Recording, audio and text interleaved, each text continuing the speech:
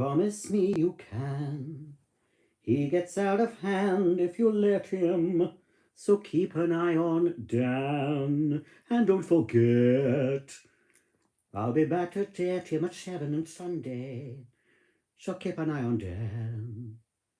Let's keep an eye on Dan, dogs. I don't know who Dan is, but he needs an eye kept on him. Nobody's watching. Well, I just did this off the top of my hat, you see. I've got a slanket on. I've got a slanket. We're not allowed the heating on. Mummy says, don't put the heating on. I can't afford it, she said.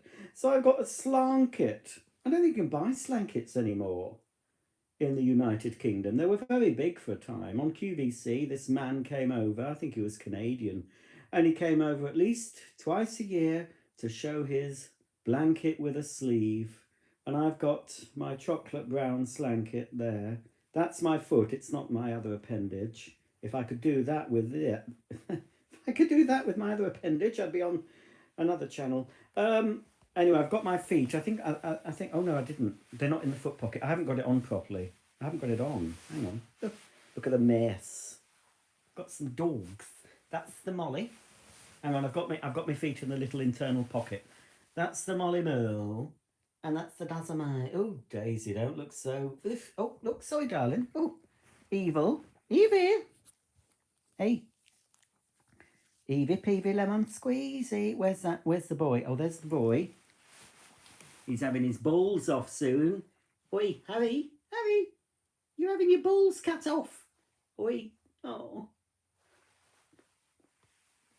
Oh, yes, I'm at Mother's again. All alone. Looking after her dogs and my dogs. So I've got 5 dogs to look after. And so yes, I'm here. I'm queer. Get used to it. Is that what they say? I know what they say, Daisy May. What? I've only got one bulb burning. I daren't turn on any more bulbs because of the electric bill. I'm having one shower every 2 days and no heating. So basically, it's terrible. I don't know how many times I'll be able to vacuum up, Daisy, with the electric bill. What do you think? Hey? So anyway, I'm doing some vlogs from here, folks. I've filmed one today. This is the first day. Well, I arrived yesterday evening. And Mater went about 8:30 this morning. So I filmed a vlog for today. This fascinating vlog. You'll see me getting my food delivery from Ocado and showing you all that. Having a quick look around the house. Few changes. And I think I managed to get Harry's balls in, because we need to see Harry's balls before they're whipped off. He's there asleep. He has no idea. Then in a couple of weeks' time, he's going to have his plums ripped out of him. Oh, poor little boy. It's not fair, is it, to have his plums taken off?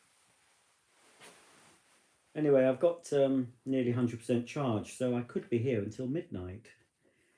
A bit bored, you see. Now on telly. I've just finished watching a vlog from Elliot and Matt channel. It's a patrons only vlog. There you can see him there. Look, there's Elliot. He'll be having his tea now. There, it's not, doesn't show very well, but yeah. Yes, it's not a public. It's for patrons. I'm not a patron. I did send him little prezi from his Amazon wish list, but I'm not a patron. But anyway, Elliot sends me his link on a Thursday, and I forgot all about it being at home, and I was about to watch The High Life.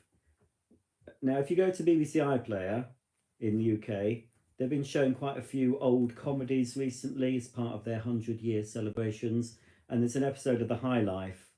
Now, of course, I've got the DVD of the series, but if you haven't seen The High Life and you like camp comedy, go to iPlayer and type in The High Life.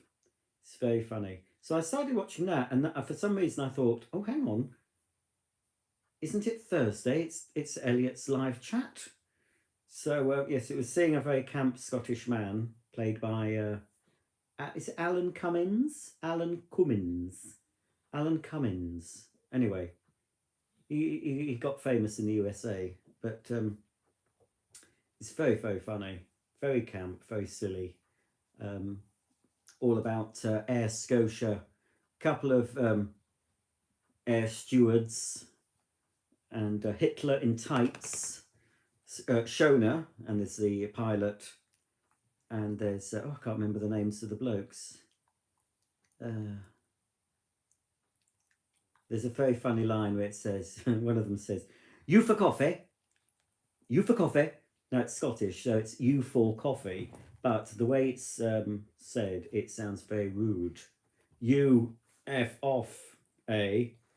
Anyway, if you've seen High Life, you'll know it's a classic. Oh, Daisy, oh heck, I might have to get up out of my slanket. Are you wanting to go out, or are you just being silly, Daisy May? What are you doing? Don't you make me get out of my slanket. What? I've been editing today. What? Where? Oh, what are you doing? What are you crying about? Hang on, I have to put you down. Come here. No, let me pick you up. Oh, you are an annoyment. Right, go and sit next to that little evil. Oh, oh, oh, oh no! I've fallen. I fell. Oh, call an ambulance. Oh, I didn't fall. Oh, heck. Oh, crikey, I've woken up the boy. Oh, have you woken up? Hey, Harry boy. What are you? No, it's all right, Evie.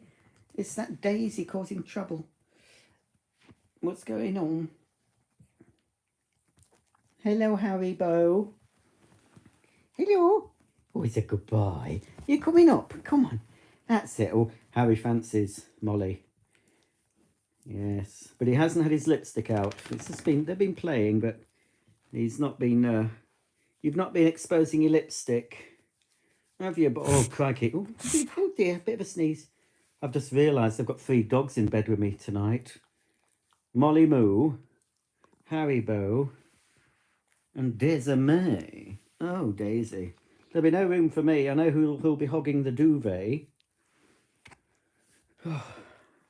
I've had a vacuum delivered today, Kel Surprise. I'm sending it back though. I got it from QVC in order to send it back after I've made the vid. I got a vintage vacuum delivered yesterday. That came a bit quick. I haven't been able to do any proper filming though. I've done a bit of vlogging today in handheld mode, but I thought I had a tripod here, you see, because I've had to previously buy tripods while I've been here because I've forgotten them. And I thought, well, I've left one here. I thought I had at least one tripod here. Anyway, it turns out I haven't. So I've had to order another tripod. So I can't do any filming for iBasic without a tripod. You can't be showing a vacuum while trying to film it in one hand while fiddling with your vacuum in the other. So that's coming tomorrow. Hopefully it's not going to be ages to wait for it. But what are you doing, Daisy? Hang on, I'll try and look at your comments. Oof. Right. Oh heck! You see, I've got my lenses in, so I can't see anything. I'll hang on. I'll try and take one of them out. At least I'll be able to see. That's it. I've actually removed one lens. Can you see? Oh, Daisy, it's not for food. Oh, it's just there. You see what? If you throw that on the floor, oh, it's gone. Where's it gone? Oh, Daisy's probably eaten it. If you throw a lens on the floor, they dry out and they just come they become a little hard piece of plastic, and you know you're vacuuming them up. But Daisy, please get off me. Oh, it's because I'm talking to someone and it's not her. Well, look, get off. She's climbing. Oh, don't play me up today. Look, sit there. I've got to close one eye and then try and read these comments. Oh, she's been clingy all of a sudden. She's been fine all day. Now stop being clingy. Right, hang on. Oh, that's better. So now I've got one bionic eye where I can see distance, and the eye without the lens in, I can see close up now. Hello, Hoover Central. Hello, Jay Callie. Hello, Catherine Miller. How's my mum's home? Well, stay tuned for the vlog. I'm here for 10 days. Good evening, Simon. Good evening, Gail. No, Simon, I've not ordered the sofa. That was a right old palaver. I rang up next. Okay. Oh, shut up. Shut up. What are you playing at? I rang up next. Rang up the store. I assumed it was the store I was going to because I found the number of the store. I wanted to look at this sofa. Evie, please shut your face. I rang thinking it would be the next store because when I worked in retail, we got customers ringing up. You'd answer the phone and I would say, Littlewoods, York, Roger speaking. Can I help you? Or how can I help you? And they'd say, oh yes, I'm looking for 100% acrylic cardi in mauve with buttons. Have you got it in a size 26? And I'll say, I'll just put you through to that department if you'd like to hold on. And then you'd press the hold button and you'd ring the department upstairs and you'd say, there's some silly old bag wants to know something about a jumper. You want size 26? Yeah, she must be huge. And then you'd put them through and then... But now apparently when you ring a shop, you don't get the shop, you get someone in India. Anyway, this Indian woman, I got a bit shirty actually because I was told this sofa was on display and she said it wasn't. And I said, well, I went into a store and they said it was on display. So she looked again and said, oh yes, that sofa is on display in Birstall. They've got a the large one in a grey colour. And I said, oh, thank you very much. So we went to Birstall on Sunday and they didn't have it, did they? They didn't have it. So all that way, well, it wasn't quite for nothing because we did spend quite a lot of time trying out the sofas. Mark was with me. And they also have larger bits of fabric on the wall, hung up on the wall, you know, quite large pieces where you can take them over to the sofas you like and lay them on the sofa, get a rough idea. So there is a second alternative we like. The sofa's called Heath, I think. Mark sat on it. I mean, I even took my shoes off. I had to lie down. And on the large sofa, I could actually, with the two cushions, because it has two sort of side cushions that you can just take off, with those removed, I could just lie down completely. So we've got two choices. We've chosen the sofa. If I can't get to see Hogan, which is a sofa I like online, we'll probably go for the Heath in the mid-natural chenille fabric, I think it is. But hopefully my mater will take me a week on Friday into York to Vanguard shopping centre on the outskirts of York, where there's a big Next, because apparently they should have that on sale. They should have a Hogan there. So I'm going to go there with my mum, see if there's a Hogan, sit on it, do everything. If I prefer the Hogan to the Heath, I'll order the Hogan in a different fabric. I think I'll go for the mocha. It's a velvet type fabric. Anyway, so yeah, sofa, that's still in the air, up in the air. But hopefully... Oh, Molly, you've gone over there. Oh, she's shut up now. Oh dear, evil. Evil? You're evil, aren't you? Are you evil? Oh, what's that? Oh.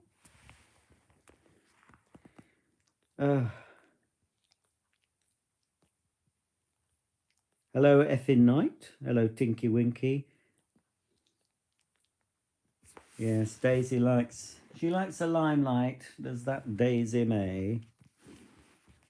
John Brewster, great to hear from you. I need to watch your review of the Henry Quick. Oh, have you not seen it yet? Henry Quick is here with me because it is vacuum of the month. So I'm still using Henry Quick. I vacuumed in here and quickly vacuumed in here in the hallway this morning. I've not even looked at the bag. It's on its first bag. I've not even been tempted to open up and have a look. I'm sure it's pretty full, but at that, I'm only going to open the bag up on the video, on my vacuum of the month video. I'll be choosing next month's vacuum of the month for my supplies here in the loft. I'll be going in the loft. It'll probably be vintage, a vintage vacuum I'm going to be using in November. Can you believe it? November. We're nearly in November, folks. Where has this year gone? So Henry Quick is still picking up, even though I'm sure he's chock-a-block. I can't wait to dissect the bag and see all the bits. I think there's going to be a few toenail cuttings in there. They're not mine. Oh, what angle? Kilt? Oh no, I'm in a slanket. Because Mummy says, don't put the heating on when I'm away. You mustn't. I can't afford it. She can, but she pretends she's, you know. Hello, Alana. Jake, Ali, been baking today with my vintage orange and brown Cambridge chef from the 70s. Well, that's funny you mention that, because I did say in my vlog that I filmed today, you won't be getting to see that for a couple of weeks, that I'm going to start doing a bit of baking myself. And not just baking, but cooking. But I want to be cooking from the 70s recipe books. So I'm going to be having a look at a few of my mum's recipe books. She's got a few that she had this whole series called Cordon Bleu cookbooks. I think she's got 2 or 3 she kept. She had them all. And there's a few others. So I want to start making some 70s, not just biscuits and cakes. I want to do some basic meals, but from the 70s. I'm going to try them out before I might film the first attempt. I don't know. It would be good to do it here because my mum's, you know, got a bigger kitchen and she's got a Cambridge chef and what have you. But I won't have all the ingredients that I'll need. I'm not doing another Ocado shop because I just took one in today. It was 127 quid, but it should be enough food to last me for the 10 days I'm here. I've had to freeze quite a bit of it because they'll go off. Tinky Winky enjoys my vlog series. Well, thank you. I hope you enjoy the next one. What caravan site do you stay at Whitby? Oh, crikey, I can't remember what it's called. It's a big one. It's near, I've no idea what it's called. It's quite near a golf course. It's sort of on a bit of a hill, and you walk down, there's a road, and then you can cross the road and you walk through a golf course onto the beach. And then it's then you can walk to Whitby from there. It's not, you know, along the promenade bit. I can't remember what it's called. We've just come back from the Scarborough one. Well, in between Scarborough and Filey. We're going back there as well. I wanted a New Year's holiday between Christmas. Well, Mark's got some extra days off this year, so I wanted to be in the caravan on New Year's Eve and New Year's Day. But we've been invited to some friend's house on New Year's Eve, so we can't do that. But we are still going. I think we're going on the 27th of December, and we're coming home on New Year's Eve. And that's where we were in Caton Bay, Caravan and Motorhome Club site. Yeah, it's sort of mid between Filey and Scarborough, because in that when we were there, we did a walk from there to Filey, and we also did a walk from there to Scarborough. I think in both times we did get the bus back. We didn't walk to and from, but we did walk all the way there. Scarborough's a bit of a dump. I don't know if you've seen that programme. Is it Bargain Loving Brits by the Sea or something? And where they have Scarborough, and there's this woman and her son in this tacky shop selling all sorts of plastic tat and rock and stuff. Anyway, I saw her from over the road. I mean, I was that starstruck. I said, oh, no, I can't possibly go in. Mark says, shall we go in? I said, no, it's all a load of tat. Apparently he wanted to go in, but he didn't say until afterwards. But I thought, well, you could have gone in. I could have stayed outside with the dogs, you know. You could have come out with a piece of rock shaped like a penis, or a big dummy, or I don't know what else they sell in those sort of shops. But it would have been a bit of a culture shock for me, after going to M&S.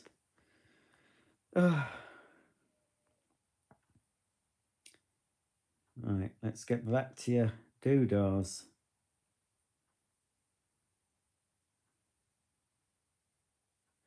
Well, yes, I was thinking of doing a bit of fanny, but I think I'd rather make some meals and desserts and cakes and biscuits that my mum made when I was a kid. I'm going to do those. That's what I'm planning. She still does the coffee kisses, and she's done a batch for me. They're from the Biro book. I've just recently got the latest Biro book, and they're now called Mocha Kisses. Um, but I want to make a lot of other things that I remember my mum making. Lemon meringue pie, pavlova. She did this thing called an apple galette with feather icing on the top. I mean, if I get into this, I could be on Bake Off next year. You never know. They always have a puff on Bake Off. In fact, more than one normally. Um, they've definitely got one left on Bake Off. I call him Zanussi. I can't remember his name. It's something similar to Zanussi. He's definitely a friend of Dorothy's, and he lives in Brighton. So, definitely. And he lives with a man.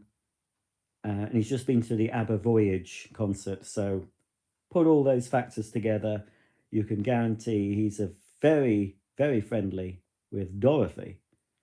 There was another Scottish man who wore a kilt.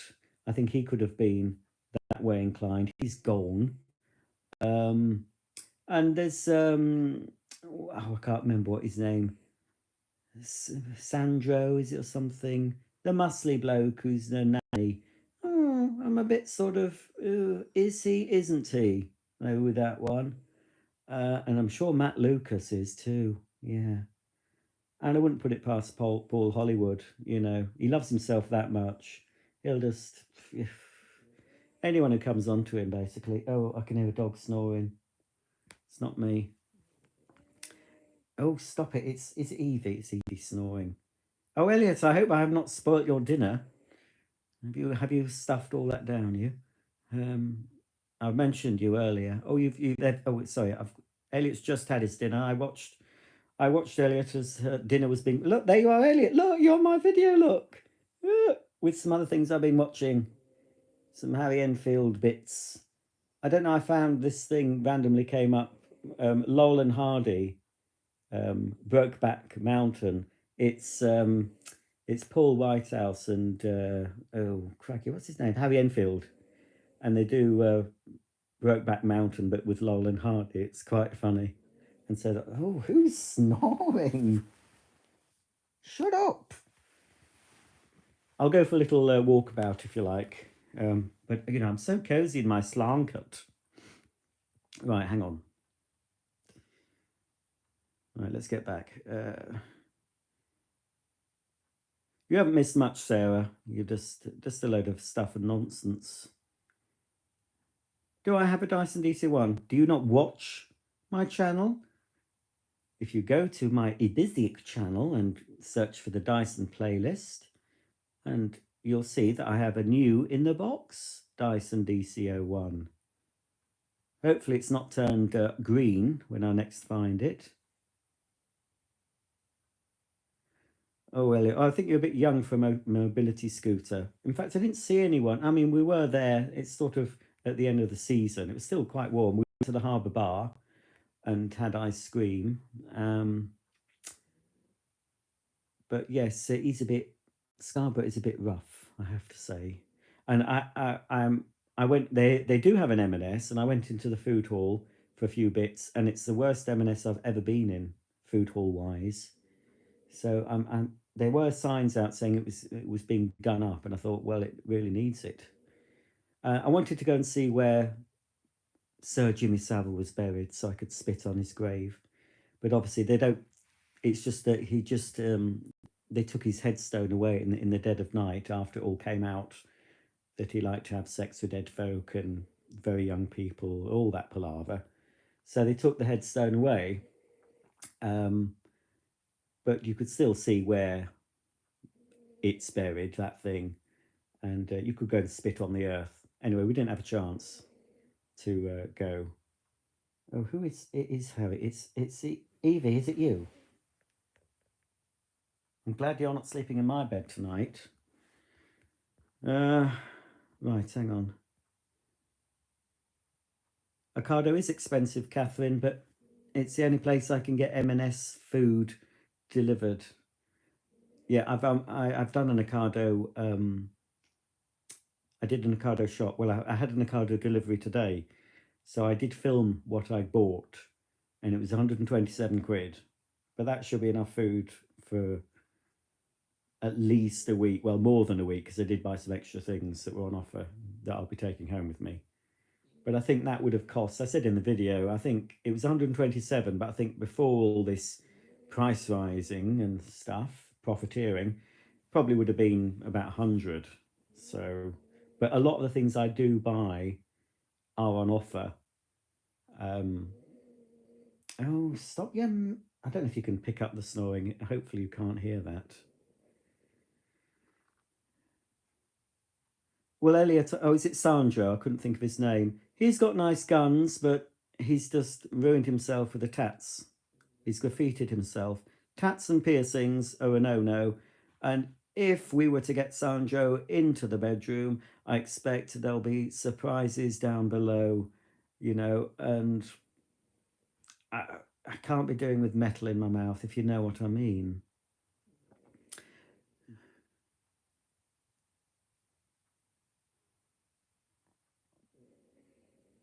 Uh-huh.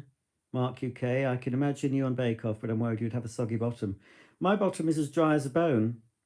It's as dry as a bone and fragrant. I use wet bottom wipes. I use more toilet paper than is normal. I make sure it is minty fresh down there, but nobody goes anywhere near it, so it's fine. It's never soggy. I've never, well, I say never. I did soil myself once. I was expecting a fart and it wasn't. Fortunately, I was at home. I was able to remove the underpants in the toilet, burn them, and have a shower and put on a clean pair. If that had happened out in the street, I don't know what I would have done. I'd have had to have found the nearest M&S and tried to clean myself up the best I could. I would have had to buy some wet wipes and some new pants. But no, it's been fine. We've got that to look forward to as you get older, of course. Incontinence.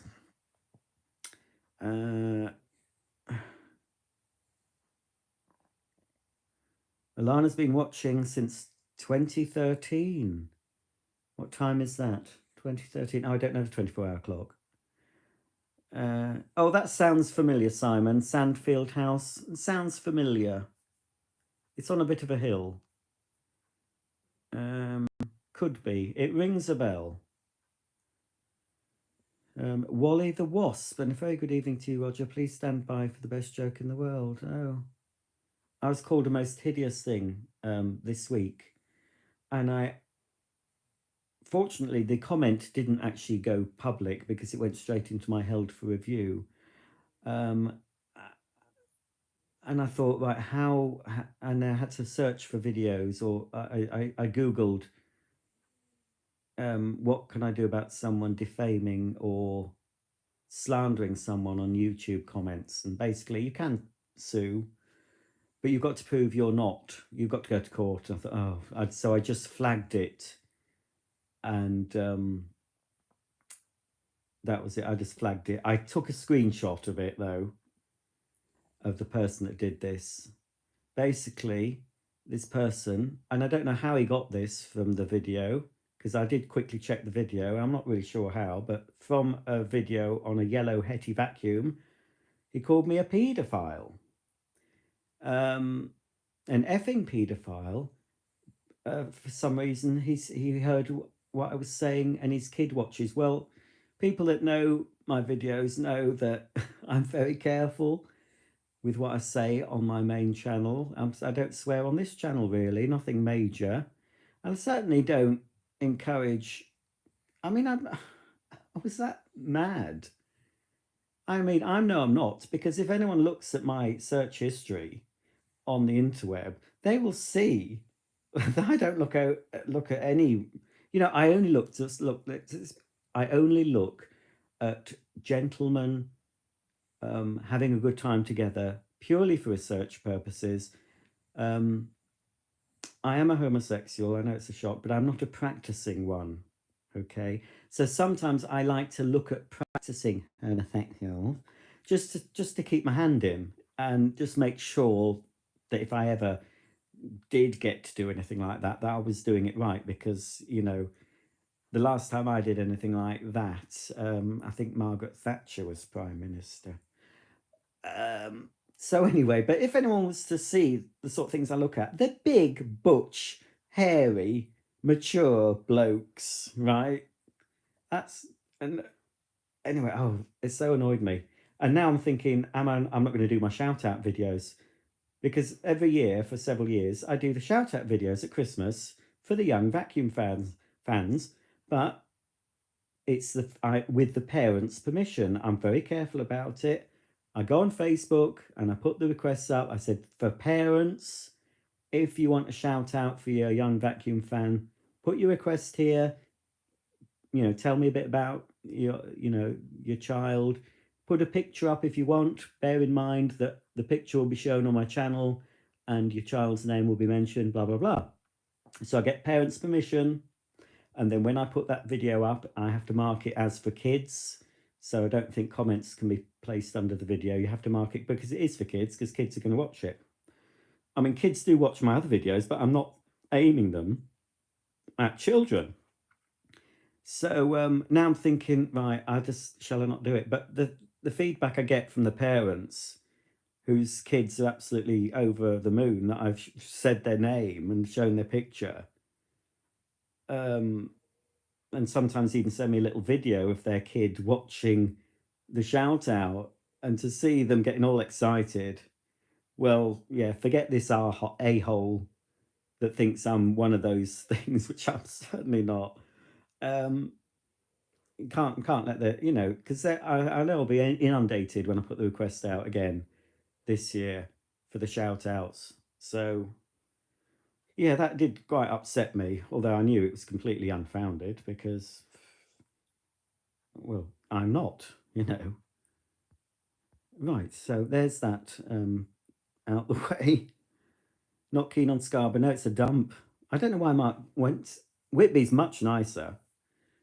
Um, I just don't know why Mark wanted to go. I think it was a thing he remembers from his childhood, and he just wanted to. He used to go there a lot. I think we did Bridlington more, I think, when I was a kid, and Hornsey, but we never went to the beach on Hornsey. We only went to the Hornsey Pottery. I never knew Hornsey was at the seaside until I visited there a few years ago, because we never went. We just went to Hornsey Pottery. Um,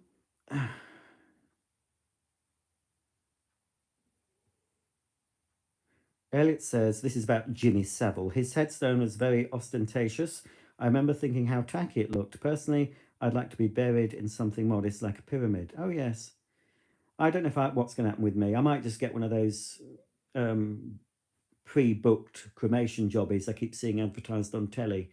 You pay them 1,500 quid now, and then when you're dead, they collect your body, or I don't know if you package it up. Somebody has to package your body up and post it off, or courier collects it.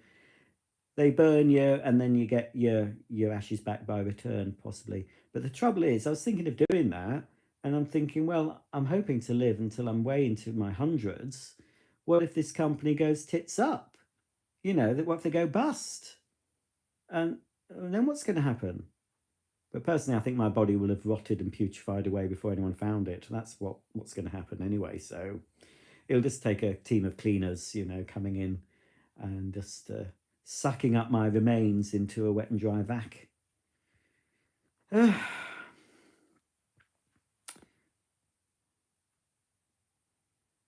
yes. A lot of negative comments about Scarborough. Oh, Elliot can hear snoring. Well, I think she stopped. Oh, washlets. Oh, I think well, once you start using them, you can't, these moist toilet tissues, you don't feel clean. And B-days aren't the thing anymore. My dad was very fond of B-days. We had a B-day in the second house we lived in. I was born in a place called Cherry Burton, and then some on a road called Canada Drive, and more new houses were being built on Canada Drive when we were living in this semi. So my dad bought a detached four-bedroomed house further up, and I remember going as a small child looking at the foundations, and he insisted a B-day was put in that house, and we've had B-days in other houses. And believe you me, as an adolescent boy, a B-day with a directable jet at the front is very nice.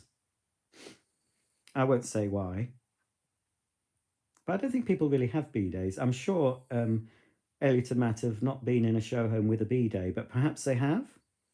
You can comment below, Elliot, if you've actually seen a B-day, or did you know what it was, or did you just think it was a toilet, something for washing your feet in, or just a child's toilet? That reminds me of some line in the Carry On film about, it was probably on Carry On at Your Convenience in the Boggs factory, and they're talking about B-days, and Sid James' character said, I don't see the point of a B-day. You can always stand on your head in the shower.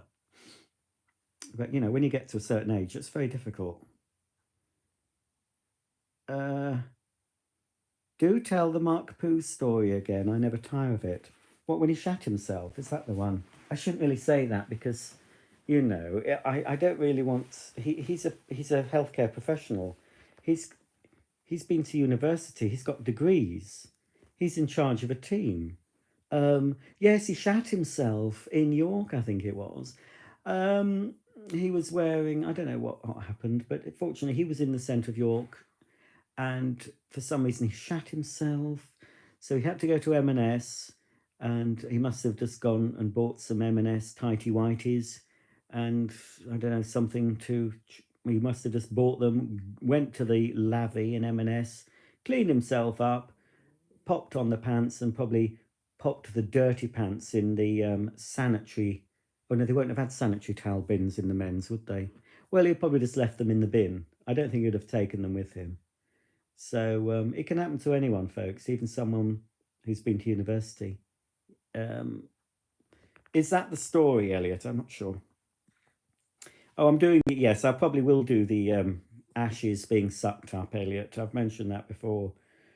But what vacuum? I'd have to choose a specific vacuum that they're sucked into. Anyway, I'm not going to be bothered because I'm going to be dead. And I don't think there'll be anyone to mourn me, to be honest, because I'll be the last man standing, I think. Tinky Winky, I think we've all had a wet fart at some point. Nothing worse than a follow through.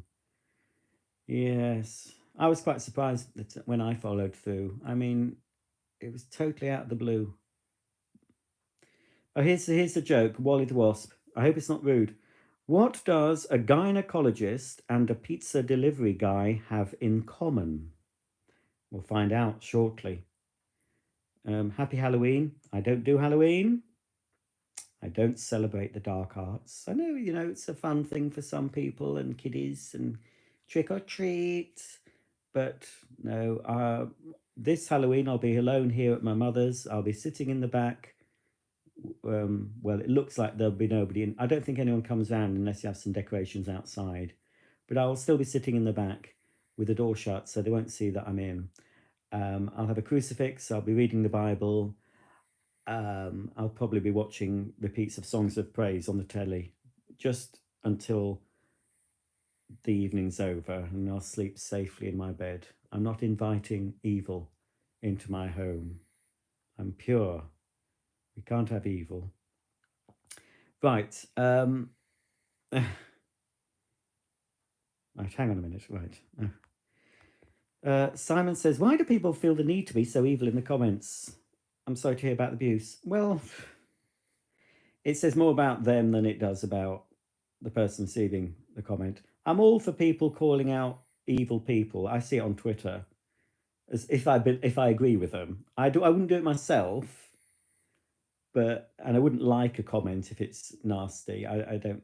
You know, I'm on Twitter as an observer, not a participator, and not on my real name either or my real picture. But I've lost my train of thought. Yeah, so yeah, it was. I don't really get much, fortunately, anymore. I got quite a bit earlier on in the early days, but it's just for me block, block, block. I block people; they never get unblocked. Sometimes I'm quite easy to block folk. If I'm in a bad mood, I'll block. If I'm okay, then I'll just maybe delete the comment and leave it to that, or not even do anything. But if they catch me in the wrong moment, then it's block, block, block. And some people, including people in the vacuum community, have lifetime bans, and they will never get a chance to. Well, they might just open another account and do it anyway. But yeah, I just block and don't comment. Normally, I didn't comment on this comment. I just flagged it to YouTube, but I don't suppose they do anything about it. Daz Senna, how are you doing, Roger? You are so funny. Do you think I am? Funny haha or funny peculiar? Tinky Winky says, I think we all watch adult videos for research purposes. Well, yes. One has to keep up with the latest trends. As I said, if I find myself single again, I don't want to make a faux pas with a new partner. You know, I want to know the correct things to do. So yeah, it's just purely research. I mean, I always have a shower afterwards. I've looked at the research videos. I do feel dirty. I do say a prayer to ask for forgiveness. In fact, I have seen a few videos that feature priests, but that's another story. Um, but you know, I'm pretty what they say vanilla. I don't want to be weed on or worse. I just like, you know, a good, well, I don't even like rogering actually. No, this is too personal. I'm very, very vanilla. I'd just rather be taken out to a nice shopping centre with someone who actually likes shopping. That would be marvellous, to be with someone who actually enjoyed shopping like you and doesn't criticise you for buying another vacuum cleaner. But yeah, that's not happening at the moment. Although, to be fair, Mark was fairly enthusiastic over the sofa when we went to Next and sat on it and did things. He was getting out the fabric samples and prancing about. But that's in his best interest that we get a sofa soon, because we've only got two little chairs to sit on and we need somewhere where we can lounge. Right.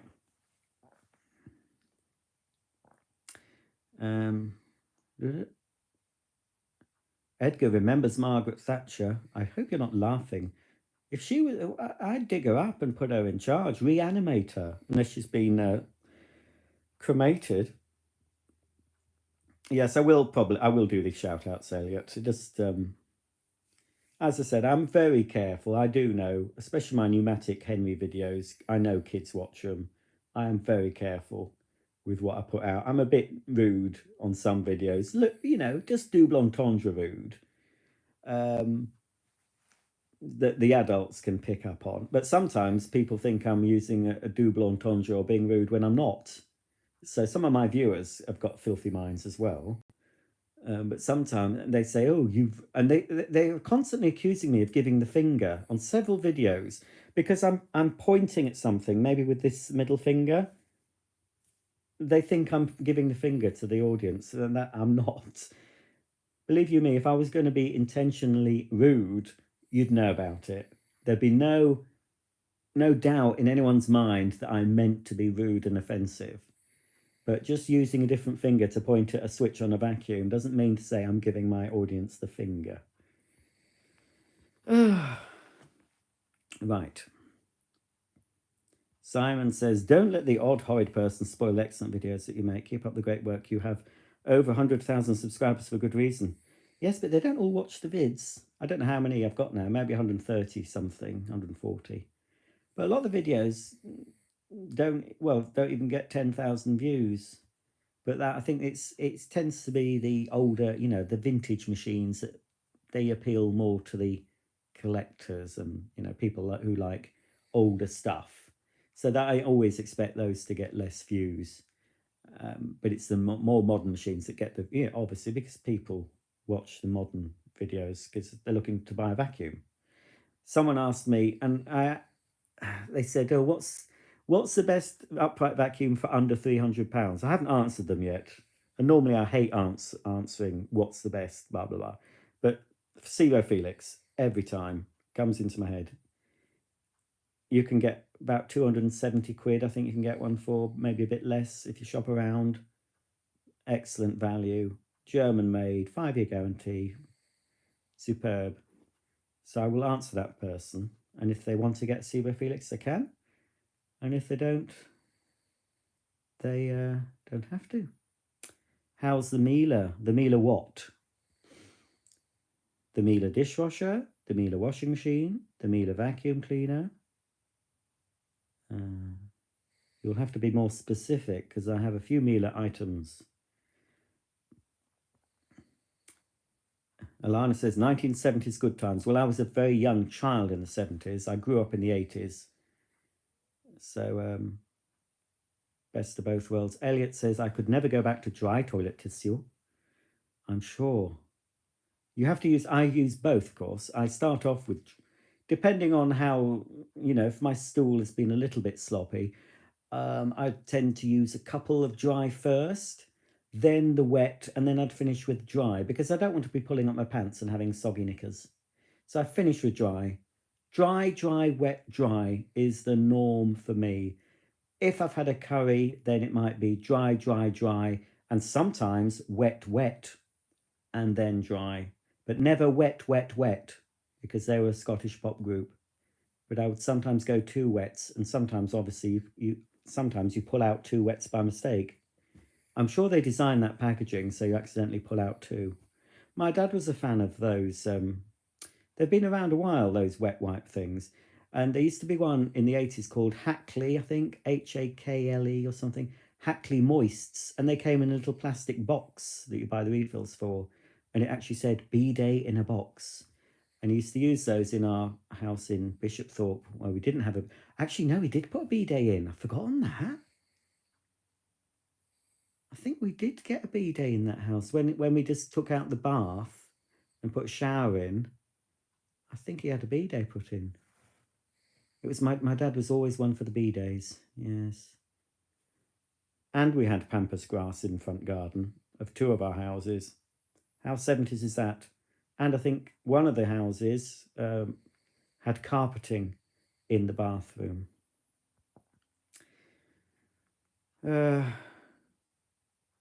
Right. So, right, now this joke Wally the Wasp has told, I'm going to have to go back and tell the joke again, because it's, right, here's the joke. What does a gynecologist and a pizza delivery guy have in common? Quick, oh heck. They can both smell it, but they can't eat it. I'm not sure. Let me see what the joke was again. I don't. Oh, I've lost it. Anyway, I'm sure some of you got that joke. It's something quite disgusting, I'm sure. Oh, right, I see what you mean. A pizza delivery guy can smell the pizza he's delivering, but he can't eat it. And a gynecologist can smell the lady's front bottom, but is not forced to eat it, unless he drugs her first, and I'm sure there's been cases of that. Right, yes, that was absolutely disgusting. Joke, I do apologise to any viewers for Wally. That was Wally the Wasp's fault. I didn't realise it would be so disgusting. Sorry about that. Elliot says, I think we saw a bidet once in a huge retro house. Our shower has directional jets. I'll say no more. Well, I can't imagine what you mean. Yes, I went into a cottage in Wales, in Anglesey, and that shower, one of the showers had jets, well, I think they were supposed to be at waist level, but they were a bit high for me. I had to stand on a box, but they weren't very successful at jetting the areas one once jetted.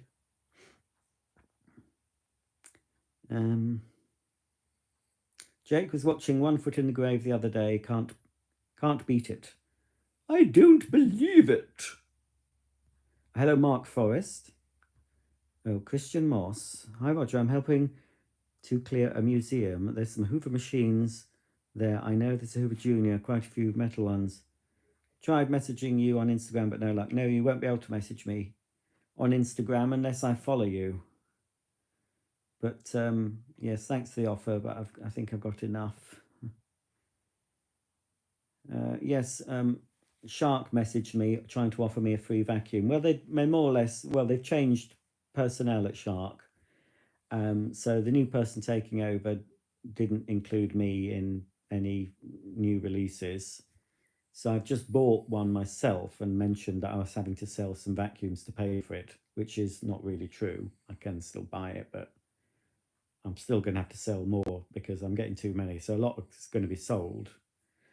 And this particular Shark I've just had delivered today. I got it from QVC, so I can try it out for 60 days and return it, and that's the plan.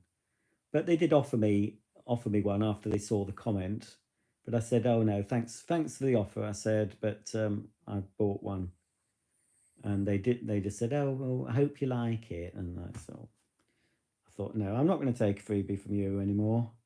Oh, and she said, "Oh, I can't seem to find your email address," and I thought, well, your predecessor had it. I was even asked to go to somewhere, I think it was Boston in America. This is when I was working, so I couldn't have gone. And I don't think my passport's in date anyway.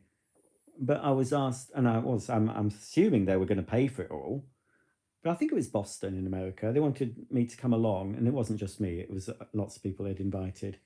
In order to discuss, future vacuum ideas and developments and blah blah blah. But yeah, couldn't go. So anyway, I'm not taking any more from them. I don't. Well, I might do, but not at the moment. How are both Miele washing machines? Well, they're both working. They both wash clothes. Yeah, fine. Jake Alley looked at kitchens today. Very, very stressful. Can't make a decision. Getting two Neff hide and slide ovens, which I'm very happy about, but not sure what colour. I assume they're the ones that they use on Bake Off. We have a Neff oven, but it's still got a regular drop-down door.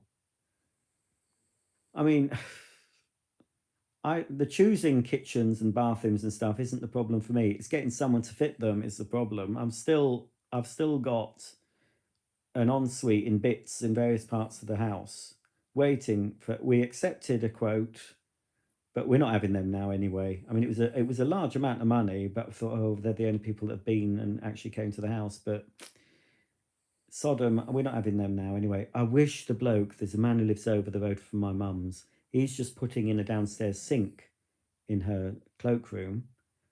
He's done all sorts. Apparently, he's built a whole big extension on one of the houses down the road that's currently for sale. I said to Mark, right, we should buy that because that extension will be the best extension you've ever seen. He does such a good job. And I said, oh, Mum, can he come to our house and do our ensuite? I'll give him £2,000 to do it. We'll put him up at a travel lodge. But she said, oh, no, he won't come over. He won't do that. I thought, oh, because I know you've done a superb job. So, yeah, it's just getting people to do it. It's so frustrating. I mean, it'd be quicker to go to evening classes and learn tiling and plumbing and do it yourself. Right, let's get back to the comments. Roger, done you not like horror films? No, I don't like horror films really. The only two horror well, no, I've seen a few. I've seen Carrie. They're gonna laugh at you. They're gonna laugh at you. And then she gets the pig's blood on, and then she uses her telekinetic powers or whatever. And even the teacher that was nice to her gets crushed or something. And yeah, and I've seen the Amityville Horror. I think Poltergeist. I think I've seen one of the Chucky films, Silence of the Lambs. What's the other one? I can't remember. But no, on the whole, I'd rather watch something that makes me laugh than makes me fearful. Um, yeah, I don't like horror films at all. Really, they're not what I would choose to watch, especially when I'm on my own in a house. Uh, Elliot says foreplay is a trip to John Lewis. Ooh, dearie me. Well, so Elliot and Matt have just been to John Lewis fairly recently, so I can imagine what they got up to afterwards. I know it's just seeing all those lovely things and making a purchase. You just have to celebrate it in some way. What's my favourite TV show? I don't really have a favourite. It's this comedy is my genre. I'm currently watching Coronation Street from 1991, I think it is, on YouTube. I don't watch it now. I started watching in 1980 on YouTube. So I'm binging that. So it's getting a bit duller in 91, but I'm still enjoying that.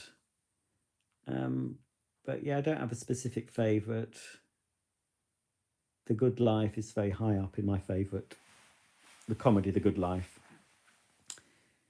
I do identify with Margot Ledbetter. Simon is happy with his Felix, Sibo Felix. John and Paul, we'd love a B-day. Well, see if you can squeeze one in, you know. Have an extension built so you can have a B-day put into the bathroom. At home, what cycle do you use on your Miele at home? Do you miss the AG for anything? I use various cycles. I don't just stick to one cycle. The one that gets used most is Cottons, and then I fiddle about with the extra settings. I press Water Plus and I press the quick button. Sometimes use quick power wash. So it's mainly Cottons, quick power wash. Occasionally the dark garments when I'm washing denims and dark garments. That's about it, I think. I miss the AEG, the fact that it used to recirculate the water more or less all the time. Not on every program, but the programs that it used the recirculation thing, it did it all the time. On the Miele, it does it only occasionally. And I miss the high water level on the AEG.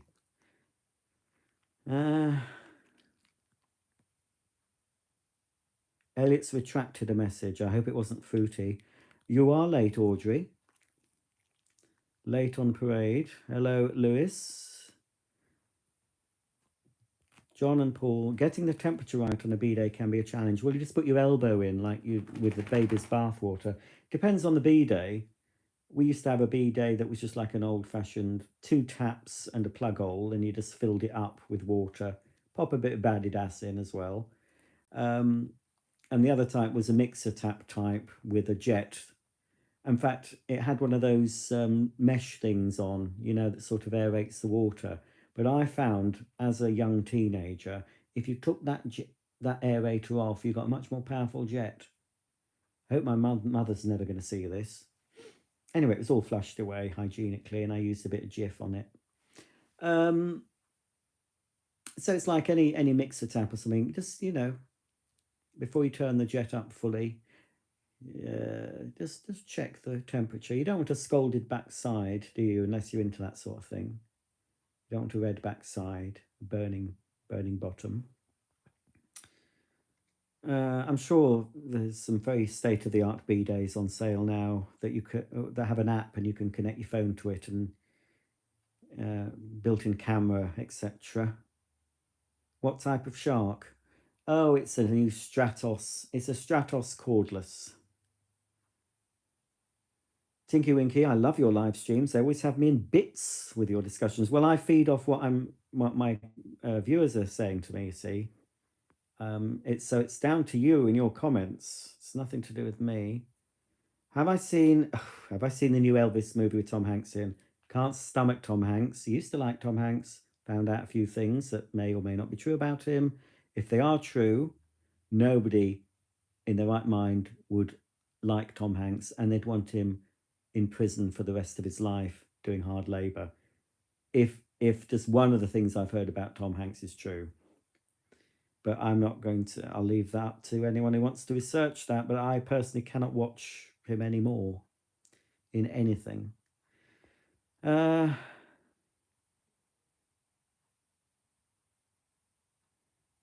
Christian, okay, no worries. Any other collectors? Well, there'll be loads. Go on. The other collectors will on YouTube probably take them. There's some that put out their details for you to contact them. I don't, because you just get nutters, I'm afraid.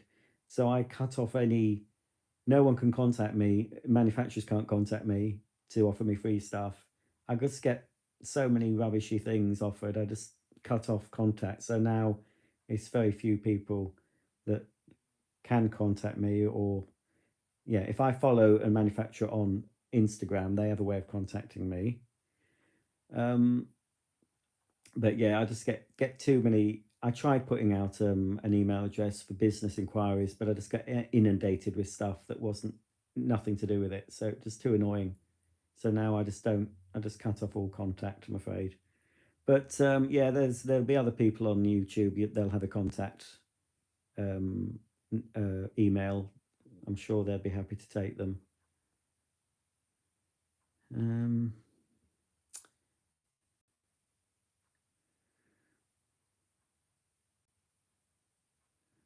Yes, well, we're still waiting. I think I've asked Mark to chase it up, but at the moment we're concentrating on getting the sofas. Mark's decorating the living room this weekend, hopefully, when I'm not there. So we'll get that sorted. It'll be the new year. We'll just have to get on top of it and get them to put it in. We've got a towel underneath our shower tray because it's a tall shower tray. So I took off the front panel because the reason I started looking for a new ensuite, because the shower tray was leaking. We had it fixed, but it still leaks. And I thought, well, we'll just buy new, just get an ensuite, you know. So I've got everything, got shower, toilet, vanity sink. Haven't got any tiles yet. I've got taps, all the accessories. Just got to get wall tiles and sort the floor out, but there's no one to do it. So hopefully in the new year, nobody will be able to afford to do anything. I mean, we've got the money ready to pay for it. So we want it done. Hopefully people will be clambering I think in the new year, in general, people are a bit skint January, February because they've overindulged at Christmas. So I'm hoping that maybe there'll be some tradespeople who want the work. I'm hoping we'll get it done by March. Right.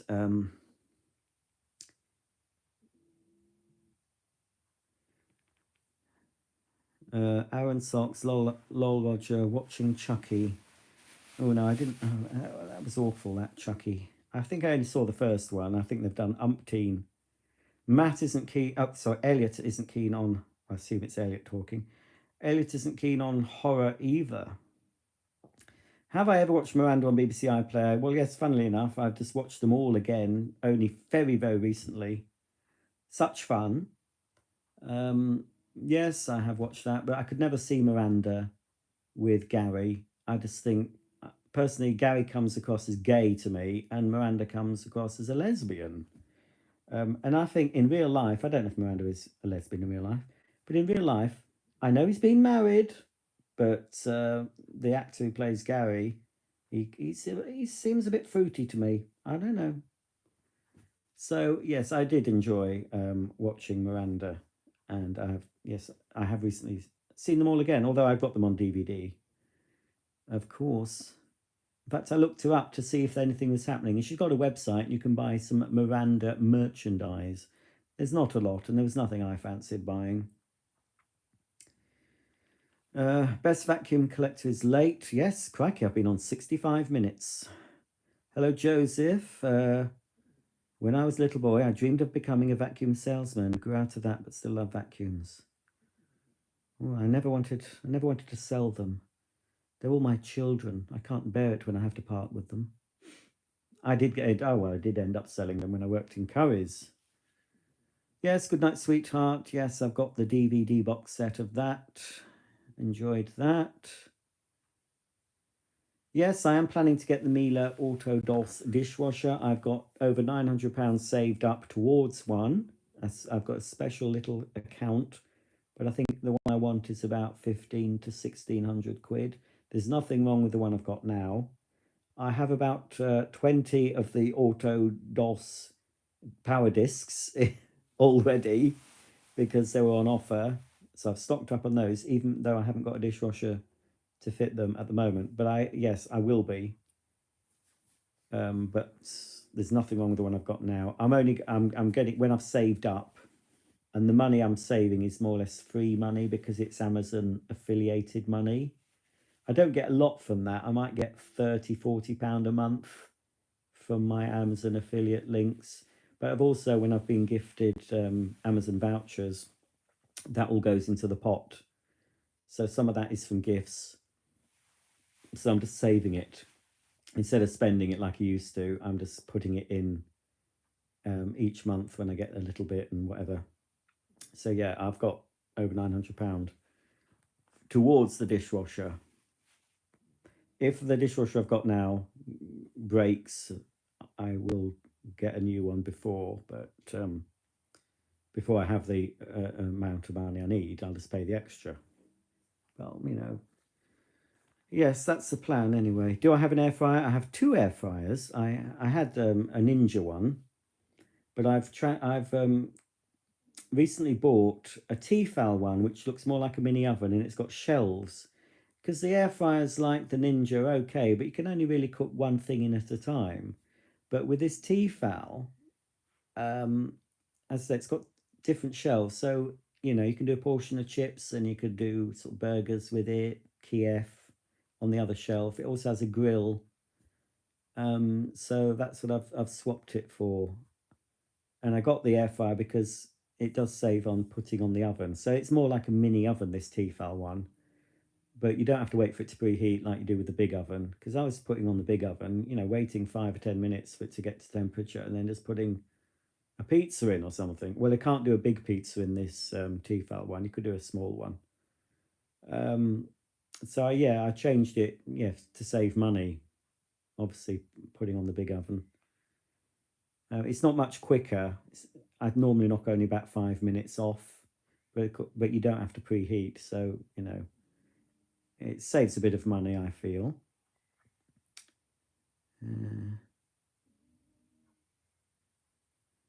Well, Elliot, it might be taken down. I don't often leave these up, but I might leave it up. I don't think I've said anything too controversial. Matt can't wait any longer. I'm sorry, I couldn't. I watched one episode of Drag Race. We were flicking. There was nothing on, and it was on iPlayer, so I watched it with Mark, and I just didn't. I didn't like it. I prefer the old fashioned drag. The Lily Savage. I've seen the old drag shows. A few years back. Not as old fashioned as Danny LaRue, but the Lily Savage type drag I enjoy, but I'm not keen on what they do on the drag doodah. But each to their own.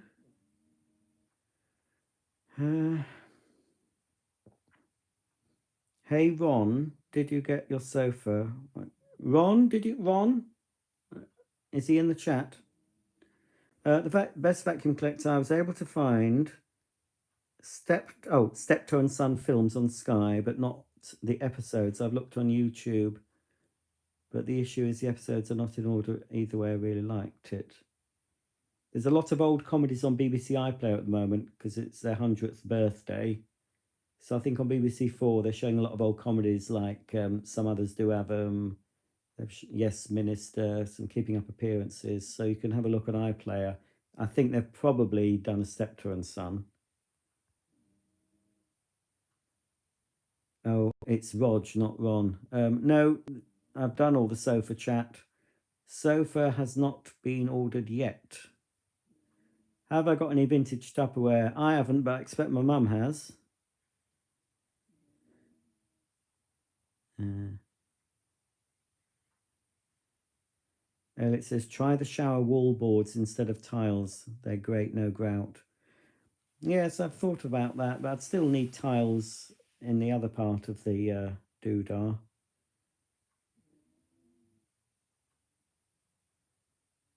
Sarah loves the smell of Badidas. Well, how did the advert go?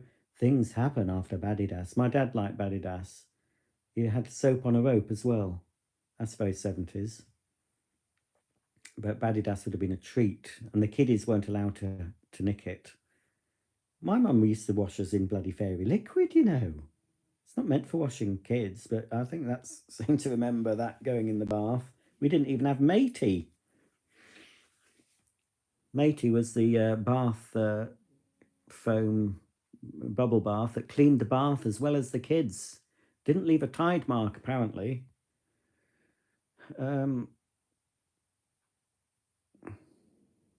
Miranda Hart is still single. Such fun. Well, she's an acquired taste. I mean, if I don't, you know, not being horrible, I'm sure she's a lovely lady, but she's a bit. She'd need to have a big bloke. It wouldn't look right if she was going round with a small bloke, would it? You know, and she's towering over him. Anyway, whatever she is, it's none of our business, is it? Whatever she wants to do in her bedroom, whether she's, you know, celibate, halibut, straight, gay, whatever other names people are called these days, that's up to her. I don't know the lady. She's given me a lot of pleasure, not in that way, in the humorous way. I do find her funny. I did enjoy the whole Miranda, very nice. Yeah, it's none of our business, really, is it? What she gets up to, if anything. Miranda has lovely knickknacks, not a euphemism. Hello, Greggles Magic. I wanted to ask, have you ever heard of the swivel? Yes, I've heard of the swivel sweeper. We've got them here as well, yes. It's been around for years. I've never been tempted. No, I've never tried small laundry detergent. I use the Miele stuff because I have the machine that automatically puts the detergent in. So I use the Miele stuff. I know of the small. I've not tried it. I don't really want to. Well, Christian, yes, there's plenty. There's a channel called Becco 1987. I'm sure he'll take them. I think he's got a contact address. Depends if he's got room for them, because he only has a small house, I believe, and he's fairly full to capacity. Wright's coal tar soap. Yes, I remember the smell of that, and Imperial leather soap. Audrey says they showed the first episode of Just Good Friends the other night. Loved it. Was that with his plastic cigarette? I'm sure they'll be showing some to the Manor Born if they haven't already. All the plants are still alive. Well, they are at the moment. Might be dead when I get home because I'm not home for 10 days. And I've told Mark to check on some of them. Some of them are okay. They'll last because they're in self-watering pots and they don't need a lot of water in the winter. But there's a couple that will need topping up. And I've said, if that's dead when I come home, you'll be dead, mate. So hopefully he will see the plant I'm talking about wilting and give it some water. I can't believe you're making us wait 2 weeks for your next vlog series. Well, I've just filmed the first one, and I'd rather put them up when they're all done, you see, and then there's going to be no breaks in continuity. There'll be other videos coming up, I'm sure, but I'm doing this live now, so you know, I might stand up and we can have a look at some things if you want. Case catalogue eBay, £75. Yes, they are very expensive. You can see a lot of mail order catalogues online for free. Jake's off. Have you tried wild deodorant yet? Vegan friendly and refillable? No, I've got enough deodorant and toiletries to last me for at least 5 years, and I'm not joking. I'm currently using a spray made by a company called Sukin, I think, Sukin.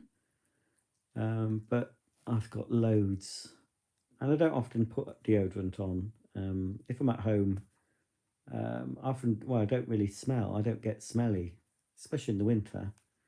And I'm thinking if it's only me and Mark and the dogs, what's the point in wasting a spray of deodorant? Because we don't go near each other nowadays, of course. So he's not likely to smell anything. And I don't tend to smell. I've never had smelly feet. When I used to work, especially in the summer, and when I used to work 2 jobs back in the day, I used to be a cleaner, and then I used to do a full-time job. So I was sort of working from 6 till 6, 5 days a week. Then, you could, towards the end of the day, get a little bit whiffy under the pits, but not had that problem for a long time. What's your favorite vax? Favorite, is that favorite vax? If you're saying favorite, well, I suppose it's the original-ish model 121 that I've got. I'm sure I had a 111 model back in 83, but I have got a very early vax in very good condition that I demonstrated in this house. So I suppose for the nostalgia, that's my favourite. If that's what you meant, have you ever tried to put stripes in your carpet like you do a lawn? Yes, I have. And I can do it with my carpet at home, but once you start walking on it, you get footprints. What do I think happened to Madeleine McCann? Was it her parents or the German guy?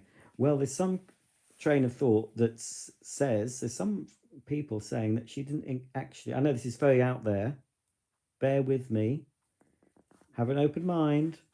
There's some people who think she didn't really exist and it was all a big psyop. And there's a similar case, a murder of a young girl called, is it John Renette Ramsey or something in America, who's their sort of equivalent of Madeleine McCann. There's talk that that was all a psyop and not real either. But if she did exist, I'm pretty sure the parents know what happened to her. They had the cadaver dogs in that apartment. They smelt odour of a cadaver, which is the smell of a dead body. Was it behind the sofa? They also detected a smell in a car they hired. And from not from day one, but from early on, they both looked very guilty. And so there's something not right about those two. I don't know if we'll ever find out. I just hope we do one day. I mean, it could be that, yes, she was kidnapped. She may be alive somewhere. She may have died after being kidnapped. She may have died in the apartment. But whatever you think about that, they still left their children alone. And, they did I don't know where you can see it, but a journalist called Sonia Poulton, she's been doing, obviously you can't see her in the mainstream because they censor anything like that, but when Brand New Tube, if you know that website, if they come back properly because they've been hacked, you might see it on BitChute, but Sonia Poulton is on Brand New Tube at the moment. She's done a lot of investigation and been to, is it Prada Luce, is it? She's been there. She's seen the distance from the cafe or restaurant to the apartment, and it's not very close, Who leaves it? And a lot of people have made out the point that they've got away with it because they're middle-class doctors. Had they been, a couple of working class people from a council estate, if they'd done the same thing, they would be prosecuting the parents for leaving the children alone. But no prosecution has been made to the McCanns. So whatever you think about it, they should never have left those kids alone. When Mark and I go on holiday, we don't leave the dogs alone. We don't leave them alone in the caravan. We don't leave them alone in the car, not even for a brief moment. If we want to go to the shops, when we've got the dogs with us, one of us stays in the car while the other goes into the shop, and then we swap over. So I would never leave a child on its own, no matter what, for any length of time, if they're beyond, under a certain age. I wouldn't do it for my dogs, so I wouldn't do it for kids. So my gut feeling is, well, they know something. Christian watches Becco 1997. Found him after watching your channel. My favourite vacuum was the Vax, and Gran and Grandad had a flip down switch Marlboro moulded plug. Well, that would be the earlier, the black and orange one. Yes, I'm sure Becco 1987. Just I mean, I don't know what you've got. I mean, there's a couple of older. I mean, I've got a lot of machines myself. Um, there's one older Hoover model I like. I can't remember the model number, but it's grey and blue. It's got a headlight. Um, yeah, it's a metal base. It's a wide. It's like a senior design with a grey metal base plate and a blue hood, with Hoover in gold, sort of embossed. I've got on my channel. I've got a bronze and brown one. It's a bit like that, but it's a later version. Came after that, can't remember, and it had blue accessories. The hose was blue, you know, the plug-in tools. I'd like one of those if you had one of those. I don't know how old the machines you've got. I mean, 70s vacuums I like more than earlier. Hoover Portable would be nice, a suitcase one. Well, I've got more or less nearly every one I want, but no, there's always ones I want, but you know, I'm got to really start getting rid of a lot though now.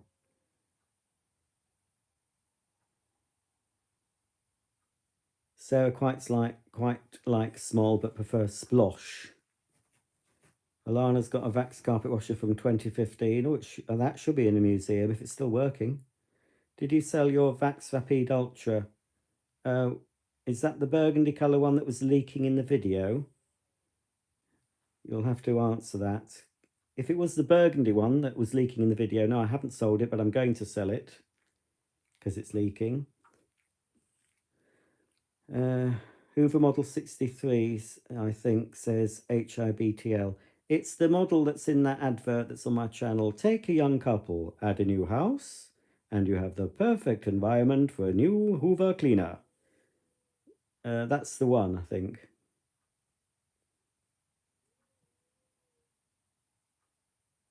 Someone behind your blinds peeking. Oh no, are you talking about that one up there? No, it's just where the... Oh, you had me a bit worried then.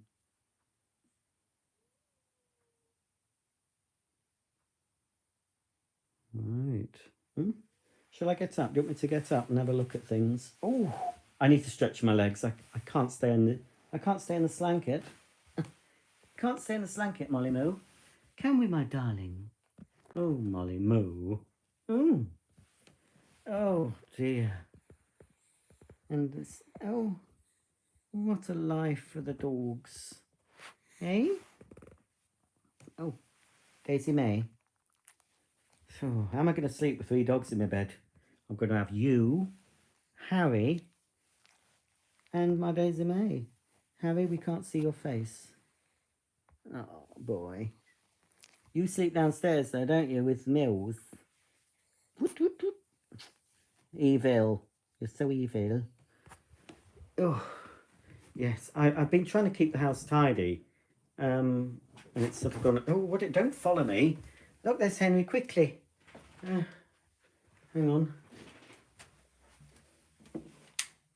There he is, look. Got him with me. You alright? He's very full. Got very full belly. And that's a shark that was delivered today. Here's something new.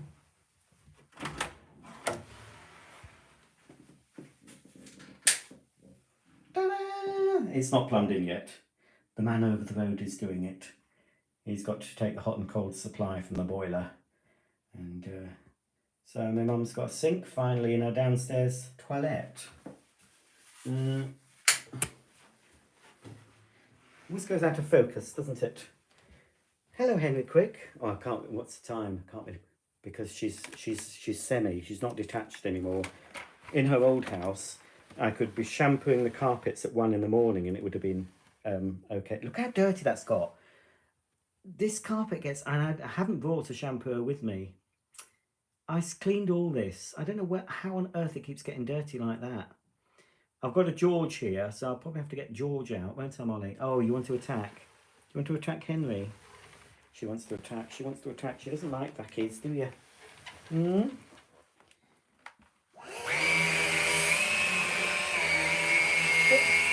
Dirty mark there.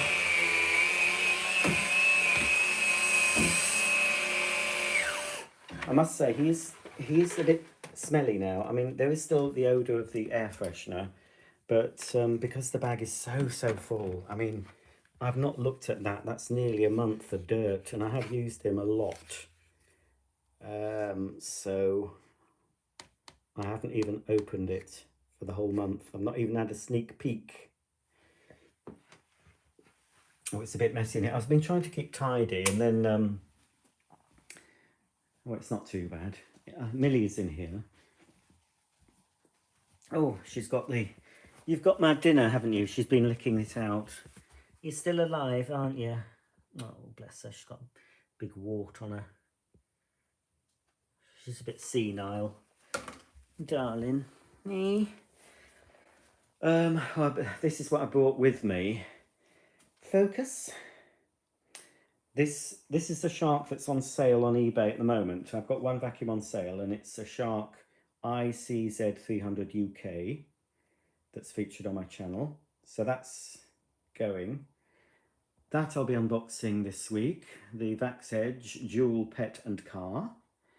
I'll also be unboxing a Bissell Smart Clean Pet mains powered cylinder. Inside there is a Hoover Celebrity that I just putting in the loft. A Free Motion that's going in the loft. That's the orange SIBO, and yet another Maytag satellite that's going in the loft. I think I've got 4. I have sold one, but I saw another one for sale. I don't think they're available anymore. Somebody was selling them recently. He got a job lot because it has a lot number on it, so I expect he bought loads. Are you wanting to go out?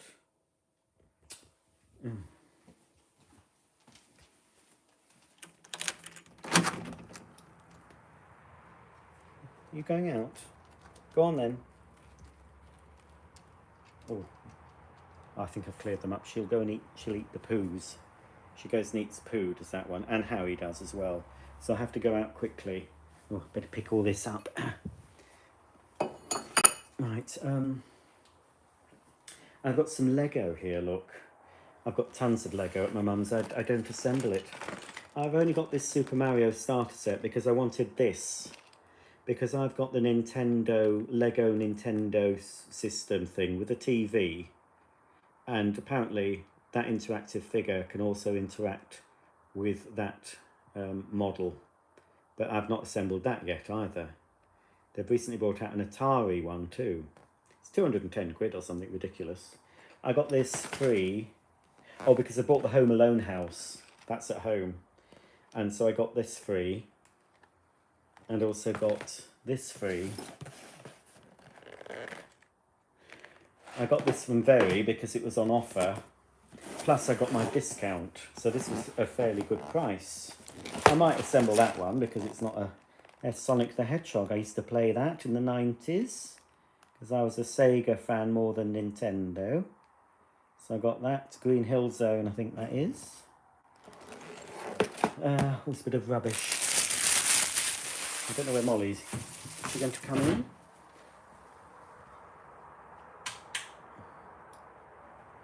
Come on. I think she's sniffing out poo to eat. I'm pretty sure I've cleaned them all up. Here's the washing machine. Give you a... Oh, look, my mother has a smart meter. I don't. Oh, £1.94. There's the Miele, my mother's Miele. There's floor washer I bought her. There's the carpet washer I bought her. There's the Rug Doctor spot cleaner that I bought her. There's the Ninja air fryer that I bought her that she don't use.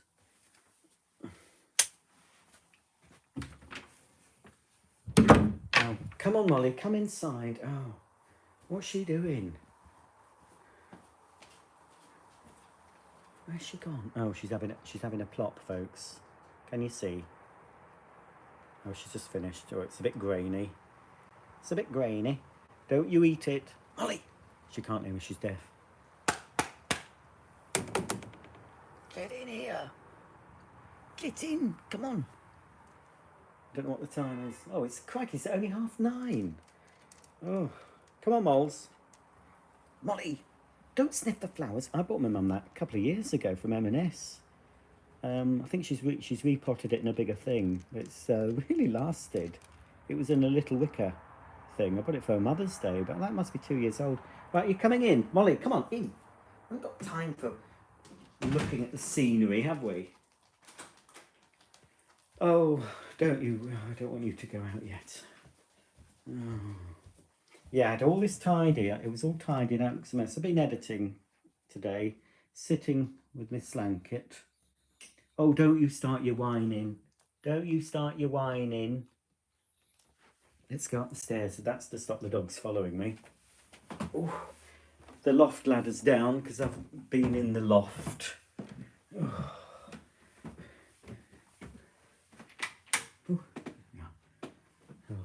Oh, there's nothing exciting. Well, there's my mum's SIBO Felix in here. She's got some new lights. They're similar to the old ones, but she wanted rid of her lights. Oh, I'll show you all this in the vlog. I'm spoiling it. Look at that. Ooh. She's got a new bed. Look at that. That's quite doodah, isn't it? Quite psychedelic. She's got a new ottoman bed there, look. So I've got her old bed, which is newer than the bed that we got rid of. There is some vacuum stuff in here. There's a vacuum there I've got to unbox. This vacuum here that I've just taken down from the loft is a bagged, very similar to a shark. I filmed the unboxing when I was last here. I need to film the demo. But earlier viewers will remember that I said I haven't got a tripod here. Thought I did. I've got lights here. And I thought I had a tripod here, but I must have taken it home last time.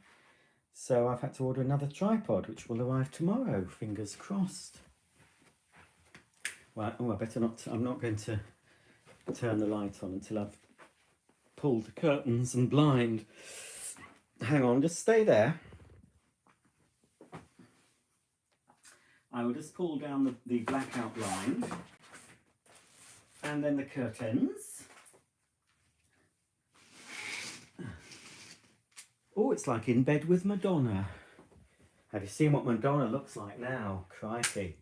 So now I've got, that's my mum's old bed. Oh, and there's I haven't been doing anything untoward. I just was looking for my tripod and took that out of the wardrobe. I've done the unboxing part of the video. I need to film the demo of that Bosch. That's about it up here. Nothing very exciting. I'll film a bit of loft action during the vlog series. I won't go up there now.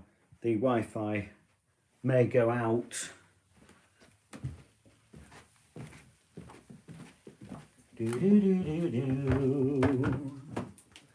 Oh, step over the doodah. Have I locked the door? Have I locked the door? I think I have. Yes, I've locked the door.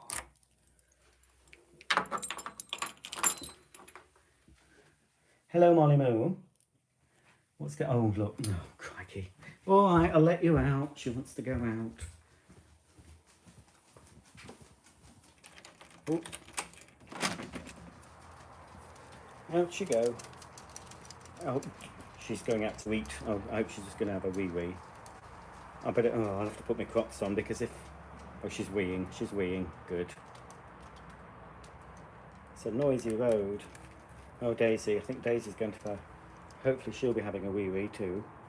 Live dog weeing on YouTube. What more could you want? Are you going out for a wee too, Harry? Yes? Oh, yes. Sniff her bottom. Daisy's probably going to... Yes, I think they're all going for a wee-wee. Right, I'm going to have to slip my Crocs on because if she's going for a number 2, Molly will be there with her mouth open to eat it. Isn't it disgusting? Disgusting are dogs. Daisy doesn't do that sort of thing. We've got the loads of wood my mum's got in stock, but there's no way I'm lighting that. I'd have to clean it all out. Have you done? I think you've done, haven't you? Hopefully. Oh, I think Harry's had a wee-wee.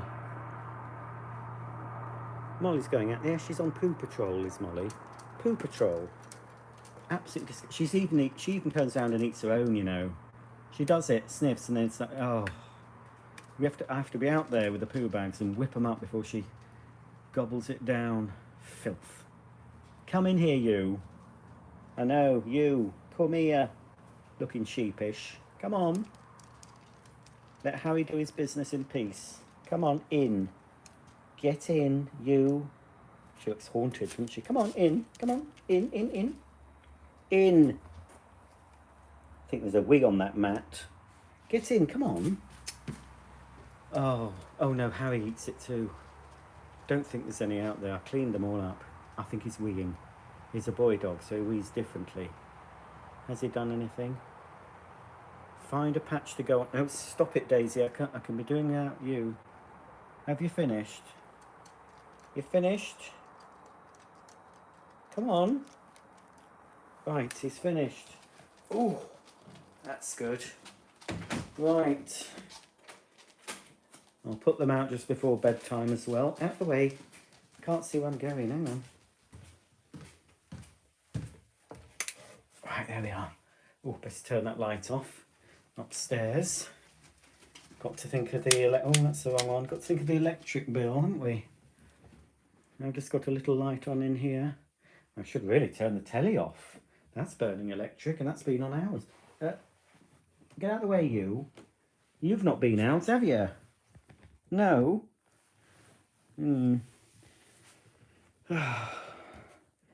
Let's see if there's out on YouTube. I can't show anything because... Oh, my videos. Oh, they're the best ones. Oh, yes. Lovely. Can't watch them. You can't watch your own videos, you know, folks, on the YouTube. I was really worried about doing that because they can take your channel down or something. Anyway, I have been able to watch some of my older videos on the other telly because it's not logged in. Oh, heck, there's me. Oh, Daisy, shush. Shush. Oh, she's crying. Ooh, look, I've got a delay. Oh, they're playing. We can see some live dog action. Right, hang on a minute. Daisy.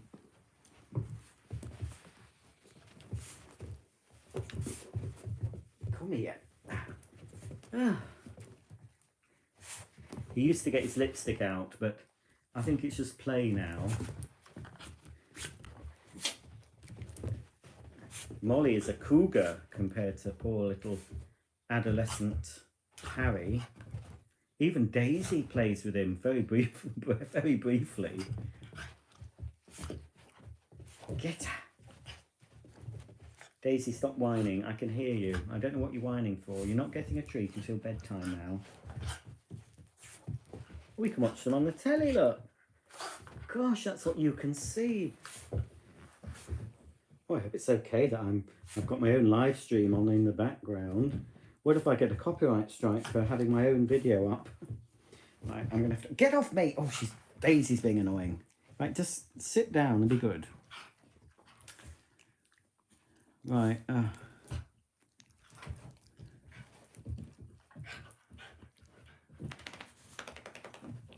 What does Mark make of your huge vacuum collection? He wants to get a skip. Well, he'd have to get several and bin them all. Do you remember when streetlights were orange? Yes, I do. What do I think of the LED ones? Well, again, there's certain folk on the interweb that say that they're not good for us.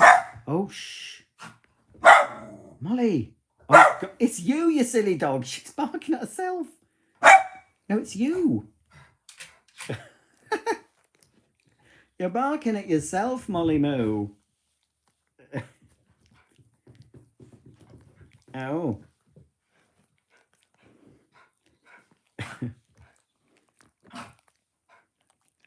Go, don't lick my hands, Daisy. I hate it when you lick my hands. What dice snap fight is your favourite? I've answered this many times. I would say the DC-15. The original ball. Where do you get your new inbox vintage vacuums? eBay mainly. Yes, the Henry... Oh, Molly! I'll have to turn that off because the neighbours... It's you, you silly dog. You're barking at yourself. Oh, heck. Right. No, that's it. Shut up, the neighbours. Oh, you silly dog. That's you.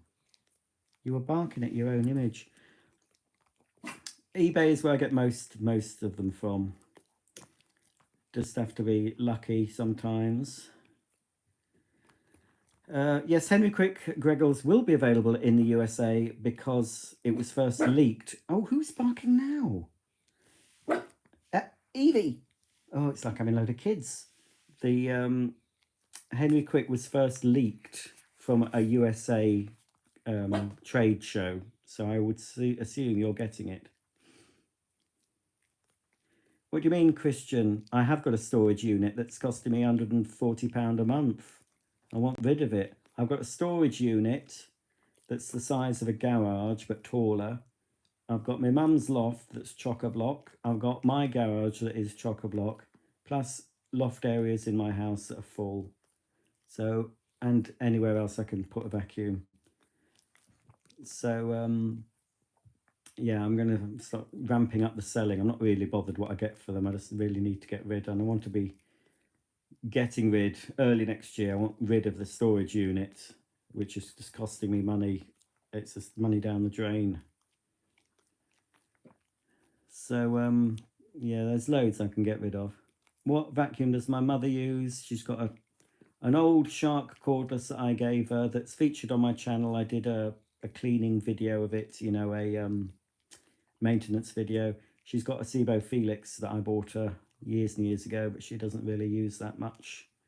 She just whips around with a little Shark that's still going. I'm going to show that actually when I'm unboxing the latest Stratos that I've just bought, because I always show nice new machines, Shark, you know, normally if they're brand new. So it'd be interesting to show a machine that's had a lot of use, and you know, it's still going, still charging up. She does keep the filters clean, and I, you know, occasionally I give it a good clean myself. So it's had some care, so it's not been abused, but you know, still works.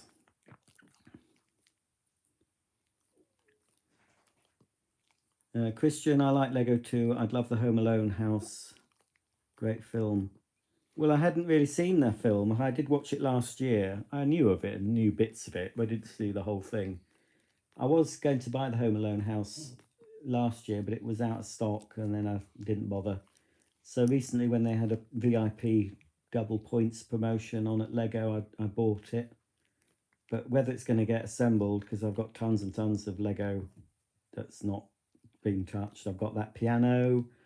I've got a lot of those modular buildings. Yeah, I've got a guitar thing, a Super Nintendo thing, typewriter,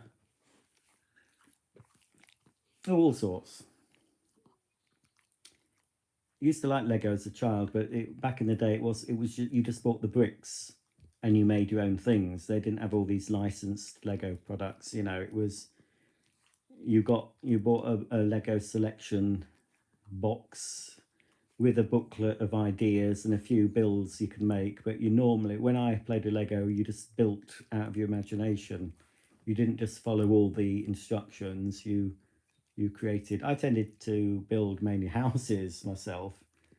That's what I like building. I built a whole high street of houses on two sides, you know, different houses and things. So I used to like doing that. We had tons and tons of Lego back in the day.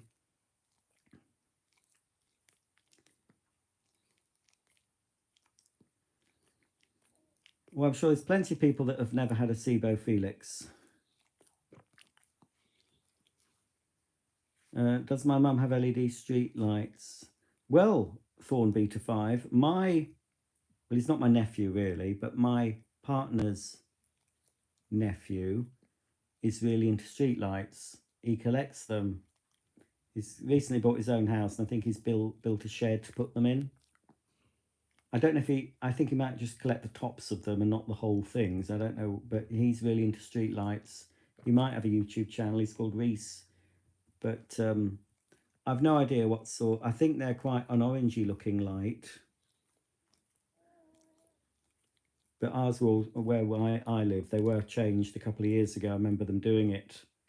and they all went to LED types.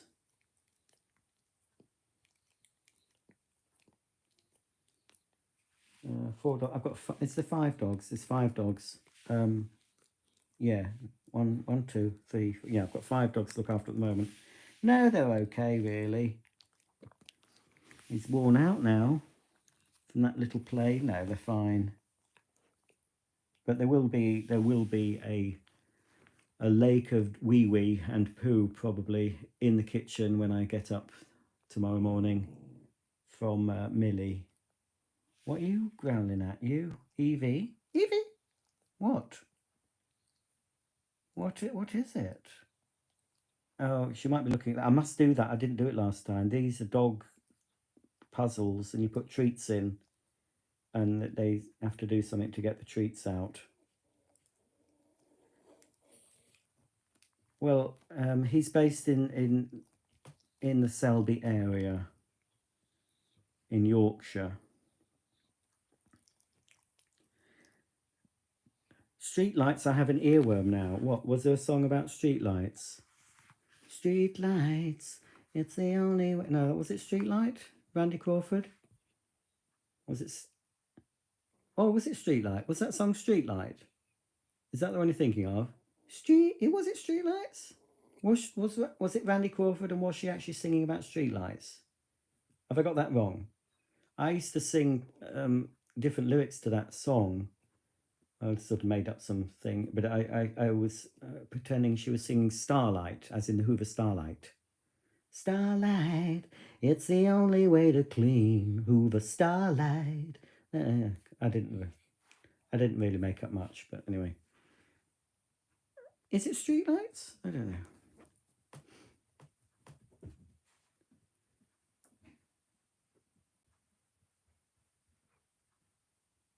Well, tell me below.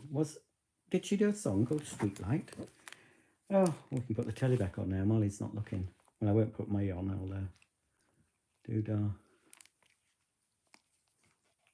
Oh, James Corden. Oh, you see, that's the thing. I can't stand him. James Corden's been a bit rude, hasn't he? He's one of those celebrities that's rude to folk. Oh, shush. He's rude to the people serving him and stuff. Don't be rude to people serving in a restaurant. You can quite easily put stuff in your food. Bodily fluids, etc. The trouble is, I love Gavin and Stacey. I've just watched all those again because they're on iPlayer. All of them. I do love that, but I just can't stand him as a human being. I think he's vile. I don't know him, but from what I see of him, he's not very nice. He's not very nice. 30 items you need before a Great Depression. Oh, I wonder what that could be. Well, I hope it's a vacuum. I'll be okay.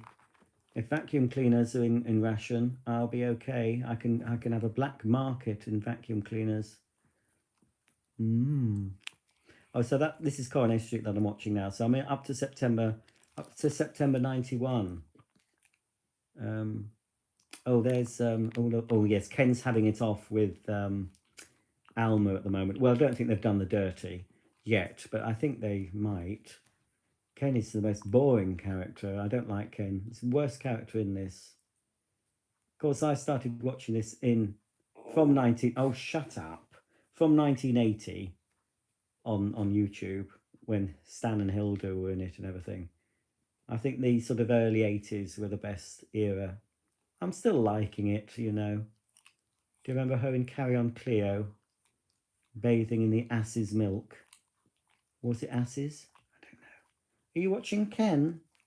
Boy, he's still in it, isn't he? They'll carry him. He's only going to leave in a coffin, that bloke. Because, no, I mean, he's not going to get another job, is he?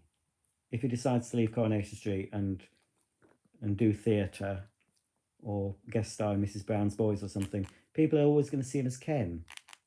You see? So, The Love Box in Your Living Room. Oh, I thought that's... Oh, it's that Harry Enfield thing. I'll probably watch that on the doodah. Yeah, the BBC are licking their own bottoms at the moment, aren't they? Because they're 100. I wouldn't have a licence, personally, but I have no option. Right, let's just get rid of the beeb in case I get a copyright doodah. And we'll have some QVC. Kitchen Gifts with KitchenAid. Oh, it's Simon. It's Simon, folks. That's Simon. He has been on shopping telly for yonks. And he is a friend of Dot's, I'm sure. Can you see him, Simon? He was on Littlewoods, briefly had a shopping channel called Shop! And he was one of the presenters on that. He's lost quite a lot of hair. Well, we all have.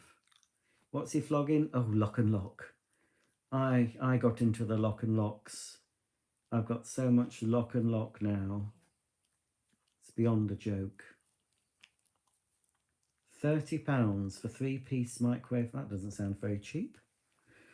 Unlike that lady. So, what are they showing? And who is presenting on Ideal World? Oh, fashion. Oh, it's Sally Jacks. She's as common as Mook. Most of them are. She's a common lady. She's from one of the Bid Up channels, you know, the defunct Bid Up. It's a shame Alf Garnett's not on. I've shown you before when I've done these lives. There is a Reg Varney character, a presenter who's Reg Varney. If you watch this, you'll know. There's also a Cockney who I think is an Alf Garnett. And both of these men should be selling on a market stall. They should not be on shopping telly. I can see her selling on a market stall, Sally Jacks, in the winter with a bobble hat on, you know, selling 3 knickers for £1.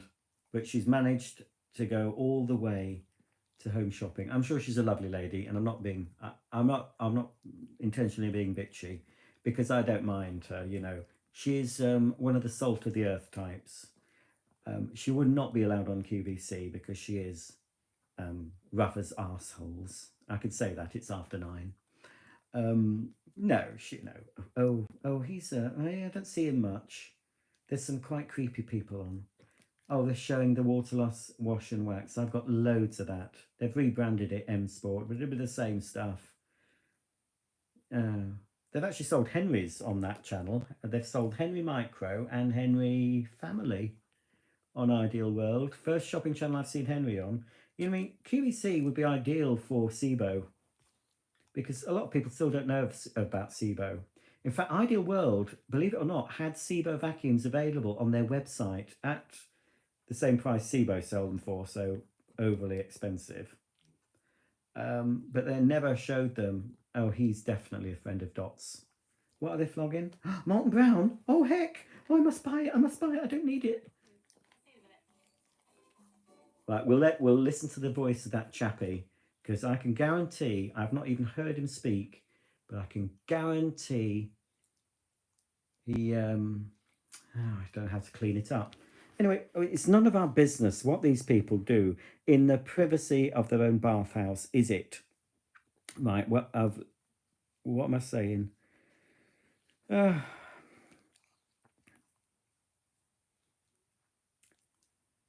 The Elfin Knight never liked James Corden. Would you not go to bed with him then? You know, you've got to give him that. He's absolutely gorgeous looking and the body to die for. I mean, there's a bit in Gavin and Stacey where he's over Uncle Bryn's, that's a bit suspect, Uncle Bryn, isn't he? There's a bit when Uncle Bryn has a gymnasium in his spare room, and they're there with James is there with his top off, sweating like a pig on a spit. And oh, of course I'm joking. I've just been a bit sick in my mouth.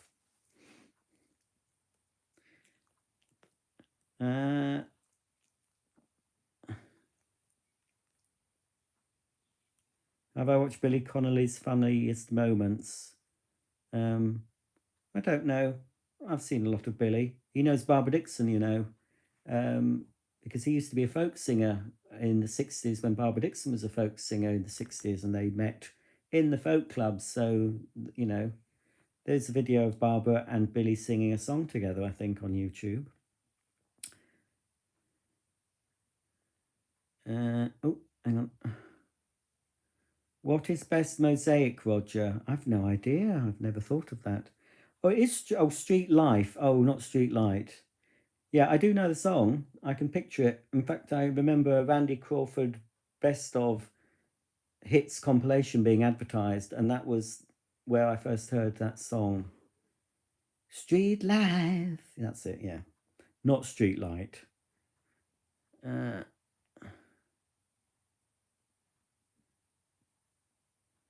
uh, uh. Oh yes, I know. I know. Lego sells for silly money. I was really into the modular buildings for a period, and I bought. You know, I've got like the department store and some other early. I haven't managed to get them all. And yeah, I paid a premium for those. I still haven't opened them, and I do have most of the new modular. I don't have the latest one now. I don't have the hotel, the boutique hotel. So I'm thinking, well, I would like at some point when I've time to actually build them, but then the value goes down. I've got the diner, which I did build. That was when I got the C word. The well, when I thought I did, I don't know. It was very early on during all the pandemic, and I remember feeling quite ill for a long time. So I don't know what it was, but you know. And I built it when I built it while I was in bed, sort of, you know. Was I still at work when I? Yes, yes, I think I was still going to work. I was just dosing up on paracetamol and stuff and going into work. That was before it sort of really kicked off. You know, it was very early. Oh yes, we're going to listen to this chap. We'll just see. Is this chappie a friend of Dorothy? Well, for start, he's selling he's selling eye cream. Oh no. Oh, I'm not phoning anyone up. Oh, I have to do it online if I buy from them. No, he's a bloke selling a doodah. There's a lot of friends of Dorothy working on QVC as presenters and guest presenters. It always looks odd when you see a straight man on QVC talking about ladies' clothes or jewellery. I don't know. Seems odd to me. They're the one I don't watch those, you know. So I wouldn't be watching this channel now because of this stuff. But Molton Brown was coming up, so you know.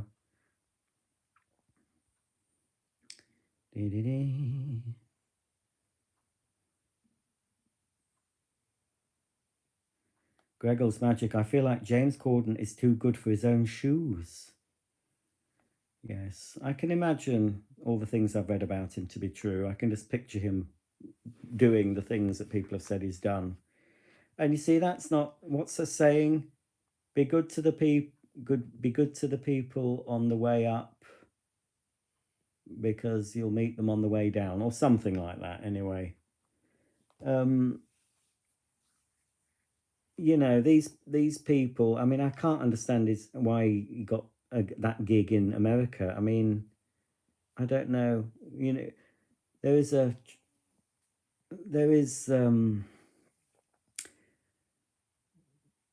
the idea that people that get very famous and very rich have to sell their soul to the devil, if you might have heard that, or have, you know, I'm always wary of mega stars, to be honest. Anyway. Oh, I've never heard of that brand. Darfin Renew and Purity Set. £45.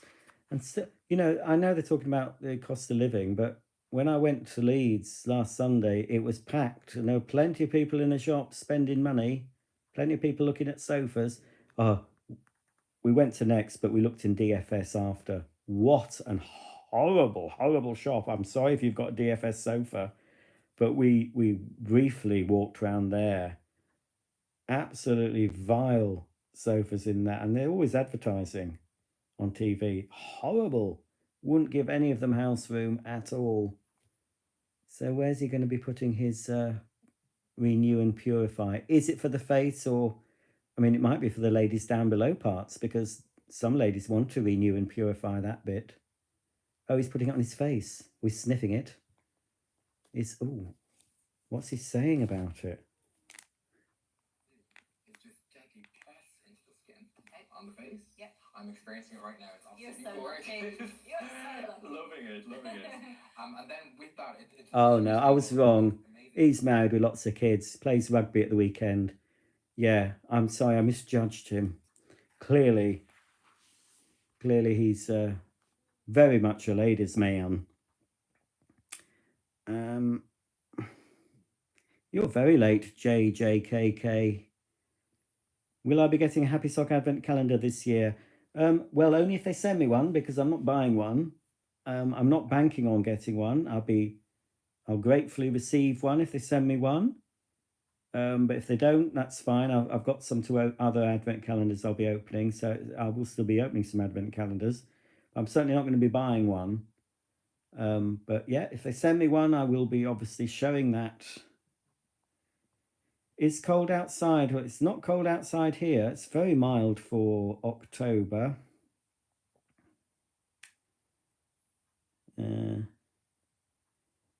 Yes, Billy, and well, I've met Barbara on a few occasions. Good Scottish folk. Fish and chips, do you like it? Well, I can't eat fish anymore, being vegetarian, but I did like it. Barbara was in the audience when on this particular stand-up he did. She was right in the front row. I shouted, "Oh, look, it's Barbara." Well, Barbara Dixon was certainly in an audience with Billy Connolly. I think that was from the 80s. She was in that, if that's the one you're thinking. Audrey just listened to him, definitely. Oh, is that the chappie on QVC? What, he's definitely married with kids and plays rugger? Is that what you mean? The effing night, she loves a good laugh. She got up to sing with Lily Savage on an audience with. Oh yes, I've seen that. Yes, doing I Know Him So Well. Oh, well, I would never have said that, Elfin Knight. He's put DFS full of the great unwashed. I think Mark said that. I would not be so cruel. But yeah, even the people selling the sofas look dodgy, look like they just come out of prison, to be honest. I've never seen such hideous. I mean, I recognise one of the sofas. It looked like the sofa from the Christmas episode, The Royal Family, called The New Sofa, when they all go around to Denise's house and they're reclining. There's loads of reclining sofas. Yeah, oh, they were hideous, absolutely hideous. I did see one. And we've been in next to half an hour trying on sitting on various ones and getting the different fabric samples out, draping them. And the people in there looked like they'd had a wash and looked relatively well dressed, So it was a bit of a culture shock going over the road. Just briefly, I said, "Oh, we'll just have a quick look, just out of interest." We did it's at, we were talking about Miranda Hart earlier, and she describes this where people come into the shop. And I've done this in the past. You go into a shop, especially a small shop, and you sort of, as soon as you walk in, you realise, oh, this isn't for me. It's not what I expected. But you don't want to just suddenly walk out. So you sort of do a quick sweep around the store and then walk out. I've done that many times. Now I don't care. I'm quite vocal. I think I probably said something. I thought it was discreet to Mark. I said, "Oh God, look at this. This is awful, blah, blah." I thought I was being discreet, but probably I was shouting it from the top of my voice, because apparently I do that. I think I'm being discreet and quiet, but really I'm shouting it. Anyway, we both agreed that it wasn't for us. There was lots of recliners, lots of leather, lots of bright colours, and they just looked like they'd fall to bits within a couple of years. So, oh, you snore. Oh, look. She's snoring. You're snoring, darling. Your hair needs trimming around your eyes. Oh yeah, he's definitely into the skirts, that chappie. Look at that lovely sparkly jacket. She can really carry that off. I do like QVC. I mean, if there's nothing else on, I put it on in the background. I wouldn't watch this, you know, if I wasn't here in front of you.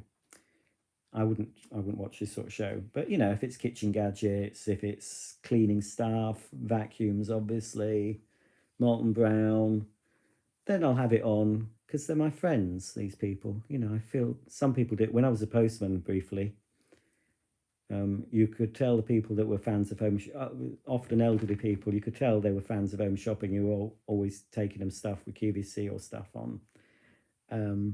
One woman in a sort of sheltered housing area, flats, she used to get plants from Ideal World, and you could see that they were mostly dead by the time she got them. It's embarrassing delivering them. And there's this one place where the door was open. I used to deliver to these sort of sheltered housing flats, and this man had the door open, and the TV was almost the size of the wall, and he was on a reclining chair, glued, and he seemed the type that would be shopping on QVC, probably on the telephone. Some of these people wouldn't have even had internet, you know. They just shop on the. Looks awful on the screen. That you can't really see the doodah. Hey, Molly Moo. Ooh, the Molly Moo. Oh, dearie me. Oh yes, that reminds me. Go and watch The High Life. If you don't know The High Life, if you've never seen The High Life, and you can get iPlayer, there's one episode of it on the iPlayer. That is very funny. It's camp Scottish comedy about two air stewards. Is it Steve? I forget their names. I know Shona's the woman. Hitler in Tights. I mentioned this earlier on. I think Steve was the ginger. Was he called Steve? Sebastian. Sebastian was the camper one, played by Alan Cumming. I think it was Sebastian, and was it Steve? Oh, Steve, you for coffee? Yeah, I think. Correct me if I'm wrong, folks. I expect the effing night knows The High Life. Don't decline a recline. Was that a line from the Doodah royal family? That was silly. With they kept reclining them, didn't they? And getting very excited about reclining. And the punch they made with Blue Wicked and vodka and a whole banana, unpeeled banana. They put it on the trolley, and it was spilling everywhere. And the turkey that wasn't defrosted, Dave had it in the bath with him, and they were trying to defrost it with hairdryer, and oh dear. It got, yeah, I mean, it's like Only Fools and Horses. They sort of, towards the end, they're a bit poor, I think, the later ones they did, the Christmas specials. They possibly should have stopped at that Queen of Sheba episode when Nana died. I mean, I was crying my eyes out over the bit with Barbara doing her mother's hair. And then they were, you know, that's K Sarah song, Doris Day comes on, you know, and then when she died and they all go to the bedside, and then even Jim breaks down. Because often you have that, you know, Jim and Nana, you know, they had that love-hate relationship, but obviously there was love there. It's like that in families, a lot of families, you know, you get this sort of name calling and stuff, but it's, you know, that underneath there's love, you know, it's not hatred, it's not real hatred, it's just the way some families are. So yeah, it's very touching. But yeah, some of the later ones they were okay. They had some funny moments, but I did like the first Christmas special with Roger and Valerie coming round, Roger boasting about all his wealth, and Valerie saying that she got breast implants for Christmas, and she said, "Well, I didn't really want them. I wanted a Dyson." And then we all said, "Oh yes, I'd love a Dyson. Oh, I'd love a Dyson." And then she said, "Well, I got a Dyson as well." And Barbara says, "Ooh, breast implants and a Dyson." That was funny. Oh, effing night remembers the high life. Well, you can be reminded of it, as I said. If you haven't, I've got the DVD, of course, but there is an episode now. Well, we'll just put a bit of it on. I won't. I can't show much because I was doing this once. Just had the TV on in the background, and my stream was taken down, and it was on a Steptoe and Son film, and because I was showing copyrighted material, it took me off. This is my mum's telly that I bought her. I don't think we're going to do Christmas presents this year at all. Well, Mark's bought me for Christmas. He's bought me tickets, and him. We're going to see Strictly live in Manchester early in the new year. So I'll get him. I might just pay for the next caravan holiday or something. That's what we'll do. But I don't know if I'm going to get my mum anything this year. I don't think she bought me anything last year. I mean, I do buy her stuff a lot, you know, during the year anyway. What am I looking at? Oh, I've lost. Oh, crikey! I pressed the wrong thing. It's a bit slower, this telly. I think this is a Sony one. It's not as good as the Samsung I've got. That's a lot faster for catch up. Oh, you're not going to get rid of your puffy eyes, love. Oh, there we go. Last. I mean, the internet's right next to it. You can just see it out on the windowsill. It's a BT doodah. She has fibre broadband now. When I used to stay here with her old internet, it would take more than a day to upload a video. It's ridiculous. Oh, here we are. Continue watching. We'll just look at it a little bit. Come on. So slow.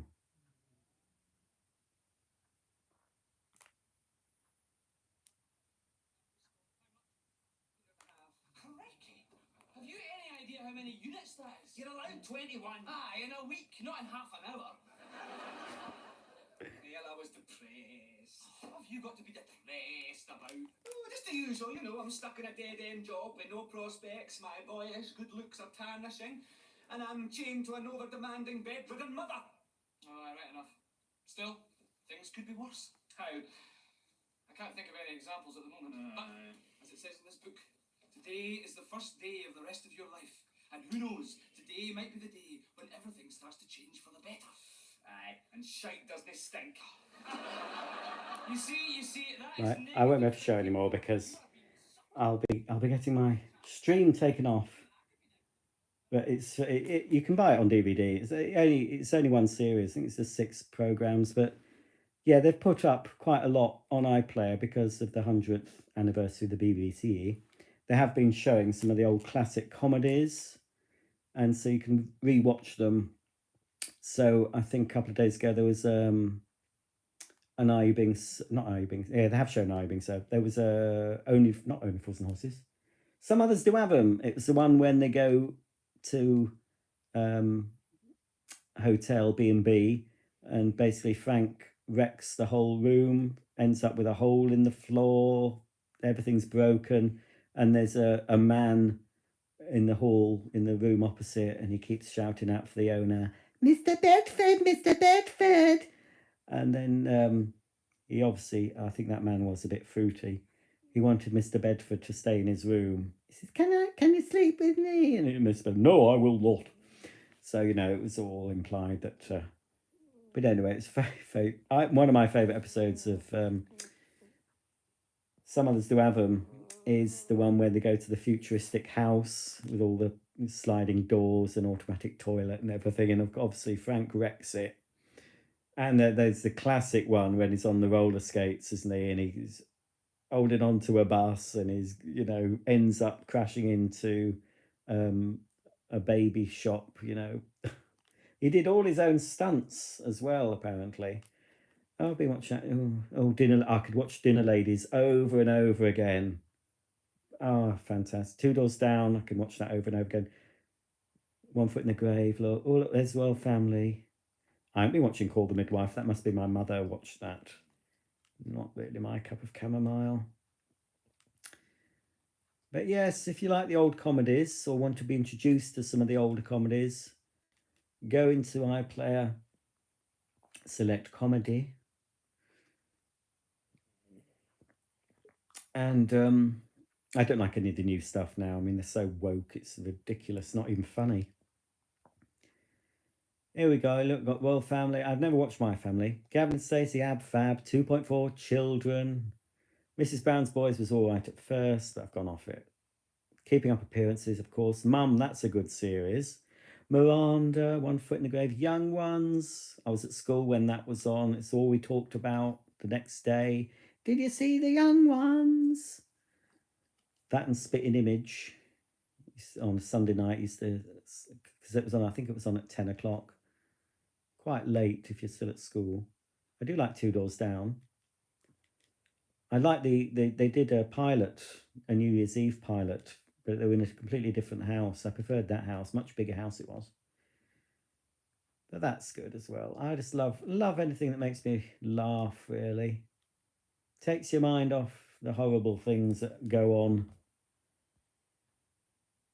Right.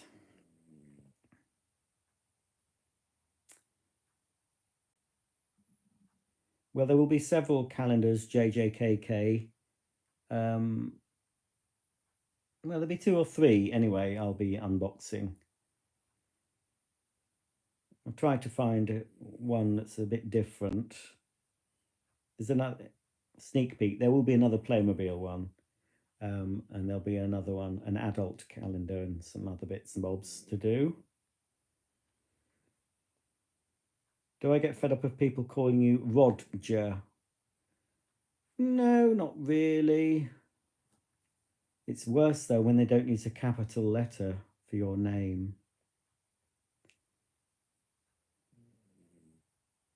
You're very late, Pepper Patty. I might leave this up. You might, I don't, there's not been any full frontal nudity or any really bad swears, so I might leave it up for anyone who wants to watch it or wants to fall asleep to it. Well, it's not my radiator, it's my mother's. Very ugly, isn't it, radiators? I do have a cover over one of them at home in the hall.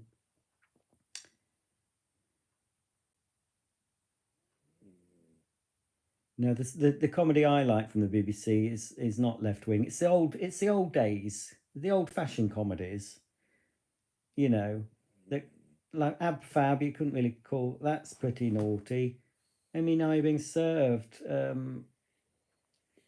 All the comedies from the 70s and 80s. That was still when people were allowed to make jokes, and you know. But now, when you watch some of these, a warning comes up. It comes up when you watch Are You Being Served, because of certain stereotypes they might be portraying, or certain attitudes towards some of the women in that show, the Dolly Birds. But if you grew up in the 70s, this is what you watched and you laughed at it. Um, I don't know what, yeah, I can't think of. I mean, the newest comedy I watched that I enjoyed was Alma's Not Normal. That's quite funny.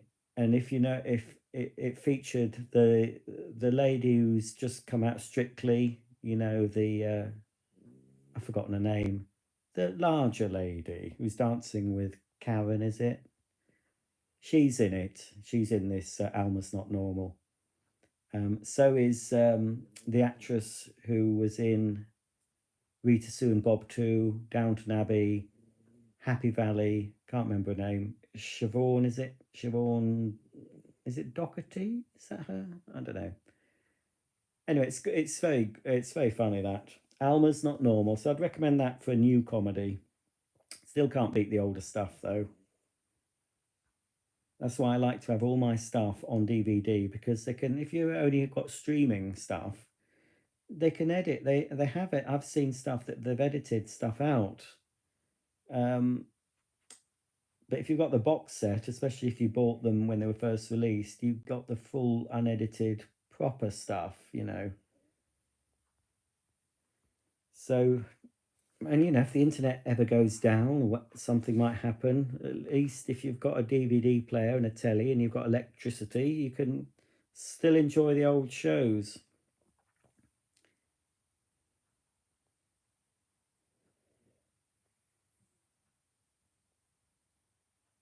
Oh yes, oh Bitter Sem. Oh, you see, I've got all of them. I mean, there's not many comedies that I don't have the box sets for. And British Empire. Oh, no, Mr. Bitters. Oh, hello, Mr. Bitters. How can I help you? Oh, what was her name? Carol. Was it Carol? And then she had the kids in the back, didn't she? And she, in the cupboard behind her, and then she sort of knocked through in one episode and ended up weakening the building, and then the whole building was starting to collapse. And wasn't that the episode where Britus got the water tank on him and he died? He actually died, but he came back to life because he died, went to heaven, and they didn't want him up there, so they brought him back to life. Yeah, that's very good. British Empire, very bizarre, and of course it had a couple of characters from the LGBTQ plus whatever it is nowadays. Gavin and what was it? Gavin and I can't remember the names. I'm sure one of them was called Gavin.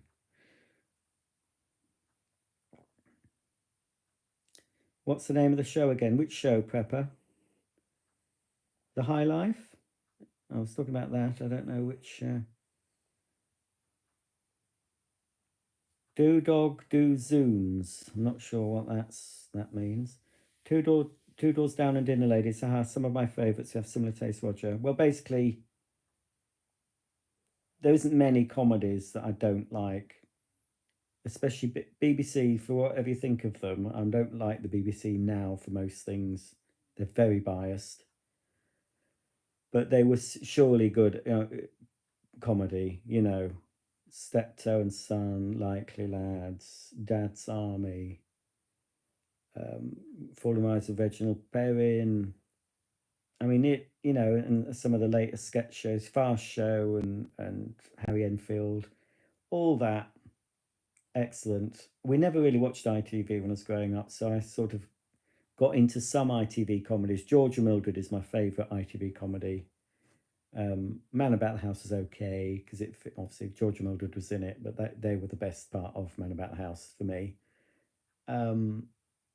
And some of the other I liked Fresh Fields, After Henry. Probably think of quite a lot. Chance in a Million. I think that was on Channel 4. That was very bizarre. And that was written, Chance in a Million was written by the bloke who wrote British Empire. And that was full of unusual goings on and coincidences with Brenda Blethyn and Simon Callow. I've got that on DVD as well. That was good. So yeah, if you're used to seeing Brenda Blethyn as Vera, you need to watch Chance a Million, where you'll see her in bra and pants climbing through a front window. Totally different to how she appears now.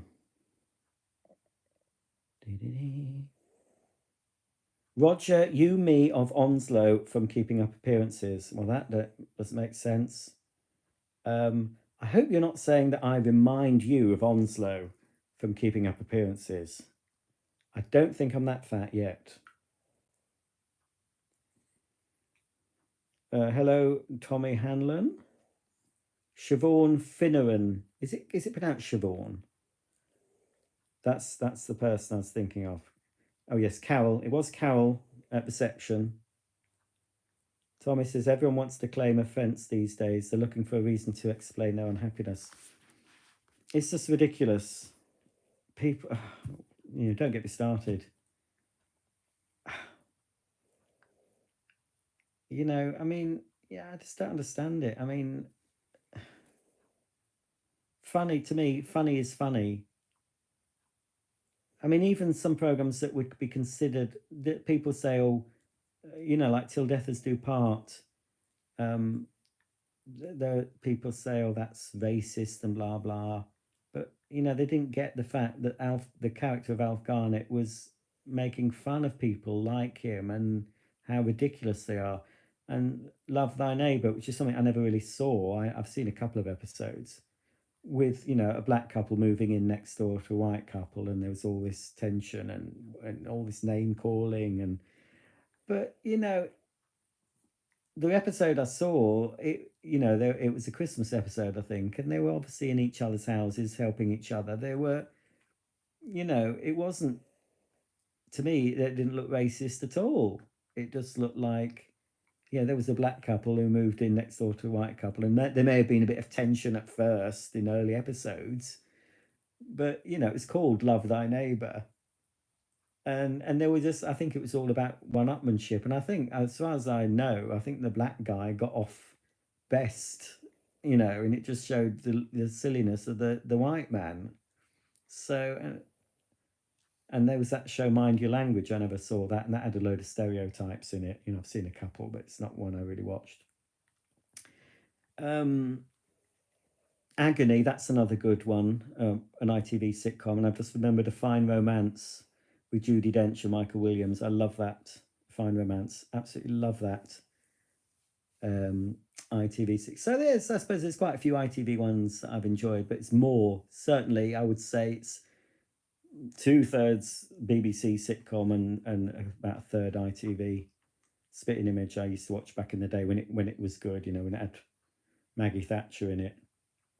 And Princess Diana, and she was portrayed as a Sloane Ranger. I think Jimmy Savile was even in it. Gavin and Tim. Oh yes, Gavin. I've got Gavin right. Yeah, Gavin and Tim. Yes, I've seen Mrs. Doubtfire umpteen times. You Virginia Doubtfire, dear. Oh yes, I forgot. Yes, Faulty Towers, of course. You know, I've so many, really.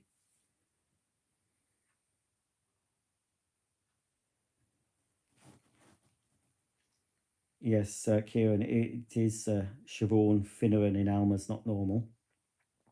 So yes, as I said, I would check Alma's Not Normal on iPlayer. That is a good recent comedy. Yeah, some others do have, and we've mentioned that. Oh yes, Blackadder.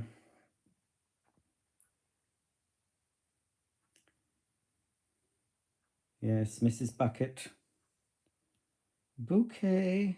Oh, Bottom, of course, Bottom. I even remember Filthy Rich and Cat Flap ran for one series, especially the episode of the Nolans in it. And I was watching, there's an episode of French and Saunders on, and they've chosen an episode. I mean, I'm not into any of these people, but they had a sketch with all these famous guitar players on, you know, really big name guitar players doing this sketch. But it also featured at the end of this particular, or apart from that, it featured a song with Kirsty MacColl. Tragic the way she died, saving the life of one of her children. I think she pushed him out the way of a speedboat, and she got hit herself. Um, but she often was on as a guest singer on French and Saunders, so she's on this particular episode on iPlayer. And the last sketch on that episode is the forerunner of the Ab Fab, because it was from that sketch they had the idea, and Dawn French played the Safi character, and obviously Jennifer Saunders. She wasn't called Eddie or Edina or Edwina. She was called something else, but you could see that that was the bones of the character in Ab Fab, with a sort of straight-laced daughter, the over-the-top mother, and at the end of the sketch, the daughter gave the mother some condoms because she thought, you know, have you got any? She said, no. Oh, I've got you some from the chemist here. So, you know, that's where the germ of the idea for Ab Fab came, and that's worth watching if you want to see the origins of Ab Fab and you've not seen it. The episode of French and Saunders on the iPlayer now is a good one to watch. It was quite a good choice to pick out of all the ones they've done. Can't remember what favourite parts of Bottom were. When the gas man came round and I don't know if they actually killed the gas man, but they kept hitting him on the head with a frying pan. Oh, that's right. They were stealing. Weren't they stealing gas from somewhere? And not paying for it, and the gas man came round to see what was going on. Oh yeah, that was funny. I haven't seen Bottom for quite a while. It's Eddie Hitler and was he called? No, was he? I don't know. Was he called Rich? He was called Richie Rich in Filthy Rich and Catflap. So I can't remember the name. I can remember Eddie Hitler. What did Rick Mail play? Now, if anyone's into conspiracy, Rick Mail did a film shortly before he died. I think it's called One by One. There's clips of it. You might be able to find the whole thing somewhere. There's clips of it. It might not be on YouTube. It'll be on other video sharing sites, where basically there's a scene where they're describing what we've been put through the past couple of years. And this was filmed a few years back. And there's an interview with him, and he's looking at the camera and he says, "Get rid of your TVs." It's worth looking at.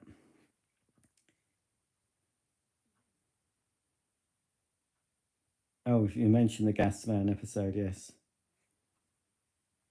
Yeah, like Harry Enfield and Chums. That's funny. Oh, I don't think I've seen many. I've seen bits of the live ones. I've not seen them all.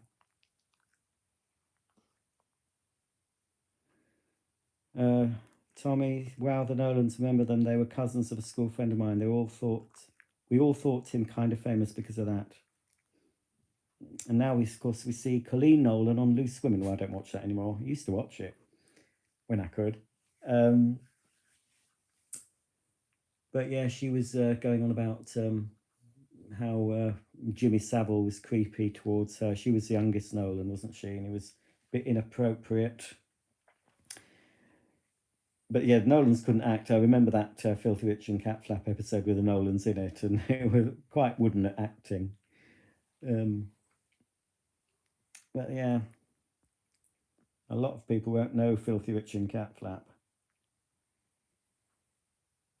Oh, so the stealing next door's gas supply. That's it. Oh, Richie Richard. Right. Oh, free vert girls chat, eh? We don't chat to girls here. How do we get rid of this? Oh, I've got no doodahs.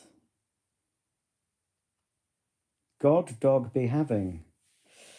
I'm not really sure what that means, but I know dog is God backwards, isn't it? And dogs are gods. Oh, so lovely. Even Daisy, you're lovely, Daisy May. And yeah, and it's Molly all asleep. Oh, is it it's never 10:30, is it? Is it 10:30 or 9:30? Crikey, I'm only here chatting because I'm all alone. That's the one thing, good thing about the internet. You're never alone with the internet. If you've got a gobby mouth, you're prepared to chat to people you don't know. You can just go on the internet, start up a live stream, and someone out there might be listening. Well, I've got some moderators, but they're obviously not watching. How's Rusty Skull? I haven't watched him for ages, not since he was being his ages, because he was saying homophobic things and killing mice. So I thought, don't watch him anymore.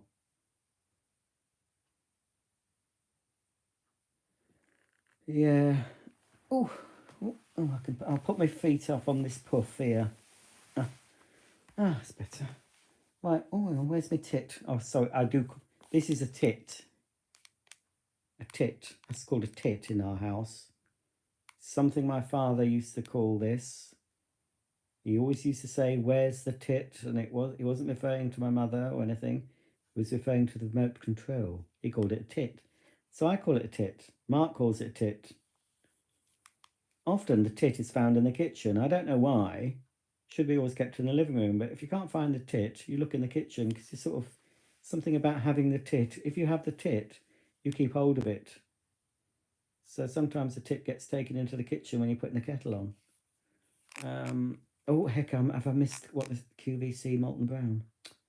I shouldn't buy any more, really. I could sell them some. Let's see what... see if that friend of Dorothy's still on QVC. I think he's gone to bed now. Do I want to exit? Oh, God, it's still selling. Oh, it's still him. He's still there. He's up late, isn't he? What's 60 quid? I mean, there's a cost of living crisis on, folks. 60 quid for a couple of bottles of chemicals. Oh, no, you get 3. Oh, that is good value. That's £20 each. £2.95 postage. Dreamy as a primary product. Smooth, yeah, like almost like a primer. It helps retexturize the skin straight away. So when you apply it, if you have rough patches and your foundation tends to... Oh, I think he's Irish. Applying the rose oil cream to those areas. Oh, I don't like men who don't wear socks. He ain't got any socks on. It smells incredible, actually. All these products just smell absolutely divine. That is good. If you love rose, you're going to absolutely... Oh, no, I don't like the smell of rose. I won't be putting that on my face. Right, let's go to the common channel quickly. Oh, not waterless wash and wax again. Oh, no, it's not. It's that roof stuff. Oh. Oh, roof fix. What a load of rubbish. Christmas movies.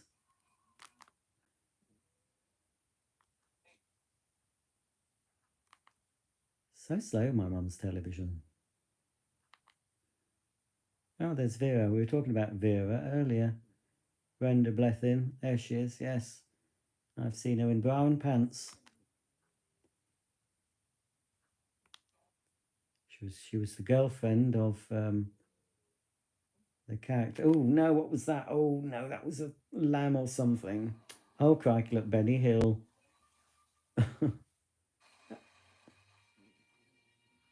You see, there's probably a warning before this. Scantily clad ladies being used as sex objects.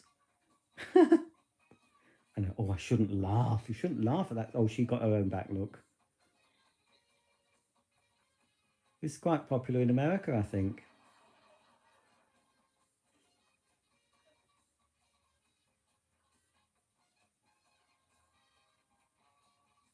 Oh, right. He's seen that man drop something. He's going to drop something. Who's he going to get? Oh. Oh, no, she's stolen it. Look.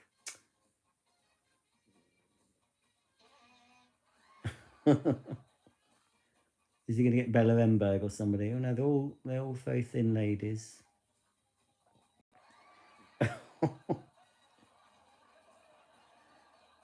Why has that man got a bra outline, tan line? Oh, dear me. Didn't really... I mean, I've seen some Benny Hill. It's quite funny, but it's not really something I watched a lot, you know. I think I'll have to go soon. It's way past my bedtime. I was in bed. Well, I had to go to bed early last night because my mum was going to bed early. Even Mark goes to bed sometimes at 9:30. And I'm thinking, I want to go out and boogie. I end up, if he goes to bed, I normally go to bed. Oh, look, Gavin and Stacey, look. I never got to go to Barry. Mark couldn't be bothered. It was too far. We were initially going to have a look in Barry when we were in Wales. But we ended up not going. So yeah, I love Gavin and Stacey, but I just sort of, when James Corden's on, I sort of half close my eyes and gloss over that. And it was supposed to be written by him and Ruth Jones, but you can bet your bottom dollar that any of the touching moments in that show were from the pen of Ruth and not him.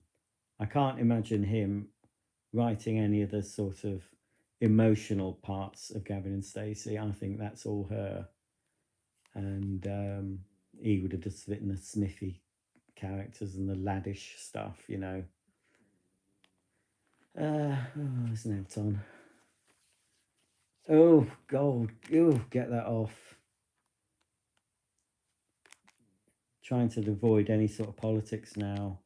Just gets me too riled up, you know. Just close my eyes to it all. I'll just wait for the men in white coats to collect me, to bring me in and put me into a secure facility. Until that happens, I'm just going to close my eyes to all the... Oh, quick adult section.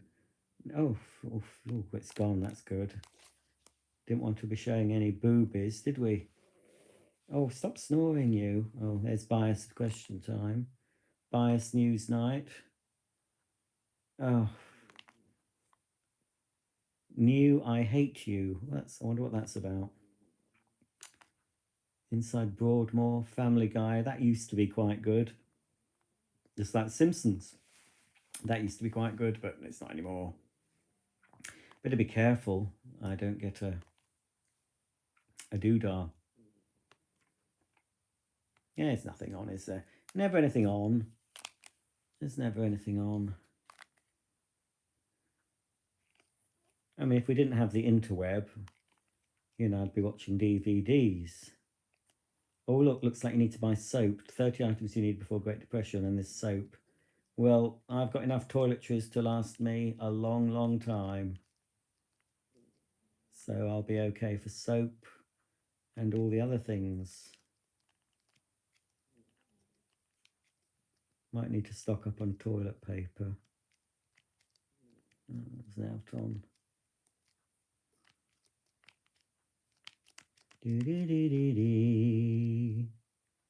Oh, there's me again.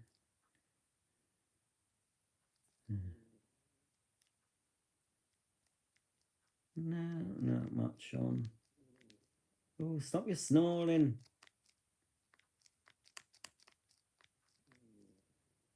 Oh, I used to fancy him. I mean, it was a long time ago. Not him. Richard Waring, that rings a bell. Stop snoring. I'll have to go to bed soon, I think. Oh, I'll have to get up early, otherwise it'll be a sea of wee and feces I'll have to clean up in the morning. How are you getting on with the Mila Roger? Better than the AG? I wouldn't say it's better or worse. I do prefer it. On the whole, I prefer it. Mainly because of the auto dose thingy. So where is Annika Rice? Oh, Annika. No, Annika's at home. I'm not at home. This is not my home. Annika's at home. Annika would have been in bed long since. Annika's fast asleep and snoring, I expect.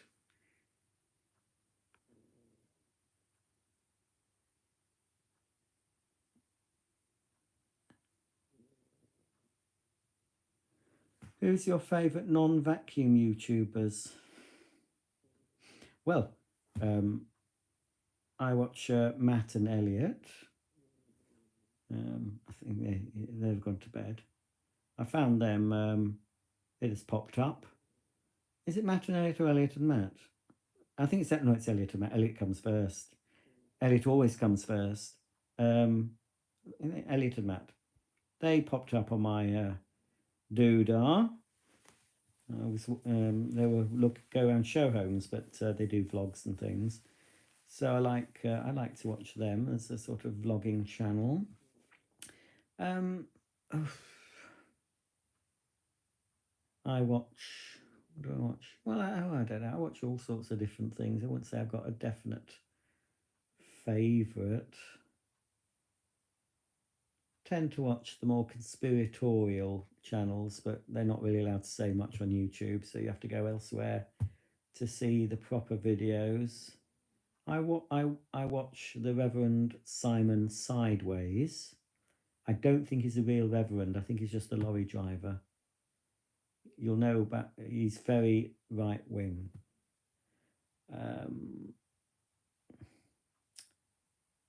Don't really know. I sort of flick around YouTube and just click on what takes my fancy.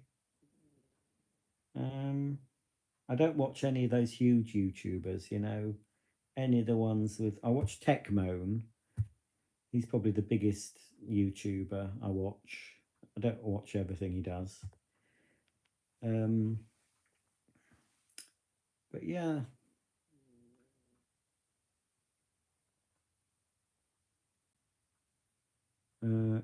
But Roger, with your hoarding addiction, now the world is falling apart and no one can afford anything, we'll be able to survive for years on all our collected stuff. Well, I know I've got enough vacuum cleaners to last me many lifetimes. So yes, I'm okay for vacuums, and I think yes, toiletries, shower gels, moisturizers, toothpaste, stuff like that. Yeah, I've got years and years of that stuff. I am getting through them. I'm not buying anymore. And cleaning materials. Clothes really, as long as I'm not bothered about staying up to fashion, which I'm not. I've got clothes to last me a long time. Socks as well. What else have I got too much of? Bedding, towels. I mean, I've got too much of most things, to be honest. So, but the vacuums are a problem. I mean, I am selling one at the moment, but that's I need to. I've been really seriously thinking about ramping up, getting rid of a lot. I'm keeping all my old classics, but there's a lot of more modern ones that I just, once I've done the videos, there's no point in keeping them. So, I'm probably only keeping one shark cleaner. I've sold most of them anyway. The only shark cleaner I'll probably keep is the cylinder model, not the new ones. I'm talking about the very first shark cylinder. It's pretty rare. We never had it in this country officially. I managed to get hold of a sample on eBay. So that's probably the only one I'd keep as an example of a shark. That's what's going to happen going forward. Buy new machines, do the videos, and then sell them on. Or in the case of the shark I've just bought, do the videos and return them within 60 days, which is what I'm going to do, unless I really like it, but I don't think I will. It's bagless, you see. I said to Shark on Instagram, I said, can't you make some, just do a couple of bagged versions? I mean, it can't be difficult to change one of their uprights into a bagged version. Wouldn't take much retooling, you know. Some people want a bag. A decent shark with a bag I think would be quite good. So, no, I haven't seen your videos, Awesome Vacuums. I don't, no offense, but I just don't watch many vacuum channels, hardly any. There's just a couple, well, three really. One of them doesn't really upload that often. And I don't always watch everything. Every time I put a video out, sometimes I'll just not watch it because it's not of interest. There's some channels that I can't watch because the people who run them have been absolute, I'm not going into it, but not very nice people. And their videos never even come up on my timeline because you tell YouTube you don't want to see this coming up on your timeline, and it does work. So if you don't want to see my videos, if they keep coming up on your timeline, you just click the three little dots, and you can say don't recommend this channel or whatever, and then you don't. But the occasions if I'm searching for something else, a particular channel comes up, I feel physically sick. Still, it's been a few years since a certain thing happened, but I just cannot stand to even see a still of this person's face.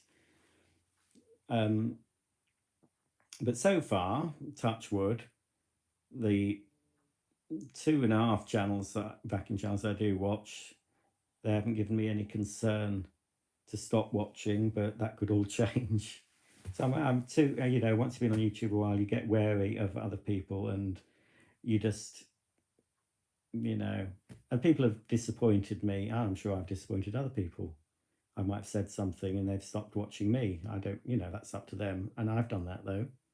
I could watch a channel for a while, and then their behaviour has made me think, no, I'm not going to watch you anymore, and I just stop watching. maybe dip back in occasionally to have a look, but normally I won't continue watching someone because I don't have to. Nobody has to watch anything, do they? You just watch what you want to watch. If you don't like what the person's putting out, just stop watching them. You know, get on with your life, stop watching them, find something you do like to watch. I don't understand these people that watch YouTube channels and make nasty comments. You know, I've seen some very objectionable things said on YouTube, and I've not even felt it necessary to comment on them. I will just stop watching the channel. And as I said, it's very easy. They won't appear on your timeline if you're logged in and you've told YouTube don't recommend this channel. Not interested. On the whole, you will not see that channel again. It's as if that channel doesn't exist. So if you want to do that for me, anyone watching, you don't want to watch me anymore, you do, you know, you can do that. I did have a nasty person who said, why do I keep getting recommendations for this opinionated person, blah blah. Well, I'm on YouTube, and people on YouTube tend to give their opinions, whether it's on a vacuum cleaner or the state of the world, and everyone's fairly free to give their opinions. Certain opinions you won't last long on YouTube though, but so I just pointed out to him how you can get rid of seeing me. So anyway, I blocked that person as well. But you know, why even comment? If you don't want to see a YouTube channel, just, you know, click on the 3 dots, tell YouTube you don't want to see it, and get on with your life. And I'm sure whoever's making the channel isn't bothered that you're not watching. You don't even have to tell them. You know, I'm sure they're not bothered, you know, that one person's decided they're not going to watch. Because, you know, watch what you want to watch, folks. Oh, I've been boring. Yes, I have purchased some advent calendars. I don't know if I'll buy any more. I've got 2 main ones. Well, I've got 3. I mean, I'll be showing 2 main advent calendars this year. I've got a couple of dog ones, but I don't know if I'll show it every time because it's basically going to be opening window with the same dog treat behind, I think. So the dog ones will probably feature occasionally, but not every single day. And if Happy Socks send me the Happy Sock Advent Calendar this year, then of course I'll do the Happy Sock Advent Calendar. But you know, I don't know if I'll get it. I'm not going to ask them. But if they want to send me one, obviously I will do the old Happy Socks. So we'll see. Oh, you're still snoring. Oh yes, so I've just mentioned that, Tommy, about the socks. Well, no, I can't do heater videos. We can't afford to turn heaters on, let alone, well, I can afford to buy heaters, but can't afford to run them. I have a little fan heater. I also, a normal fan heater, little white one, that Mark has in the office, and he sometimes puts that on, and I say, turn that off, costs a fortune. And then I bought this other little fan heater that's a little square black box with a flame effect, and I only bought that to sort of feature in Christmas videos, and I bought it for the flame effect. So no, I'm not going to be buying lots and lots of heaters. I think I'll stick with the vacuums mainly. What was the first vacuum channel I watched? I can't remember. I mean, they're pretty sure I don't watch them anymore. Again, because there's past. I'm not going to mention the name of the channel, but because there's past history and trolling.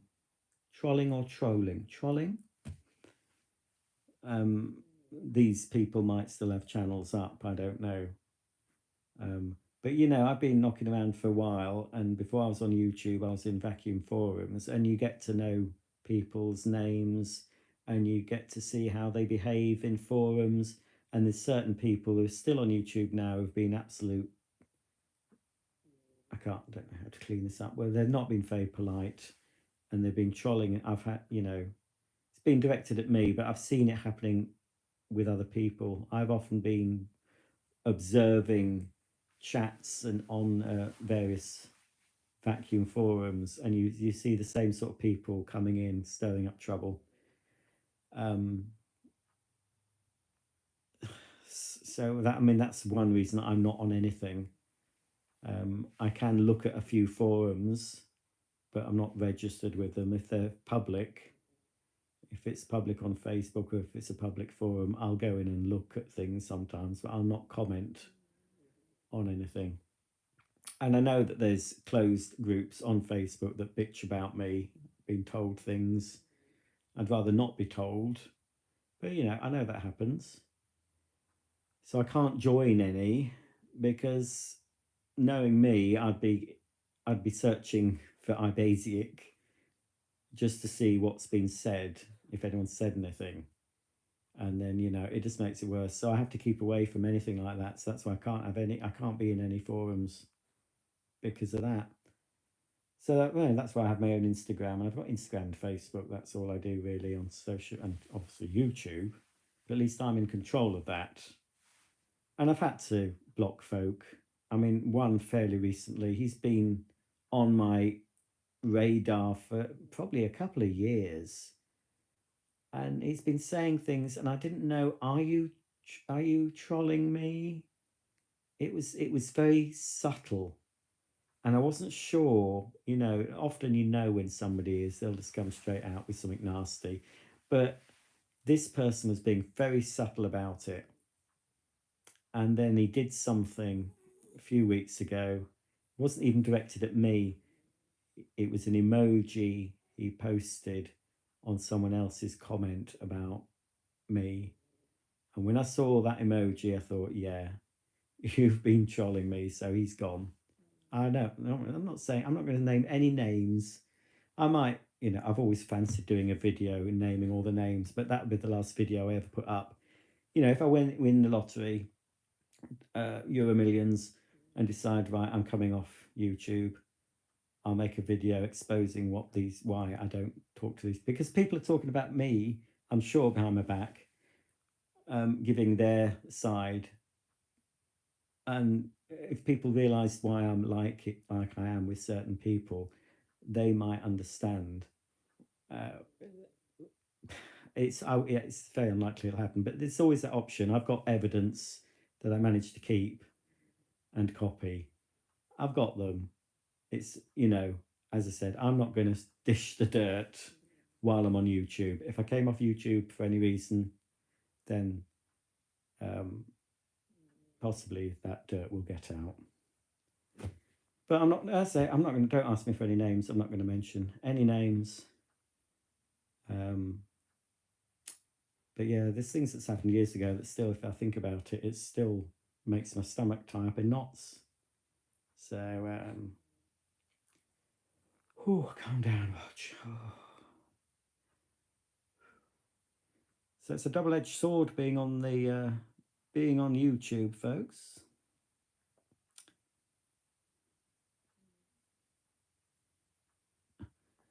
Really, am I going to watch Prince Harry's documentary when it airs on Netflix? Well, I don't have Netflix, and no, I didn't even know he had a documentary. Is it Harry Hewitt you're talking about? Is it Hewitt, his father's name? I'm pretty sure Charlie doesn't look, well, you know, a lot of people are saying James Hewitt is his daddy. Looks quite similar to him, doesn't he?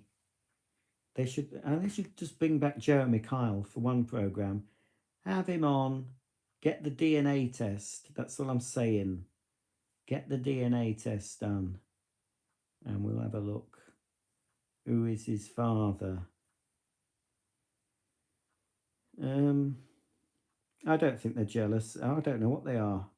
Effing Knight. I mean, there's no need for anyone to be jealous of me. I can assure you of that. No need to be jealous of me or my life. Well, none of you know me or my life really, unless Mark's watching. He wouldn't be saying very nice things about me a lot of the time, and vice versa.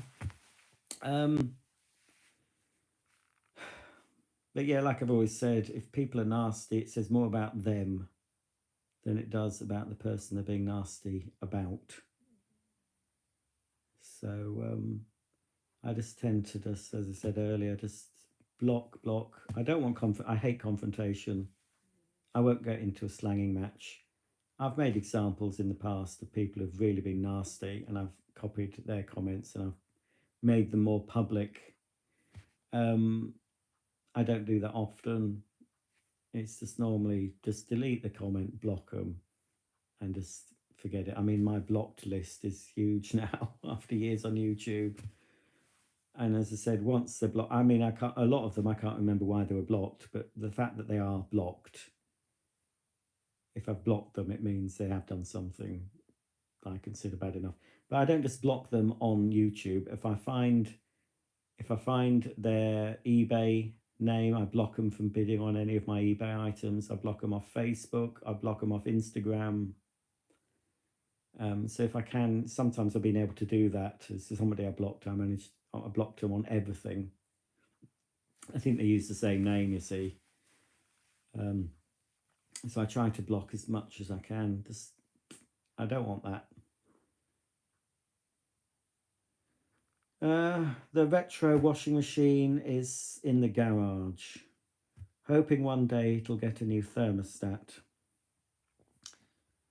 Tommy Hanlon says, the sad thing is, with written comments, whether it be YouTube or Facebook, etc., so much communication is lost without body language, i.e. facial expression. A lot of comments can be misunderstood. Some of them can.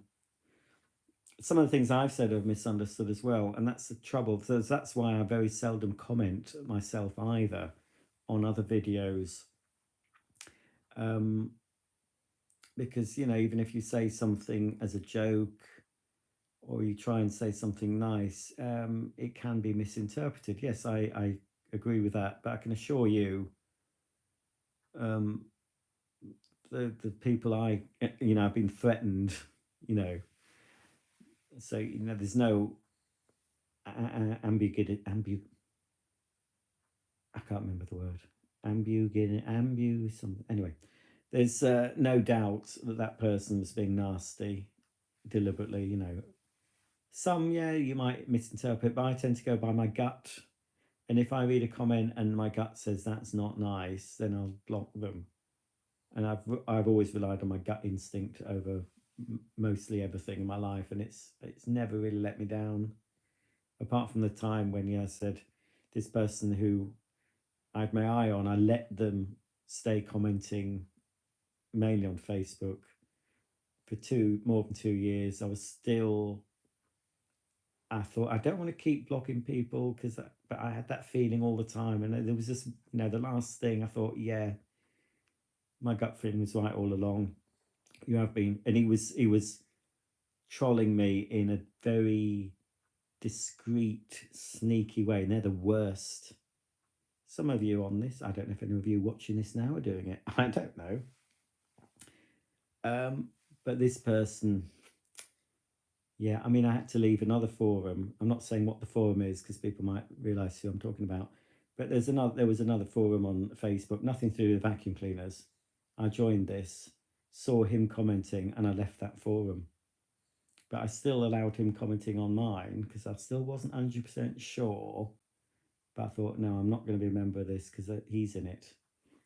So, yeah, it is. Yeah, well, I agree that reading comments, there's some subtle things you can't pick up on unless you're face to face. Because I've said things to people's faces, that would, if you wrote them down, they'd be very offensive. But they only have to look at my eyes and look at my expression to know that I'm having a laugh and a joke with them. And for me, especially with colleagues at work, the sort of jokier I am with someone, and the more I sort of rib someone, the more I like them. You don't sort of make fun of people you don't. Well, I don't make fun of people that I don't like. If I really don't like someone, well, it's called ghosting now, isn't it? They call it ghosting. It wasn't called ghosting back in the day. I just ignored people. So even in real life, you can just ignore them. You just don't talk to them. You just look away. You don't meet their gaze. Um, so these people who I ignored would, on the whole, be pretty sure that I was ignoring them for a reason. But yeah, but see, if everyone is different, I think everyone's different on the internet. You think there's no consequences because you're not in. You can be hiding behind a false name, false picture, but these people would not, very unlikely, say these things to your face. I mean, there's times when I've read things that people have said. I've felt I want to slit your throat. It's been like and I shouldn't get so wound up. But yeah, because the internet's a double-edged sword. It's very good in some ways. It allows people to connect. It gives you information, whether information is true or not. But you can get a lot of information off the internet. When I was growing up, if you wanted to find something out, you had to go to a library or look in one of your encyclopedias. If your parents had bought you a set of encyclopedias, you had to look that up in a book, but now you can just, anything you want to know the answer to, you just type it into Google or whatever other search engine, and you'll come up with an answer, whether it's always the best answer. You can even just ask your smart device now. If you want to know something, just ask, and it's just information. It's on tap now. But when I grew up, I mean, we didn't have mobile phones. We had a library ticket, and we could get 3 books out of the library and keep them for a couple of weeks. How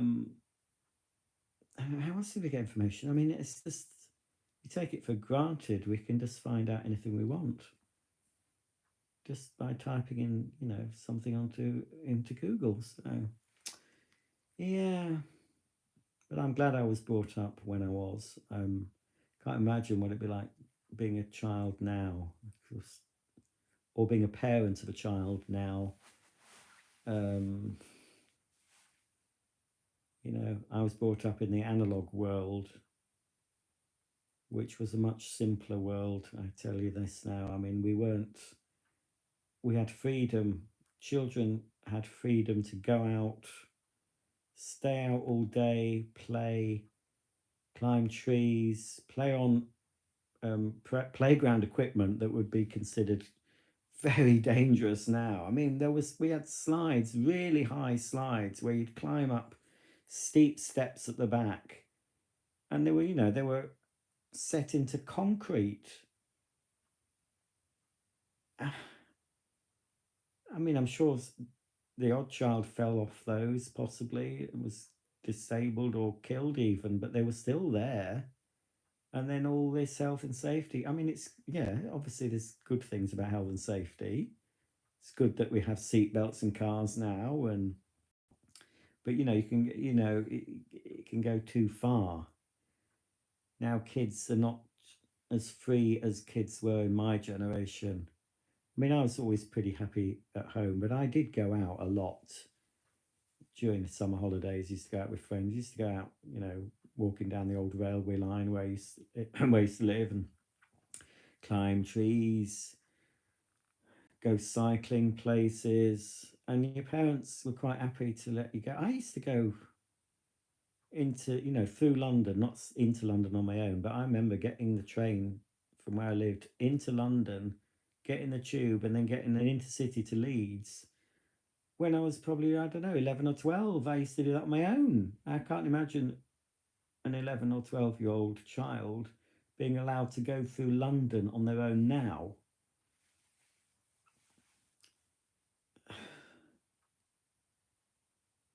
So, yeah, I'm just a bit despair of what's going on, especially now. Things seem to be escalating in this world. And it just seems to be a lot of bad things and evil stuff going on. But the majority of folk are just completely oblivious to it. So frustrating when people, especially people close to you, can't see what you can see, don't see the warning signs. Things that are happening now, I read about years ago, and I just can't believe it's happening now. I've said this before, and it just seems to be, all these things seem to be coming true. So now I'm distancing myself more now. I need to sort of try and keep abreast of what's being said to everyone. But I'm sort of not going down that rabbit hole as much as I have been. There's certain truths that I believe are true that I've learnt over the years that I will continue to believe they're true, that other people would think you're an absolute nutcase for believing that, because people can't understand that we're controlled. Everyone is controlled. The news is not unbiased, you know. The news is there. They don't call them TV programs for nothing. We're all being programmed by the TV, by papers, by advertising. We're just to think a certain way. In recent events, governments across the world have done a very good job at making a lot of people do things that really, if they were to research and think about it, they wouldn't have done it. And still people are in denial about things. And yet there are certain factions of people that didn't go along with it.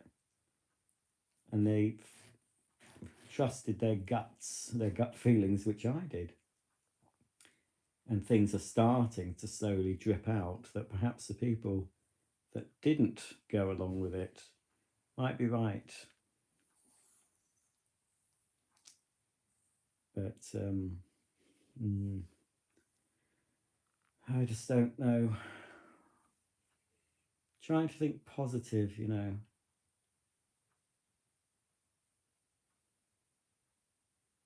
I do despair of what's going on. Just, it's very odd. So I try and watch my comedies, get busy with other things, spend time thinking, you know, trying to buy a sofa, you know, just things to take your mind off the darkness in the world. Because there is a lot of darkness in this world, but you can choose to embrace the darkness or try and cut it out as much as you can and enjoy the light. That's what I think anyway. And if me fiddling about with the vacuum stops me getting depressed about what's going on in the world, then I'll fiddle about with a vacuum cleaner or whatever anyone enjoys doing, tinkering with the car, you know, collecting street lamps, whatever it is. Whatever anyone can do, whatever you can do just to lighten up, you know, it's just be you, just do what you like to do. Do things that bring you joy, as long as they're legal, decent, honest, and truthful. You know, don't sacrifice animals if it brings you pleasure. Obviously, go out for a walk. You know, it is very healing to be walking out in nature. You know, I don't get out enough. I'm sure I don't. So the times we go out in the caravan, do get out plenty. And although I like caravanning mainly for the, you know, it's odd, I like the caravan holidays because of the caravan more than anything, more than going out. We went out on some long walks the last holiday we went. But the pleasure for me, oh yeah, it's pleasurable when you're doing the walks, but you come back absolutely knackered. But I just love coming back to the little caravan and my own things and there's the snugness of being in the caravan. And it was fantastic. Just on the Saturday we were there because we like watching Strictly together. So we got an M&S pizza and salad. I think Mark had a bottle of wine. I didn't have any alcohol. But we had the pizza and salad in the caravan. We had Strictly on the TV with little. I've got a little sound bar, so it's, you know, pumps out a decent sound, and that was a really pleasurable experience. Just watching Strictly in the caravan, you know, and it was quite a good episode actually when we were away. This is one of the better ones. But yeah, it's nice to get out, see nature, and you can see that despite what's going on in the world, nature is pretty resilient and it stays the same on the whole, as long as it's not been built on, you know. So yeah, it is. They're prescribed. I mean, some mental health practitioners can prescribe exercise, getting out more. It really does help improve your mood. If you're feeling down, force yourself out. As long as you've got somewhere nice to walk, obviously.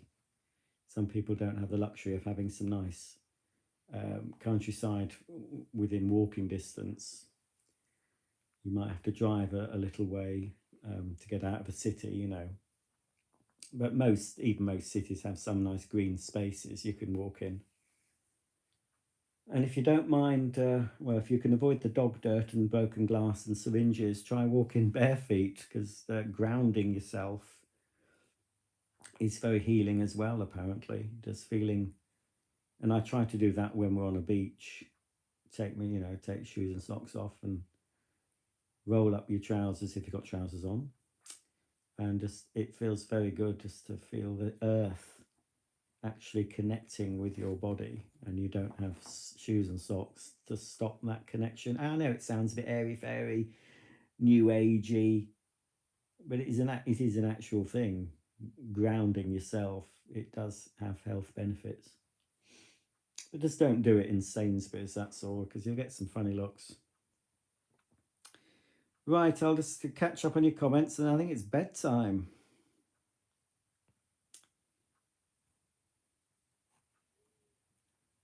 Do I still have my Maytag U5450? I expect so. Rings a bell. If it's, well, the Maytags I've got the Cadivac one, the burgundy colour.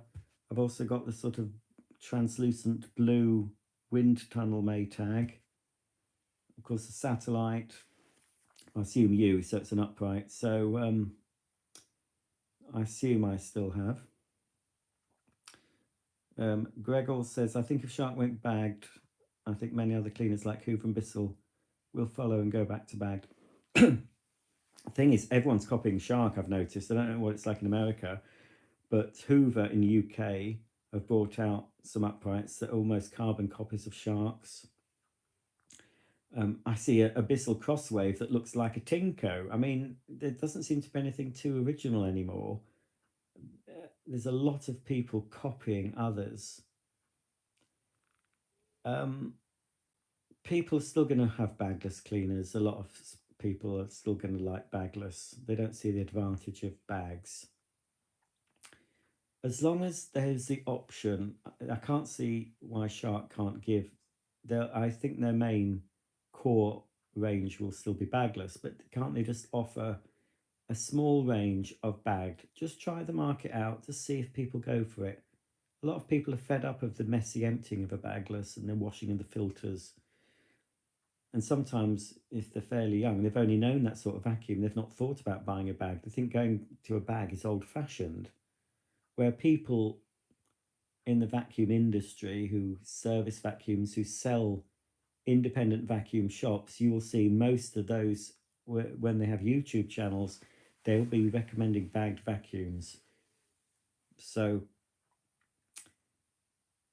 as long as, you know, I just did mention it, Shark, why can't they, you know, produce some bagged? And I got the, oh, we'll pass that on to our design team, you know, that sort of answer. But I'll be showing on my channel soon a bagged upright that looks very like a Shark with lift away, but it has a bag in it. So it can easily be done without much changing to the original design. or even do a machine that you can have bagless or bagged. I mean, they have done in the past, but they've been pretty bad back in the day. But it is possible to be people to be able to chop and change if they want to use it bagless or bagged. Dyson, I can't see Dyson ever going to a bagged, but then I couldn't see Miele ever doing bagless, but Miele did bagless. I can't see Sibo doing bagless, but you never know. I hope they don't, because I certainly would rather have a Miele bagged cleaner than any of the bagless ones they do, that's for sure. Right, hang on, let's get back to your comments, because I need to go to bed.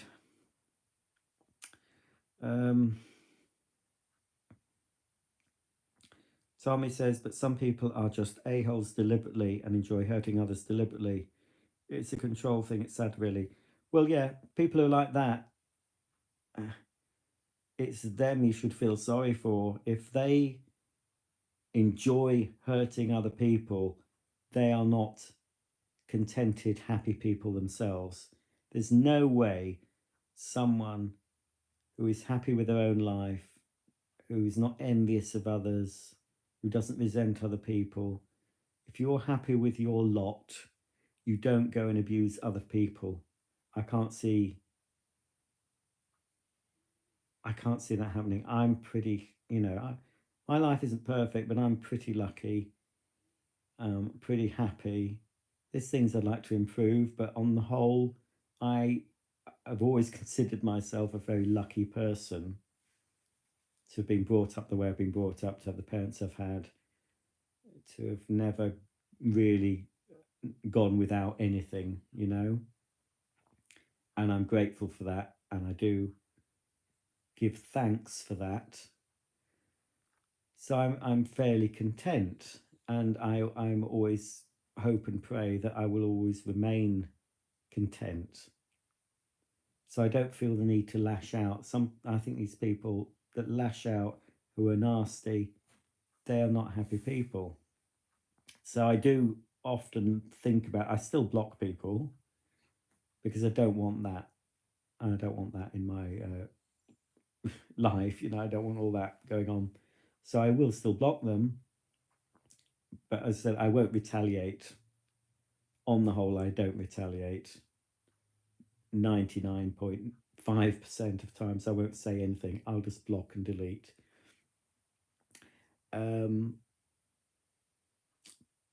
But yeah, that's the thing. If people are nasty, they're not happy people. And you've just got to hope that they find some happiness and contentment, and so they don't have to try.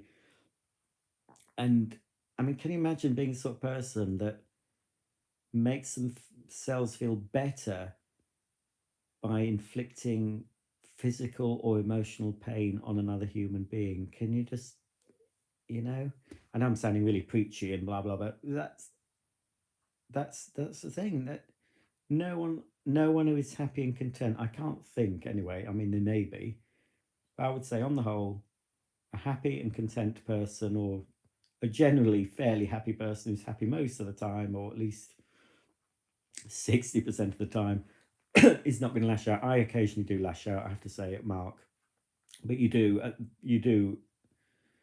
tend to do that to the people closest to you, and you'll get away with it. For most of the time, you'll get away with doing that because they know why. When you've lived with someone a long time, you know why they're going to do certain things. But to lash out at strangers just for the pleasure of upsetting someone, I mean, yeah. As I said before, I don't like conflict. So I won't, if I can avoid arguing with someone, I won't. I'll just cut them off, midstream, and just block. Right. Oh, come on, let's get to doodah. This is going all over the place, isn't it, this chat? Well, I'm just responding to what people are saying, you see. Marvin says, have you ever been recognised by a viewer in real life? A few times. I can count on one hand. once when I was at the theatre in Media City in Salford near Manchester, I went to see this comedian character called Barbara Nice, and there was a bloke sat in the row in front of me, and I think it was just at the interval or something. And he turned around and said, "Are you Ibasic?" And I said, "Yes." So then he had a selfie with him in the foyer, and so it's odd. And I've had a couple of kids saying, "Hello, I'm Basic." When I was on holiday in Dorset, I had a lady come up to me and recognise me because her son watches my videos. And then when I went to a car show, and it's very disconcerting if you're recognised and you don't know who the person is. This lady called Steph Hallett, who comments on my Facebook. She was at this old car show, vintage-ish car show. Just walked by and she said, "Oh, hello, Roger." And it's like, oh, it's embarrassing because you first think, you don't think, oh, she must have seen me on YouTube. That's not what comes into your head. The first thing that comes into your head is, oh, heck, how do I know this? Is she an ex-colleague? Or, I was thinking, oh, so I just had to say to her, "Oh, I'm sorry. Where do I know you from?" Or I said, "Do I know you?" Or she said, "No, but I watch your videos on YouTube." So yeah, it's not happened often, but then I don't go out much. If I went out more in more built up areas, it might happen more often. But yeah, it's weird being recognised by a stranger. It's a very odd feeling.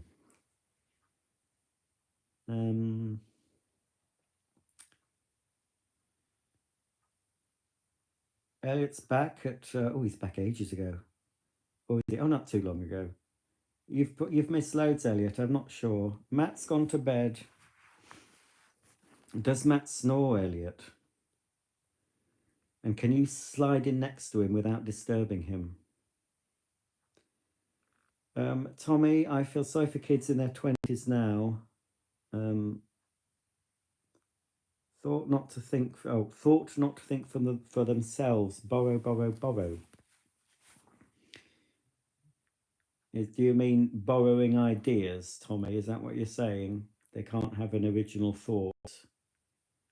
You see, the problem with it's not just, I think it's many people don't want to go against the herd. They don't want to stand out. They want a quiet life, and they're all just prepared to go along with everything. That does happen. It used to be called peer pressure when I was growing up. So basically, if you wanted to be part of the cool gang, you did what they did. So if they all smoked, you'd join in and have a crafty cigarette behind the bike sheds at school. Fortunately, for me, I was always a little bit of a loner as a child. I had a group of friends, a very small group of friends, but I never felt I had to do something, and I never would have done anything to keep in with their crowd. So when they all went smoking, because I know the harm that the cigarettes do, I didn't join in. And I've always, growing up, I've been like that. I didn't do things just to fit in, because it went against, my nature and my gut feeling about things. I didn't care that they might have thought I was weird or boring or miserable because I didn't do what everyone else or most of the people were doing. I did what I wanted to do. And I mentioned this to Mark recently, and he said, "Oh yeah, I can imagine you not doing anything you didn't want to do." And obviously when you grow up, there are certain things you do in order to keep the peace, especially in a relationship. You'll do certain things that you're not necessarily, they're not things that go against my beliefs, and I'm not talking about anything like that. Just little things you'll do just to keep the peace. I'll do that only with people closest to me. and I'll go along with things, but I'll often go along with something, but they will know, and I'll try something, but if I didn't like whatever I went along with, they'll know about it, you know what I mean? I'd make my feelings quite clear that I'm not doing that again, you know. But of course, when we went into DFS, both Mark and I agreed we're never going into a DFS again. We've done that, seen it, right, move on. That's just a flippant example, but yeah, so growing up, I was probably a bit weird. I think, especially a young kid, just obsessed with vacuum cleaners. And that's all I talked about. So it's very odd. I'm an odd adult, I'm sure, but I have learned to sort of curb my enthusiasm, to quote that comedy series. I've learned to certainly be a bit more selective with, you know, there's only a very few people that know me, warts and all, you know. I do try to be, chatting on here, I'm trying to be quite honest and open. I do like to make a gag, and I've made a few, hopefully made a few people chuckle during this long stream, you know, and that was my intention. I'll say something because hopefully some of you are getting a bit of a chuckle out of it, and I do like doing that. I've said before, it's one of the things I love, to see people laugh. So I've said something. I do it to Mark a fair bit when I'm in a good mood, and he does, and I just love hearing him laughing when I've said something and he's laughed at it, and that's a really nice feeling you get. So I did that at school. I was a bit of a class clown, and often I would make a crude joke, quite crude, in order to get a laugh, you know. I didn't care how I got the laugh. I just liked getting the laugh. I mean, a lot of people have said to me, you should be on the stage, but I'm too shy to do anything like that. But yeah, that's such a good feeling when you can make people laugh. And I did it you know, at work. Can think of many occasions when I would just sometimes have people in fits of laughter. And it's such a good feeling to do that for someone, especially when they're at work and it's a bit boring. You can just lighten the moment, just being silly or just saying something silly.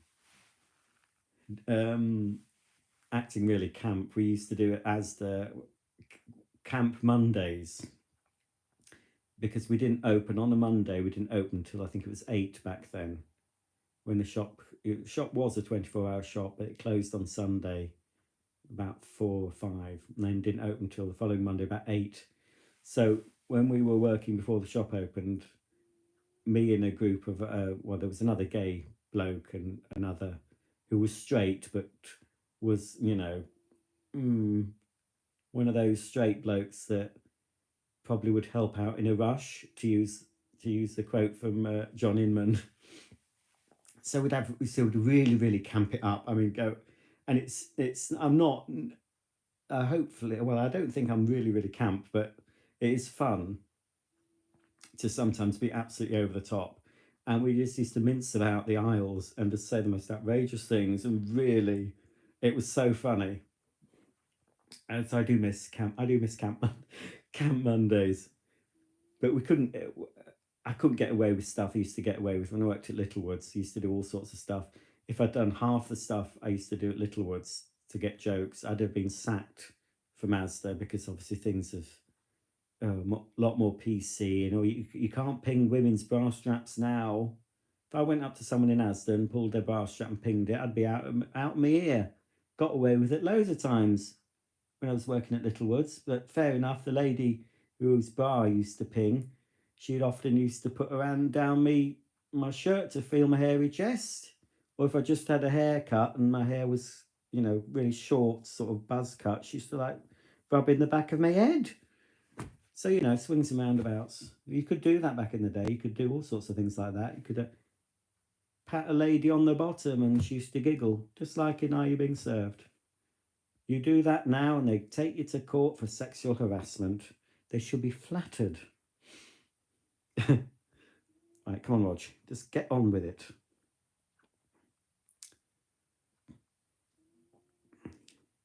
Drew15. Well, I've watched your videos on the other channel for years and I absolutely love them. Thank you for always bringing great content. Oh, thank you, Drew. I don't think it's always great personally.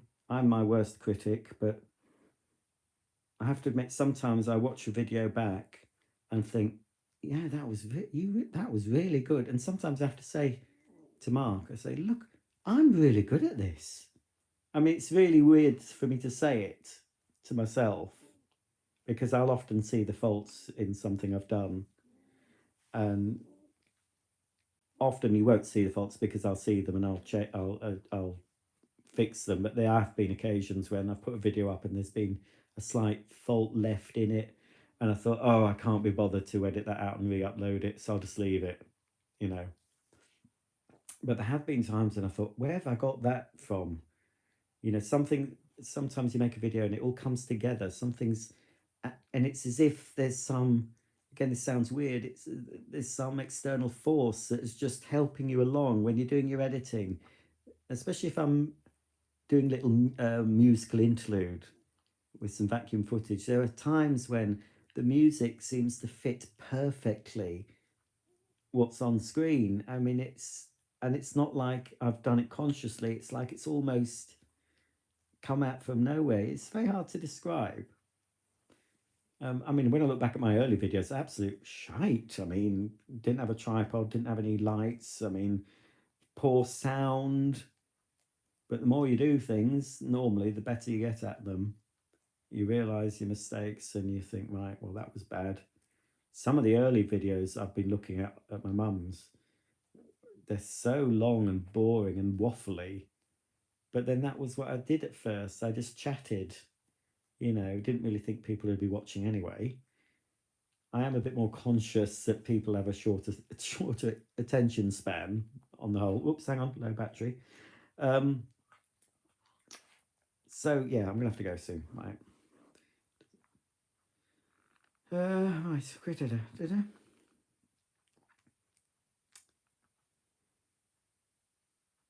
Well, Elliot, we love the new caravan layout. I don't think we'd ever go bigger. I think that's just right for us. It's the separate bedroom that is completely the game changer. Having the beds made up all the time, so you're not having to change the sofa to a bed, is the best thing we ever did. It's great because sometimes you want a little afternoon nap.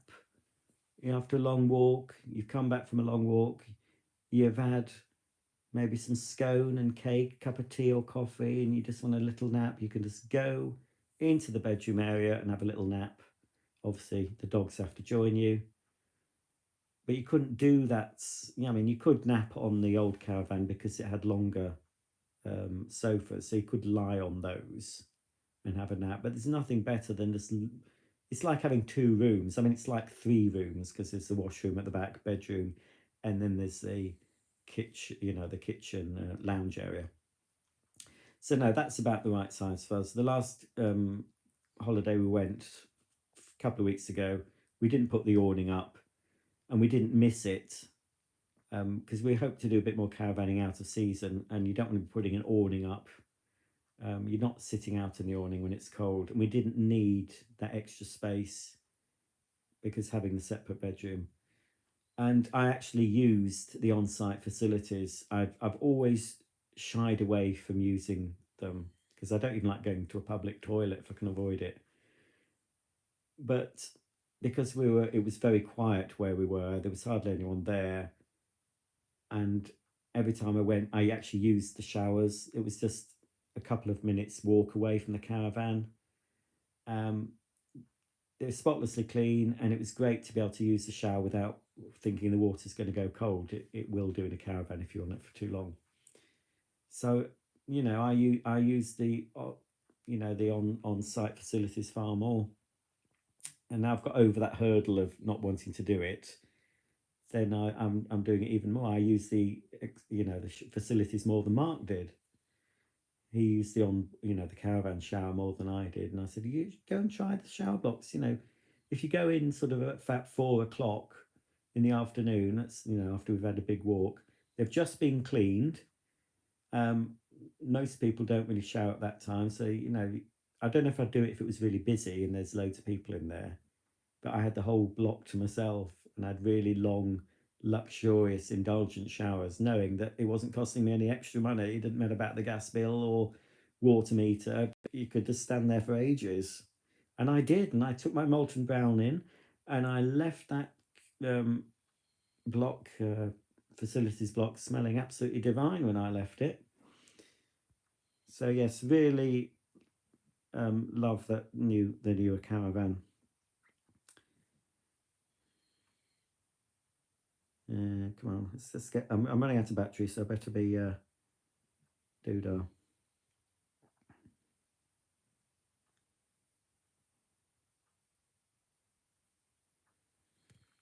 Awesome vacuums. I meant a girl at work. I think you mean. Do you mean I met a girl at work that told me her 9-year-old brother has 48 vacuums? Ooh, slippery slope. Elliot says the beach at Bimini on the cruise was very healing. We just floated in the sea for hours. Well, we watched that. Mark actually watched that one with me. He's watched a few of your cruise videos with me. We both didn't like, I have to say, we didn't like, we would prefer to go to an almost abandoned beach without the music and people and, you know, and the sun loungers. So it's not for us. But you know, that's just our taste. We wouldn't, you know, we saw a bit of it. I think when you were going back to the ship, there was a little bit of beach sort of as you were walking by with hardly anyone, and we both said, well, that's where we'd go.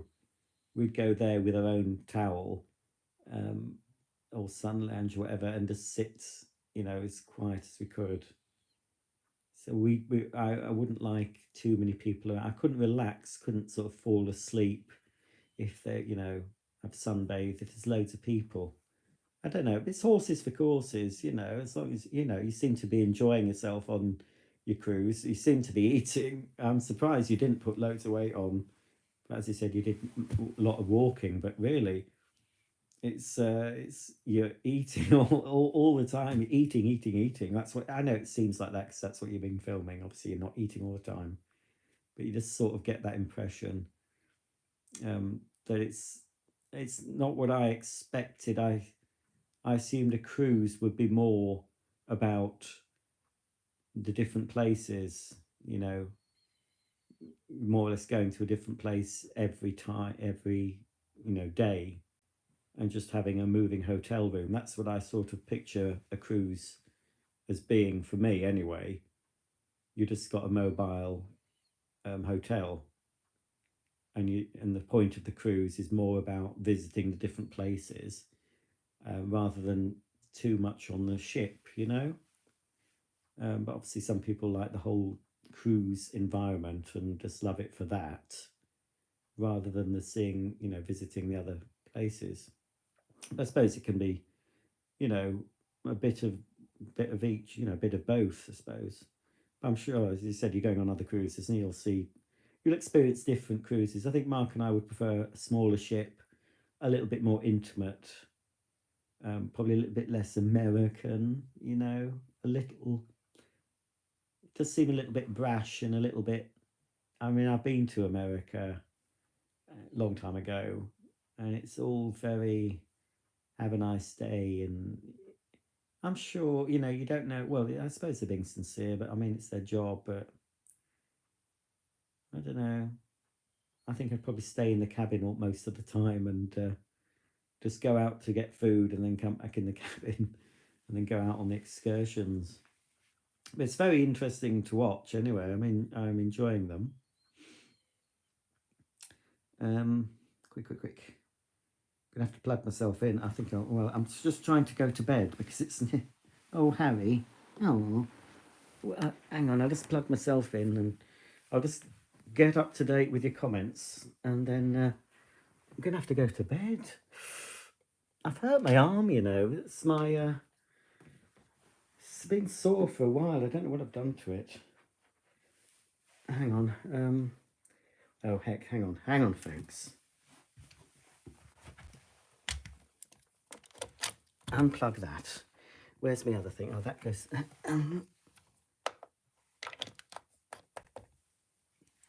plug my iPad in.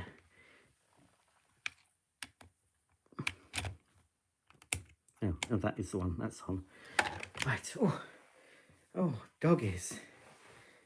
Oh, sorry, Daisy May. Did I wake you?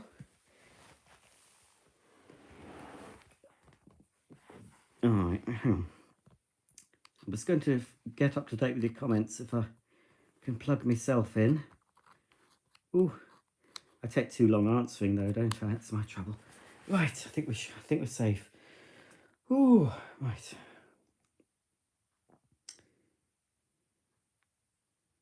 Michelle says, Roger, I, for one, appreciate and enjoy your insights. You bring joy and a good laugh to my pathetic life. Well, thank you, Michelle. I'm sure your life isn't pathetic. But as I said, that's what I like doing. I like, I still can't believe that people find anything I do interesting. I still can't get my head around that. On this channel especially, because it is more to do with me than the other channel. So I do think, oh, it can seem very arrogant, and I feel, it is weird thinking that anyone's interested in, but I do, obviously you've had a chuckle from things, and that's good. It's even though I'll probably never meet any of you, it's nice that I can sort of, I don't know, bring a little bit of a cheer, whatever. I mean, I don't do anything exciting as far as I know, but I mean, if some people get a bit of company or are cheered up by something, that's great. And I think I might actually leave a legacy. I never thought I would, but there are kids who watch my other channel, and I know there's some comments from the parents who, and this I can't get my head around, because parents have actually said this to me, that I'm a hero to their child because I'm on YouTube playing about with vacuum cleaners, and their child absolutely loves watching, it's especially the Henry videos and Hitty and, the vacuums with the face. And I still find that amazing that when I'm, dead and burnt and sucked up into a vacuum, my videos might still be out there, and there'll be kids who grow up into adults and they'll think back at the time when they were kids and they enjoyed watching me, just like I think back at my childhood and remember the influences I had and the pleasure I've had from watching certain people and listening to certain music and all that.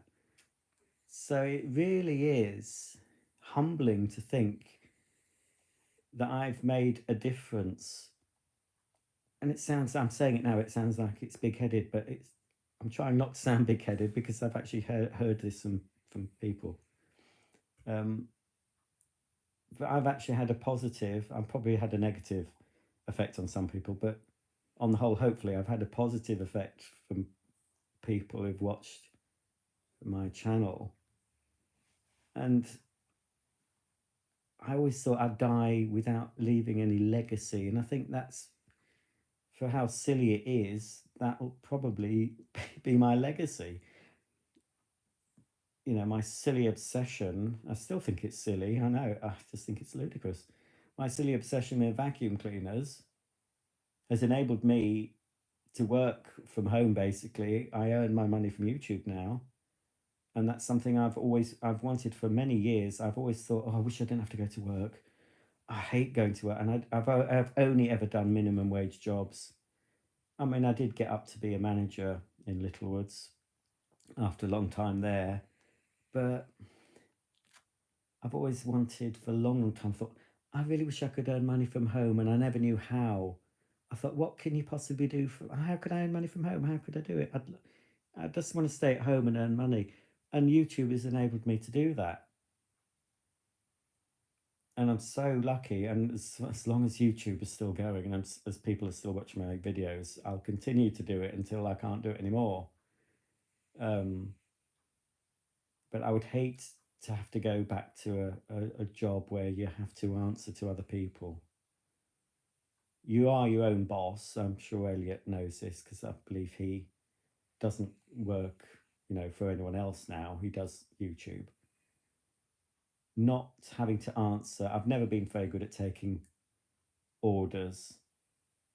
I've tended to keep my head down at work and just get on with it and not get in trouble as much as I can and just do my job. So I go under the radar. But being told what to do never really sits well with me. But when you're your own boss and you decide, you know, I'm my own filmmaker, I'm my own editor, I'm my own social media manager, you know, it's all me that does it. And although I get requests from companies saying, oh, we can help you build your channel, blah, blah, I just ignore them all because I'm quite happy ticking along because I'm the person that chooses the shots for the camera. I can edit bits out, you know, it's me.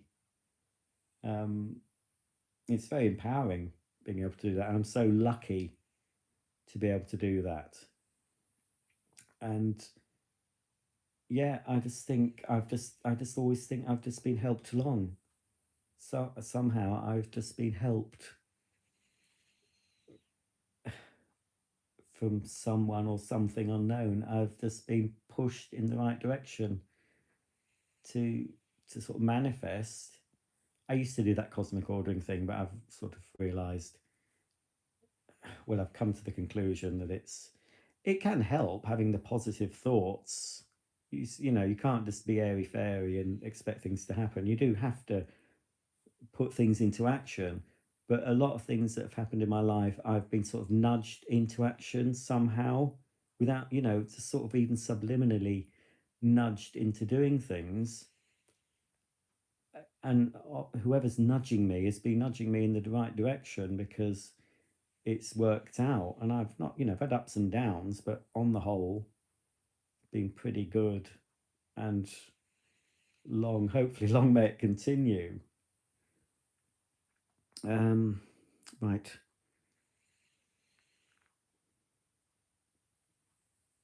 Yes, Rafe boy, I'm at Mom's again. Elliot and Matt have been recognised in strange places. I'm sure you have, Elliot, but I'm sure you've been in many strange places, far stranger than I've ever been. Do tell, what's the strangest place you've been recognised? Isn't it time for you guys to go to sleep now? Well, my mum's dogs and my dogs are asleep, and I will be. I am up quite late. So I should be, I'm just going to try and get through the rest of the comments and then I'll be going.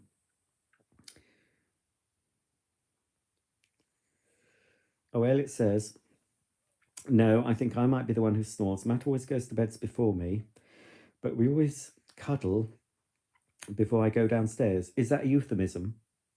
Going downstairs? Oh, I can slide in later. That is oh, you are dirty, Elliot. Or am I dirty? You can slide in later quite easily. That's just absolute filth. I humoured Matt by going into an SCS. Oh, yes, I don't think I've been in an SCS.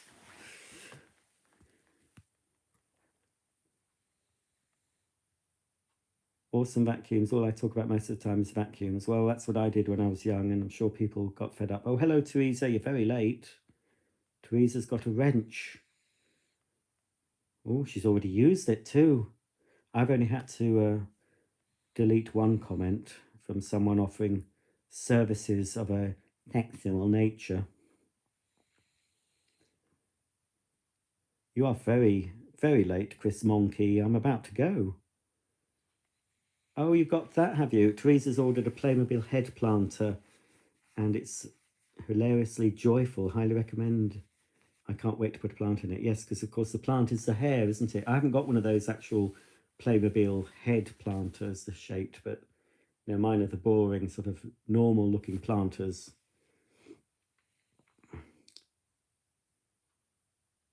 Oh yes, Elliot's actually, yeah, despite the fact I was saying about Elliot and Matt just spending all their time, they seem to be eating all the time, he actually lost 5 pounds. That's amazing. Can you imagine what if you were just eating salad all the time? You'd have been wafer thin at the end of the cruise. So it's amazing that all those goodies you were tucking into and you still lost weight. Elliot says it depends on what cruise you do. If you do the Mediterranean, then you get more port days, or you can do more scenic cruises or European. Mark's on about the Rhine, which I think uses smaller ships, a Rhine cruise. I could have gone on a Rhine cruise for free quite a while ago. I had a boyfriend at the time who used to be a solicitor or lawyer, I think, but he gave that up to be a travel rep. And he did Rhine cruises, and I could have gone in there for free, but I wasn't allowed one extra day off to extend my holiday, so I couldn't go. So work put a stop to that. But yes, so I couldn't go on the Rhine cruise. Thank you, Elliot. Yes, you're creating a legacy that will live on. As long as YouTube is still going, of course. I suppose even if YouTube goes, people might remember me, hey? Elliot says, I feel exactly the same as you about always wanting to work for myself at home. Then along came YouTube. I turned my hobby into my job. And yes, that's the same with me. I mean, I never thought when I started on YouTube just over 10 years ago on my other channel, just putting out odd bits. I had no idea it would mean I earned enough money to not have to work, a minimum wage job. I mean, I stayed. I was never brave enough to leave the job. I thought I still need the security. I know it's only working at Asda, but I thought I need that security. So I stayed on, got more and more frustrated. I mean, initially I stayed on because I had shares, a share save scheme, and it hadn't matured. So I thought, well, I'll just stay on until I've paid that in. And I still have those shares. Normally, when you get shares, when Asda did the share save, you got them discounted. And normally what people did would we save a certain amount for 3 years and then they'd cash the shares in. And, you'd get a really good return. You used to anyway. But I didn't. I kept mine. So I've still got, I don't know how many Walmart shares, but they've gone up and down recently. But I think they're worth about £13,000. I've no idea how to cash them in. So they're just left. I've just forgotten about it. I never missed that money coming out of my account because I was on YouTube, I was getting YouTube. So I was able to save money into the shares. So that helped. But I stayed on and just, it was just before the pandemic had more or less started going. And then it was in the July of the first year of the pandemic.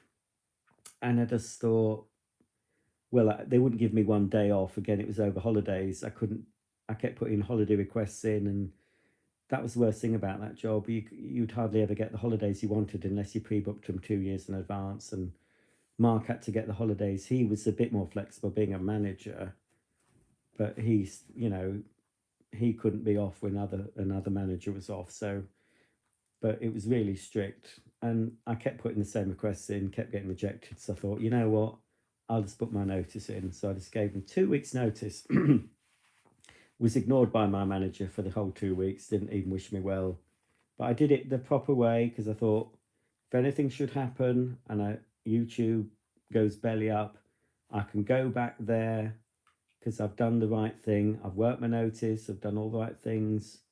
And they probably would have me, because I'd left there once before to be a postman. Absolutely hated that with a passion.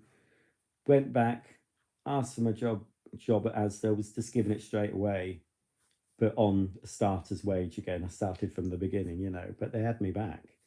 So that's why there's best even if you hate your job. And there was many times I just wanted to storm out and I had a few hissy fits from time to time.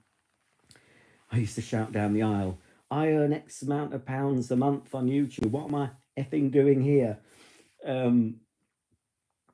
So there were so many times when I had to stop myself. I just always used to go back. Thought, right, just calm down. But yes, so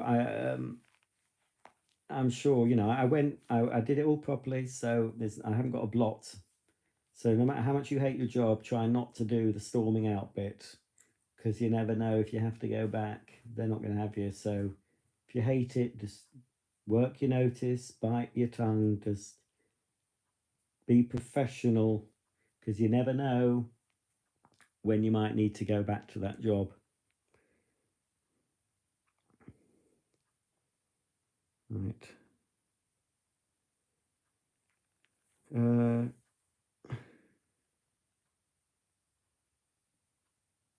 Oh, Elliot got recognised buying Blefaris. I can't pronounce that. I'll just say eye gel. Got recognised buying eye gel at the chemist by the person behind the desk. Also at the zoo. It's a good job you're buying eye gel and not something for your lower portions. I'm going to have a cough. Okay, I haven't had a cough or cold for must be more than a year, but now I've just developed a bit of a tickly cough. It's probably all this. It's been all this talking. I'll be hoarse in the morning. Oh, Chris says at least it was eye gel. Teresa says I know I'm late. Ian put it on, and it took me a minute to realise we were watching a new live. Well, I'm recording a vlog as well. You know, nice edited thing.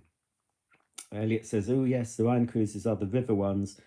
I think Viking do them. If you book one of those, do tell us. We'd love to go. Well, I'd need to get a new passport because mine expired ages ago. Teresa says, I can't wait till we get to go back to England to visit friends and family. I'm going to spend all of my time trying to find you YouTube personalities. Well, you won't find me. I'll be hiding under the bed. Teresa says, lug around a Henry for Roger to autograph for me. Find an oversized key for Elliot and Matt to autograph. Oh, that's what. So Teresa's coming to England with a Henry for me to autograph, and an oversized key for Matt and Elliot. Or maybe a pair of tight jeans. Well, I assume that's for Elliot. They are very tight. Teresa says they'll all be on a Rhine River cruise at this rate. Elliot says, I made sure that YouTube was consistently paying more than my job. Then they tried to put me in a class I didn't want to go in. So on the last day before summer holes, I told them to stick it.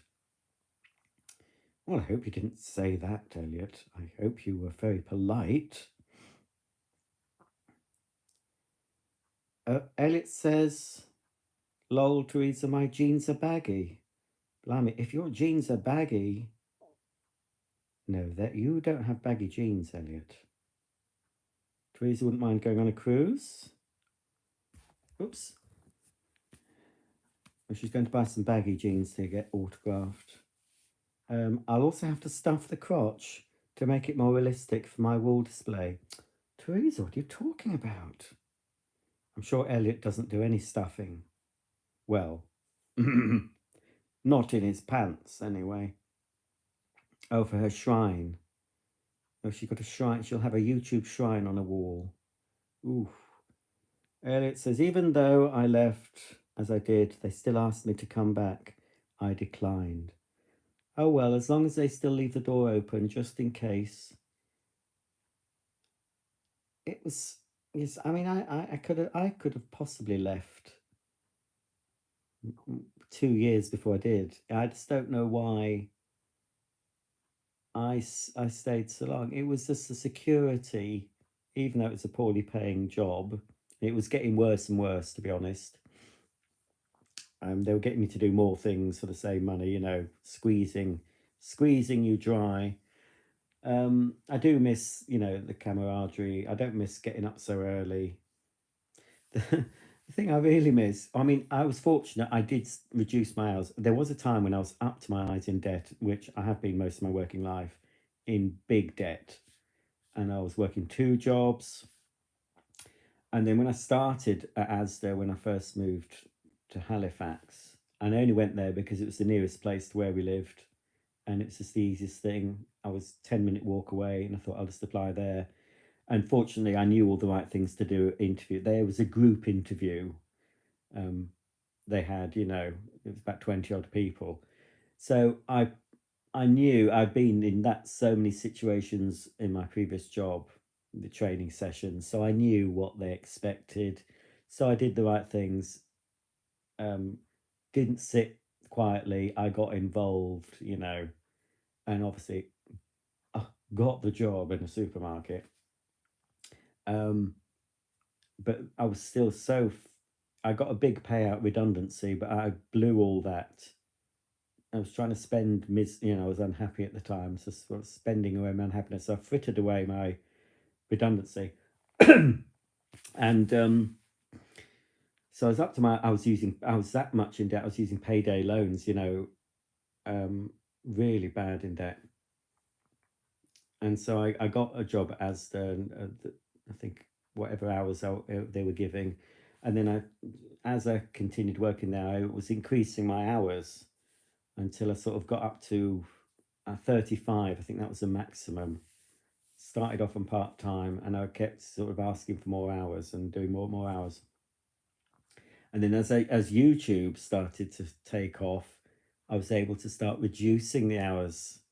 So in the end, I was only working 12 hours. I know it's nothing. I was only working 12 hours a week.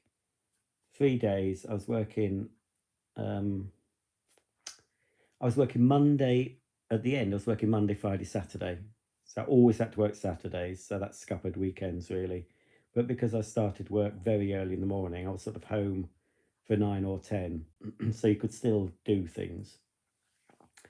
So that was nice, being able to drop the hours. But my colleagues, when they were forcing us to drop hours, it was quite sad to see, because most of the people there, weren't, obviously working in a supermarket, it's not a huge wage. There were a few women there that were sort of there to supplement the household income, but you didn't feel like they had to be there. They were just there to buy extras, holidays and stuff. But there are obviously some who were living sort of hand to mouth, wanting extra hours. So when they came around again wanting us to change our hours and stuff, I said, well, yeah, because I was in the fortunate position I said, well, I can drop my hours in order to save somebody else, or having somebody else who needed the money from dropping their hours. So that was nice to be able to do that. It's good for me as well. I thought, well, crikey. So, but I was still at a job. It's only 12 hours a week, but I was still knackered most of the time, even when I wasn't working, because it was silly hours, very early hours. I had to go to bed early, get up really early.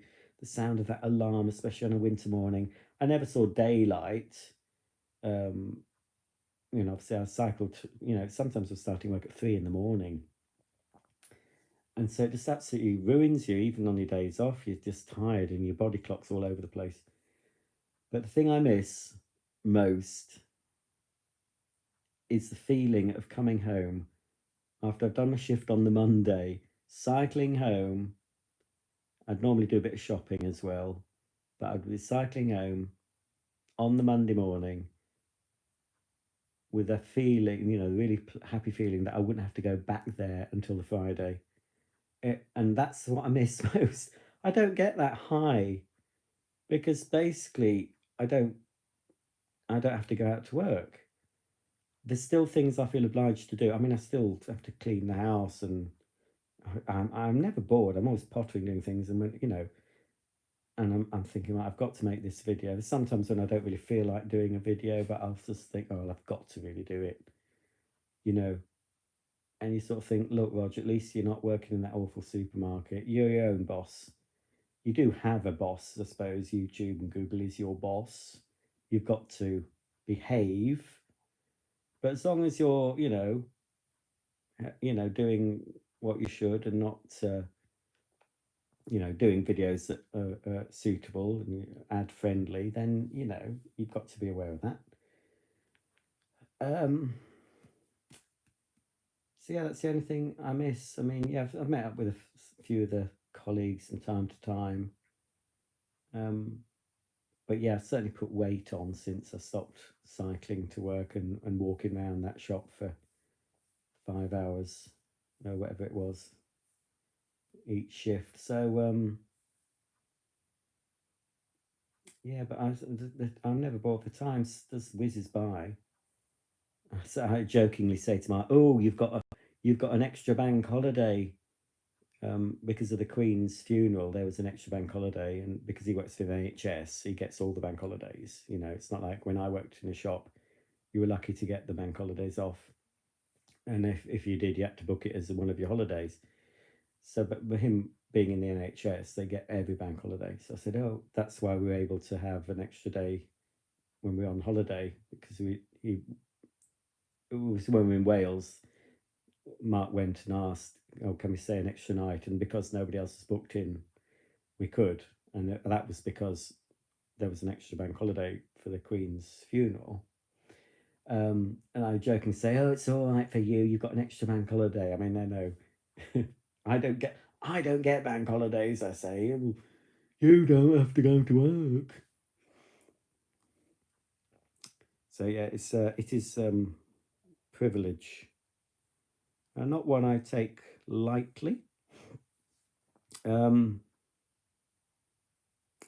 Oh, Elliot says, well, okay, I didn't exactly tell them to stick it, but they were not expecting me to hand my notice, that's for sure.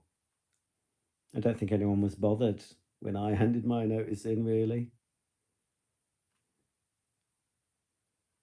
Elliot needs to buy new jeans, the one pair split. I wonder where it's split, Elliot.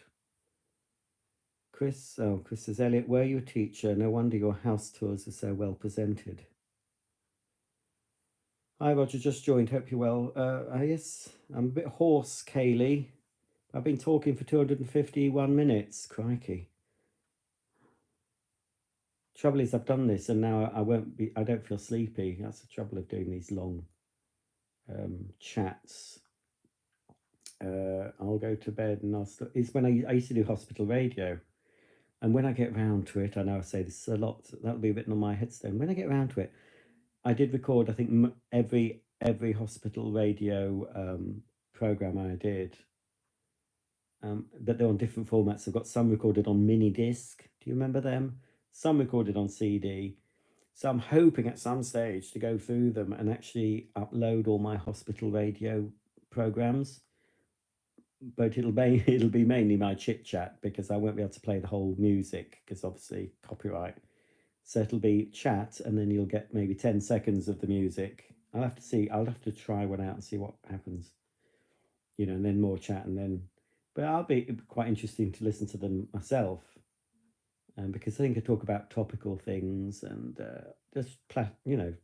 I don't think I had many people listening on Radio Calderdale, but I've heard snippets when I've just come across some of the CDs, and I've listened and I thought, crikey, you almost sound like a professional DJ. But I enjoyed that because I could just sit for, I think it was 2 hours I did, sit for 2 hours and just play music I liked and just chat. You were told not to mention death. I think I did a few times, but that was one subject. You're not to bring up that, not to mention death on the hospital radio. But I think I had to mention the death of one of my dogs once and cried a bit on hospital radio. But as I said, maybe only one or two people were listening. Oh, Elliot was a special needs school for 10 years. Matt was also a teacher of science at secondary. Well, I knew Elliot did something along those lines because he's mentioned that on the cruise about looking for, you know, being wheelchair accessible. Well, Elliot, Mark trained. He went to university to get a degree in occupational therapy. So he's a qualified OT. And and he was an OT, and that an OT goes around visiting people's homes and assessing their needs, supplying them with equipment to help them live in their homes, you know, like grab rails and you know, bath support things, all, you know, things like that. That's what he used to do. And then he was also a ward manager for a few years. So he's chopped and changed. He's the management now of a team. So he works in older people's mental health. So he can actually, apparently he's got the power. Well, he hasn't got the power to section someone, but he has got the power to get someone to section someone. You know, he can't do it himself, but he can make the decision if someone needs to be sectioned. He can actually say, I thought, crikey, I better watch my step then. So yes, he's a manager at yes, he's involved with people with mental health and dementia, and you know, even people, you know, with suicidal tendencies. He's very good. I don't really get involved with what he does, but I know, you know, I know he's pretty good at what he does. I'm pretty proud of him because, you know, he didn't really do well at school. He didn't like school. And he sort of drifted in and out of jobs. He's worked for retail. He's worked in a pub. He worked selling cars. He likes cars. And then while he's working in the pub, I think he sort of got the idea of getting into care when the pub was fairly near the hospital, I think, in York. And you'd get nurses and other healthcare professionals coming in and chatting.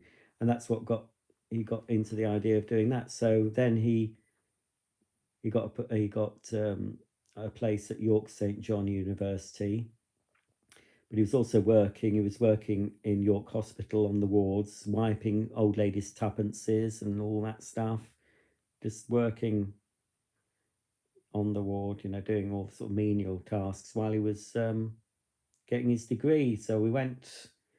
I went and watched him get his degree in York Minster with his mortarboard on. So yeah, he sort of, yeah, I'm proud of him actually. I wouldn't dare tell him that. So yes, he decided what he wanted to do and went about doing it.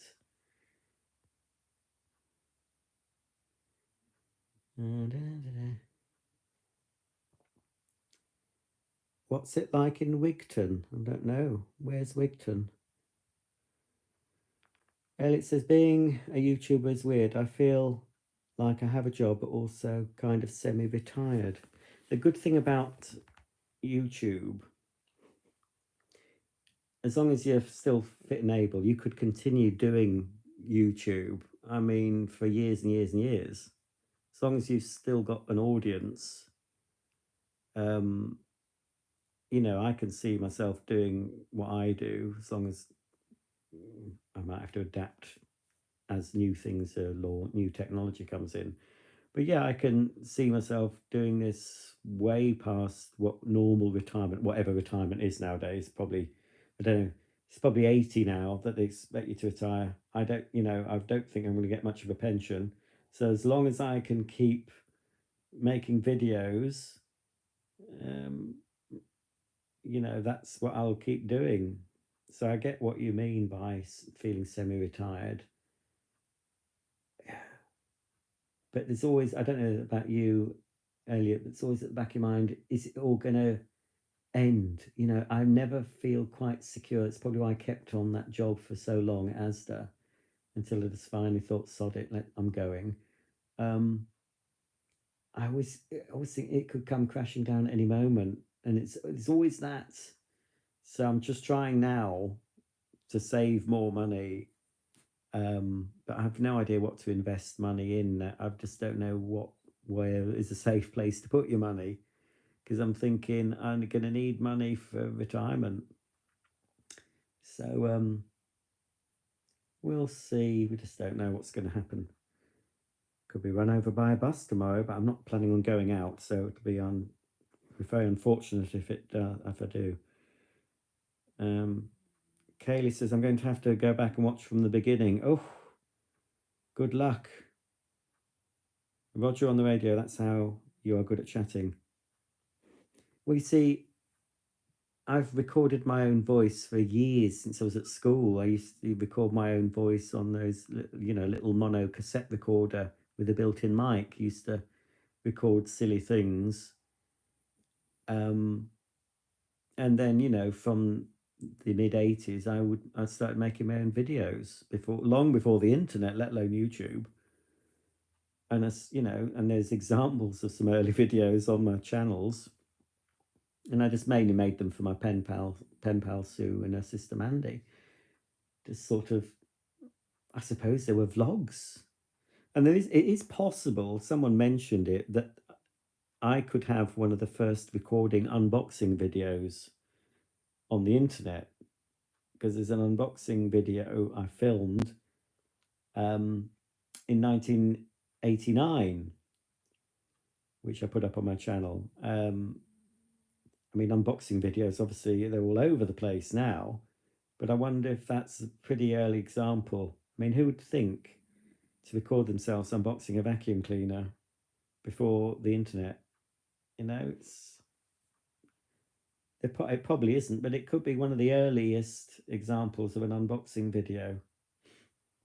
And a genuine, you can see from how I look, I was 20.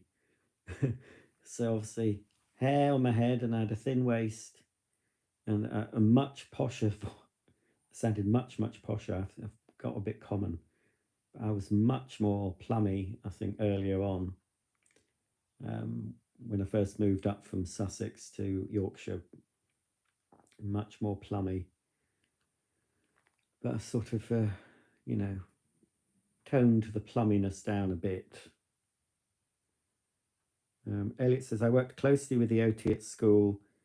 I was the manual handling trainer, where I did risk assessments on wheelchairs and hoists, etc. That's interesting. I remember we had to do manual handling training. That was compulsory. That was on fire, at work. Just about how to lift a box. I know manual handling in that case probably about lifting people and things, but we had to do it lifting boxes and keep your back straight, bend your knees, all that. How's the Hoover Logic? The Hoover Logic is still got the same problem. I haven't touched it since it almost melted in my kitchen. I've still got it, and maybe one day I'll get it out again and see if I can fix it. Or maybe one day I'll just say, oh, let's just take it to the tip. Who knows? Oh, Elliot's saying, yes, it's at the back of my mind, but I think YouTube will be around a long time. I hope so. I mean, for all it's got faults, it's not perfect, and some people are going elsewhere because they don't like the censorship. But it is still the most popular video sharing platform, isn't it? So,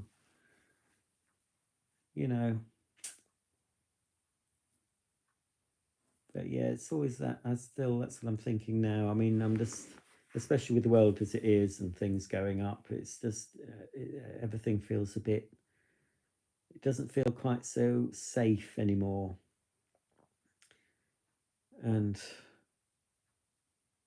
yeah, I'm just starting to think about sort of, well, apart from saving a lot more than I'm saving now, although I have no idea how much money is in my bank account. But I know it shouldn't all be there. I should be moving it into other places. I've got a few things, a few bonds and other things saved. But I really need to do a lot more, spread out savings. But yeah, the fact I've no idea what's in my account, but in the past I was having to check my account all the time, worried that I'd go overdraw, or I'd overdraw my overdraft. I always went into my overdraft every month, but if you went over the overdraft, then you get charges upon charges, and I got into a right pickle. But now I'm in the other position where, well, I don't look at my bank account, because I know whatever, more or less, unless I decide I want to go and buy a car. But in a shop, like I was in M&S on last Sunday, just picking items that I wanted. I didn't even look at the price. And that is, I know for people who living hand to mouth, that's,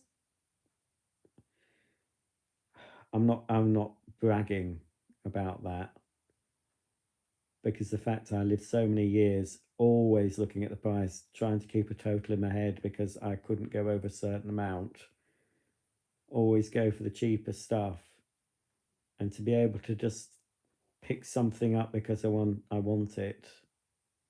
And I'm not, I'm only talking about food. I'm not talking about extravagant things.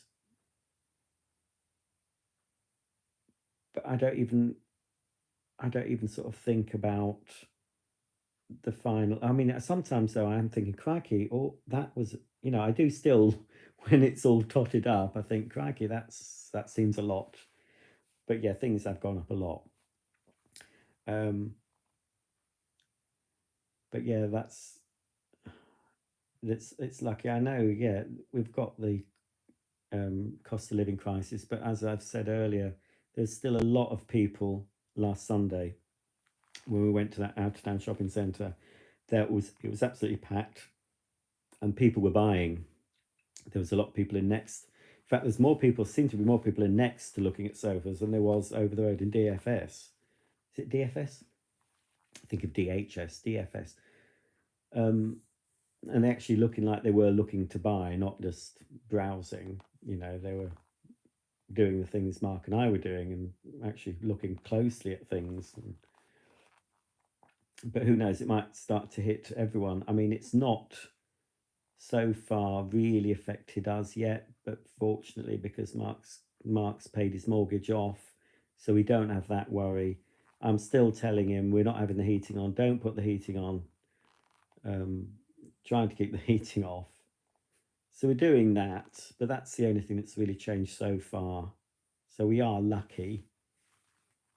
But people with mortgages who are having to find an extra couple of £100 or so maybe, and they're already, very tight on a budget, how are they going to cope? I mean, it's ridiculous. I don't know how anyone could afford a house. Most people can't afford to buy a house these days. Mark was, I mean, he did get some help from family, and when his parents died, he got a bit of money there, and he managed to pay his mortgage off quicker. I think it was once a year he would go into the actual building society and pay an extra amount off. You couldn't just do it willy-nilly, because you get it's ridiculous. You get penalized for paying something off early unless you did it.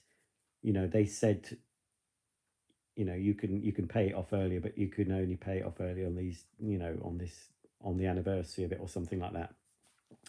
Trouble is, as I said, I've always been in debt. No, I'm not in debt now, but most of my working life I've been in debt. And well, before I worked, I had a catalogue.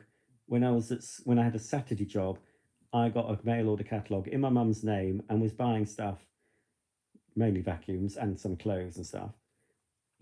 My mum knew about it. She knew I was buying stuff on a catalogue with her name on it, and sending off the check once a month to pay to pay the things off. So I've been in debt, all my life, all my adult life, and bit before. I'm not in debt anymore. Well, I have a little bit of debt, but it's interest-free debt. PayPal, where you can spread it over for interest-free, that sort of debt. I forgot what I was going to say. But yes, so I do. I mean, I'll have spent out thousands and thousands of pounds on interest needlessly, because I've just it's the trouble. You want you in the 80s it was so easy to get credit. You were offered a store card in every shop you go into. Do you want our store card? You can get 10% off, and you could just sign up. And working in a shop, we plugged the store card, and it was quite a simple form. You just had to get the customer to fill in a simple form. You'd ring a number, give the details, and they would all say yay or nay, and they would get a store card, get the 10% off. But debt you know, a credit card isn't credit, it's debt. They should call them debt cards, because I know this better than anyone. Well, no, everyone's in debt, but I mean, as I said, I've been in debt all the time. Debt is slavery. You're in debt. You know you haven't got the freedom to do much. You just have to keep servicing that debt. The more you want to buy, the more debt you get in. The more you want to keep up with the Joneses, debt. You want a flasher car, then you've got. You want to look cool to strangers, you know, at the traffic light. More debt, and you're just kept in that cycle. And it's only the fact that YouTube came along that I was out. I was fortunate. I got myself out, and I was paying off my debts. But I used to get those consolidation loans, thinking that's the answer. So the debt would be cleared. But then you feel, oh, right, so you've got a smaller monthly payment, and you think you're rich again, and then you get into more debt. It's just a vicious cycle, and I just fell for it every time because I wanted stuff, and I just got into debt. And I didn't really lose sleep. There was a few times, and it got me a bit worried, but I didn't lose sleep over it. I could have had my own house by now if I'd been savvy, you know. I don't have my own house. That's Mark's house I live in. So, you know, I'm not in the best position still. I don't feel secure. But yes, if I played my cards right, all the years I lived with my parents, paying them a bit of rent, I could have been saving and saving and saving. And I would have been able to I would have owned my own house certainly by now if I'd been savvy. But I wasn't. So I always have to try and remind myself. I mean, I still, even though I can afford things, I'm still always looking for the cheapest deal. There's occasions when I've splurged a bit because I think, well, I can afford it. But I'm still looking at offers when I'm shopping online. I'm just go compare all the prices, because I still don't want to pay £10 more than somewhere else if I don't have to pay it. And normally when I do a supermarket shop, it's always the offers. And, you know, there's odd things I will buy, you know, not on offer because I like them. I want to eat them. But on the whole, I won't buy certain things I won't buy unless they are on offer. But yeah, I'm not very good with my money at all. I've got, as I said, I've got a few investments, but nothing like I should have. So,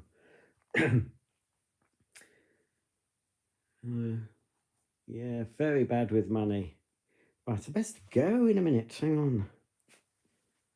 In fact, I need to visit the laboratory.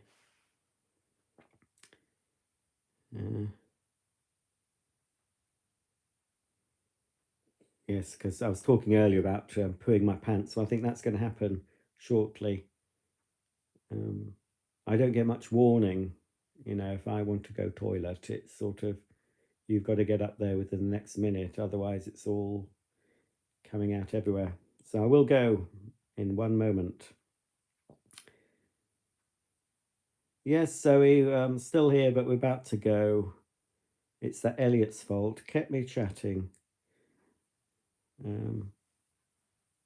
Well, no, I didn't buy any Percy Pigs, actually, in M&S when I was in there. I did buy some Belgian chocolate-covered cashew nuts.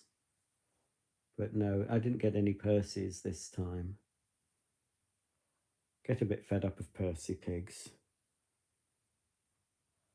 Well, hopefully, Elliot, I don't know how long your fixed mortgage has got left. Hopefully it's got a while, and with any luck there'll be a bit of stability, and you'll be able to negotiate a new fixed rate that's better or equal to what you're paying now. But yes, I mean, I'm not going to give you financial advice because I'm the last person to give financial advice to anyone, but I'm sure you're saving money, but obviously having a house and a mortgage. I mean, I don't really know how much a house costs to run. I just pay Mark.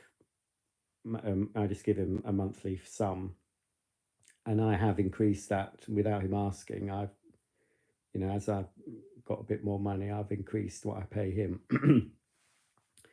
So what I pay him certainly covers, all the bills, and I buy all my own food. But I buy stuff for the house. So we don't go halves on.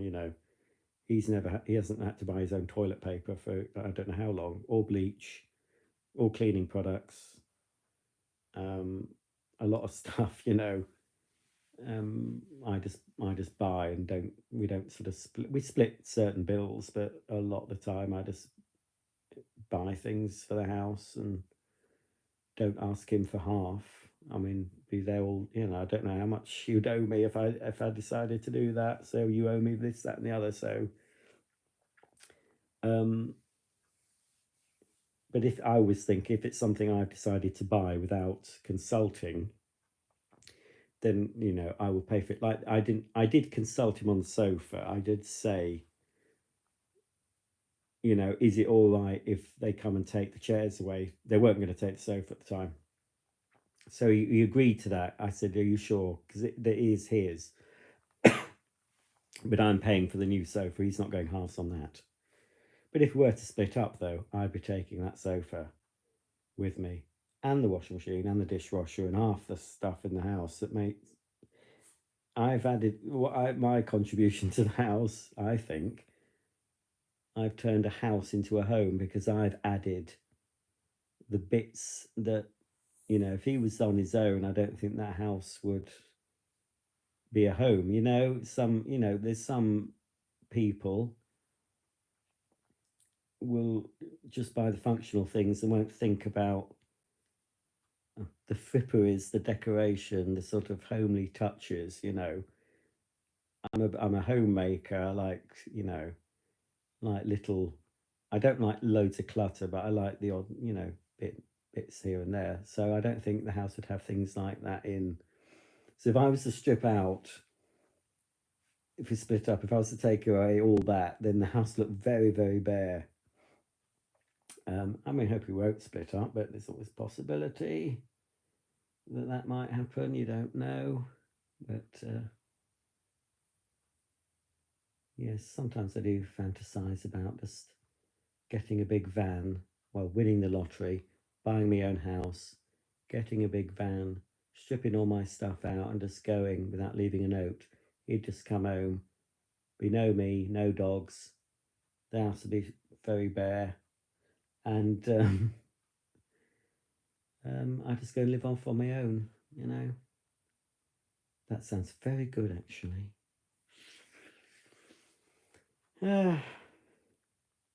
I do sometimes think about that. Not often.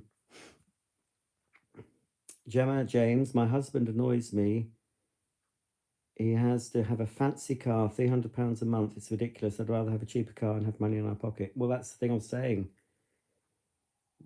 My Mark likes his cars, and he likes to get a new car about once every 3 years. But I think he's not going to be doing that with the car he's got now. I mean, we changed the car so it would tow a heavier caravan.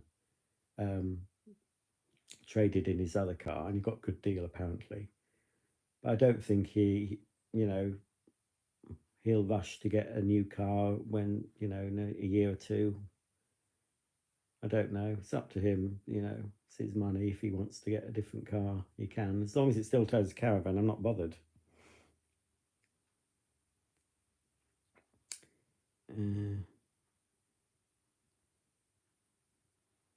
No, that don't impress me much. Yeah. So you got a fancy car? I'm not impressed by. I don't know. I'm not impressed by cars. I don't think I'm not impressed by. I'm not envious either of other people who've got a bigger house. I mean, I'd love a utility room, yes, but I'm not envious of people that've got a utility room or a bigger house. I'm fairly content. I would like some nice, I mean, I can't say I'm very, very lucky. no, it's a fairly modest house I live in. It's a nice house. It's in a nice quiet area. We've got a garage, we've got a parking space, got a bit of a garden, you know. So I'm better off than many people, many people. But you know, you always want a little bit more. I mean, I would like a detached. I'd love a utility. You know, I'd love an outbuilding where I could store stuff. You know, but I'm not jealous of people that have got that, because you know, if they've got it, they've worked for it, or they've won the money or inherited it, whatever. So yeah, you've got to be grateful for what you have, really. Um, Especially if you know you've got more than a lot of people. You know, I see things on TV, these poor people that live in tower blocks or rented accommodation with damp on the walls, and you know, a Bush vacuum cleaner from Argos, an Indesit washing machine, and I know I'm being a bit silly there, but so yeah, I do count my blessings, and that's important, I think. Even if you want you want the next iPhone, or you want a bigger car, or a newer car, or whatever, you do get to a stage in life where you start to think, doesn't really make you happy, does it, to get another car? It might, you know, you get a buzz. I mean, I buy stuff because you do get the buzz. You get a buzz from unboxing new stuff, but that doesn't last. Then you have to buy another and another. I mean, I do, you know, I do that, but I'm going to sort of, as I said, I'm going to really up the selling of the vacuums I don't want, which is probably 3/4 of them that I have. I mean, I've got hundreds. There'll be a core selection that I want to keep as long as I can, till I have to get rid of them one day. But as I said, going forward on my channel, just once I buy one in, one out, you know, that's the thing. Buy the modern machines to review, then just sell them on, because they're not collectibles, you know, for me, the modern machines. But I like using them, I like showing them and experiencing them, but they're not ones I'd want to use all the times. Pardon me. So yeah, I should just get rid. So yeah, when I go back home after Mark's decorated the living room, and hopefully got some new sofas on the way.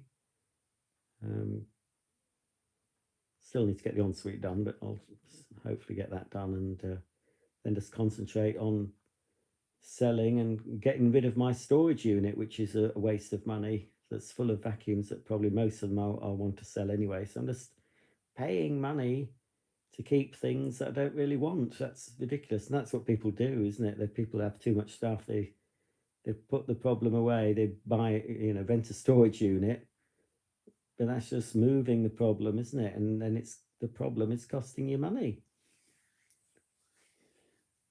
I really want to live in a home that looks like a show home, and it doesn't at the moment. Parts of it look respectable, but that's the parts I show on camera. You know, some of it's an absolute tip, and I hate it. I want it to be all clear and freshly decorated. It's looking a bit tatty upstairs now, very tatty, in fact. But start with the ensuite. Hopefully they'll do that, and then I'll start the decorating from the top of the house. You know, work my way down, and a bit of new carpet that needs replacing, and then just maintain it as a lived-in show home. That's the look I'm wanting. I don't want it to be perfect.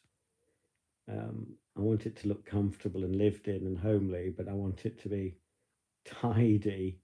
I've never had a dirty house. It's always clean, but it's untidy, and you can't clean properly if there's clutter.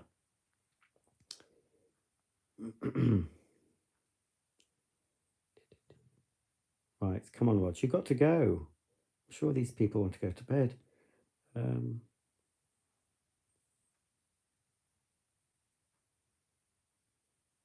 Lol, we can both chat for Britain. We should do a podcast. What is that? You and me, Elliot? What would we call it? Think of a name. You never stop chatting. And all the products. Elliot says, yes, you've made a house a home, and that adds value to the home and the relationship. Well, I don't know about that. But I do tell Mark off sometimes, because sometimes he sort of sticks his nose into concerns around the home that are not his concern. And I have to speak, I have to raise my voice to him and say, look, you have no clue. He doesn't, he's admitted he can't picture things, where I can see something in a shop or on the internet and I can picture it in the house. I can visualize stuff, and he can't do that.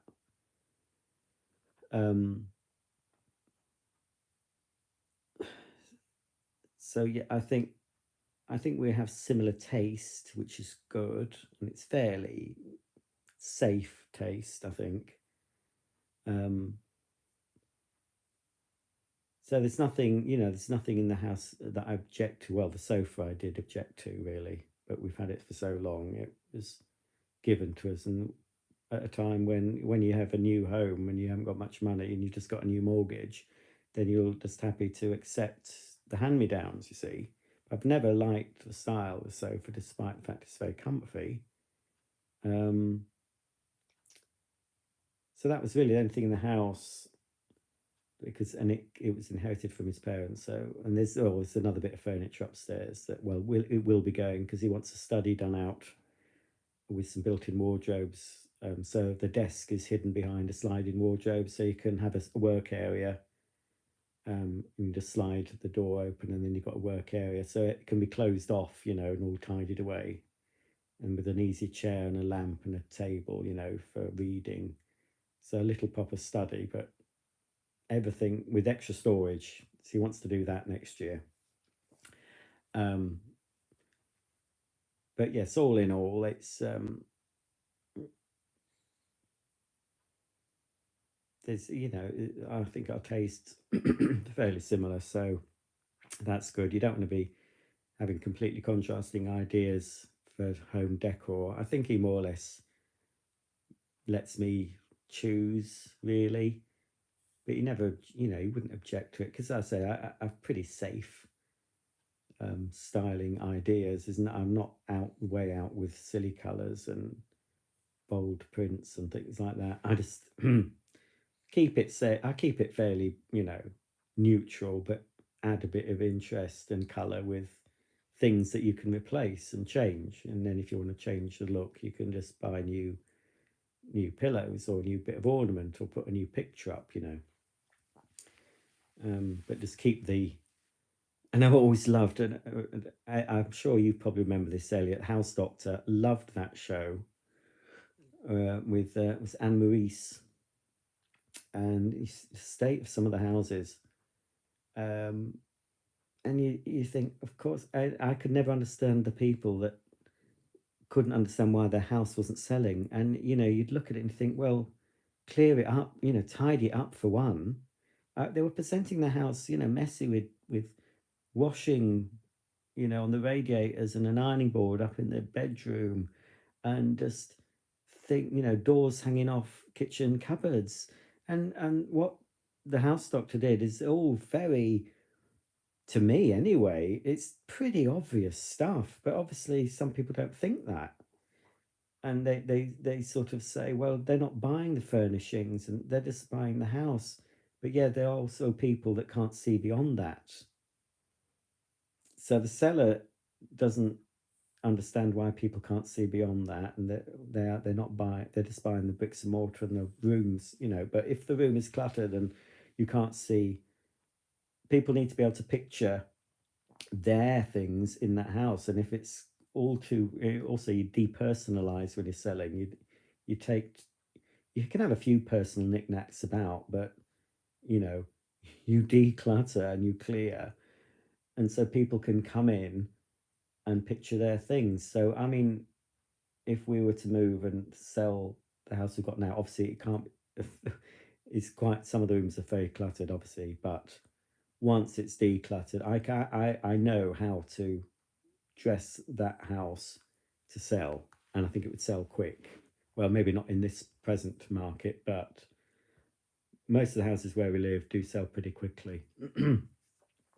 But I know how, how to present it, de-dog it, depersonalize it, make sure it's spotlessly clean, and you pick up design hints.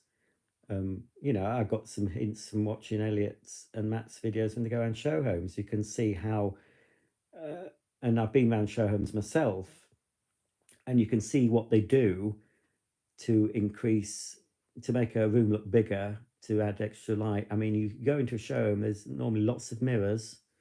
They even use wallpaper that's a bit reflective as well to brighten a room. So people who design, Elliot's the best person to talk about this, but people who design the show homes know the tricks. I say tricks. Not saying it's a trick is like deceiving someone. It's not like a trick, but they know the best placement of furniture. They know how to present a home in the best way. And some of the designers do a few crazy things just to add a bit of interest and impact, because modern build houses can look a bit boxy, so they do some unusual paint and other design things. So I'm not in for doing that sort of thing. Is that it's quite a small house. It's 3-story, but it's quite small. So I know basically light colours on the walls, light carpeting, a neutral palette, and then, as I said, brighten up. Not too much. That's another mistake people make, I think, where they put too much furniture in a room, or have too big a sofa in a small room. You can have a small front room and have a huge corner sofa and a huge TV, and it looks ridiculous. And when you're living in it, that's fine for them, but when you come to sell it, it just makes that room look tiny. So you've got to. That's why I'm thinking, well, we're rumming and on what size sofa to get. I can picture where it's going to go and think, oh no, it's going to be okay. We're going to get a large sofa, not a medium one, but it's not going to overpower the room. So yeah, I mean, there's a lot that people can do with no money, or you don't have to have any money to make your home look presentable. Just start cleaning and decluttering. That's the first things you do before you do anything else. Well, declutter is the first thing, because you can't clean a cluttered house. Declutter and then just get it as clean as you can. If you want to sell your home, I'm sure Elliot will agree with everything I've said there, hopefully.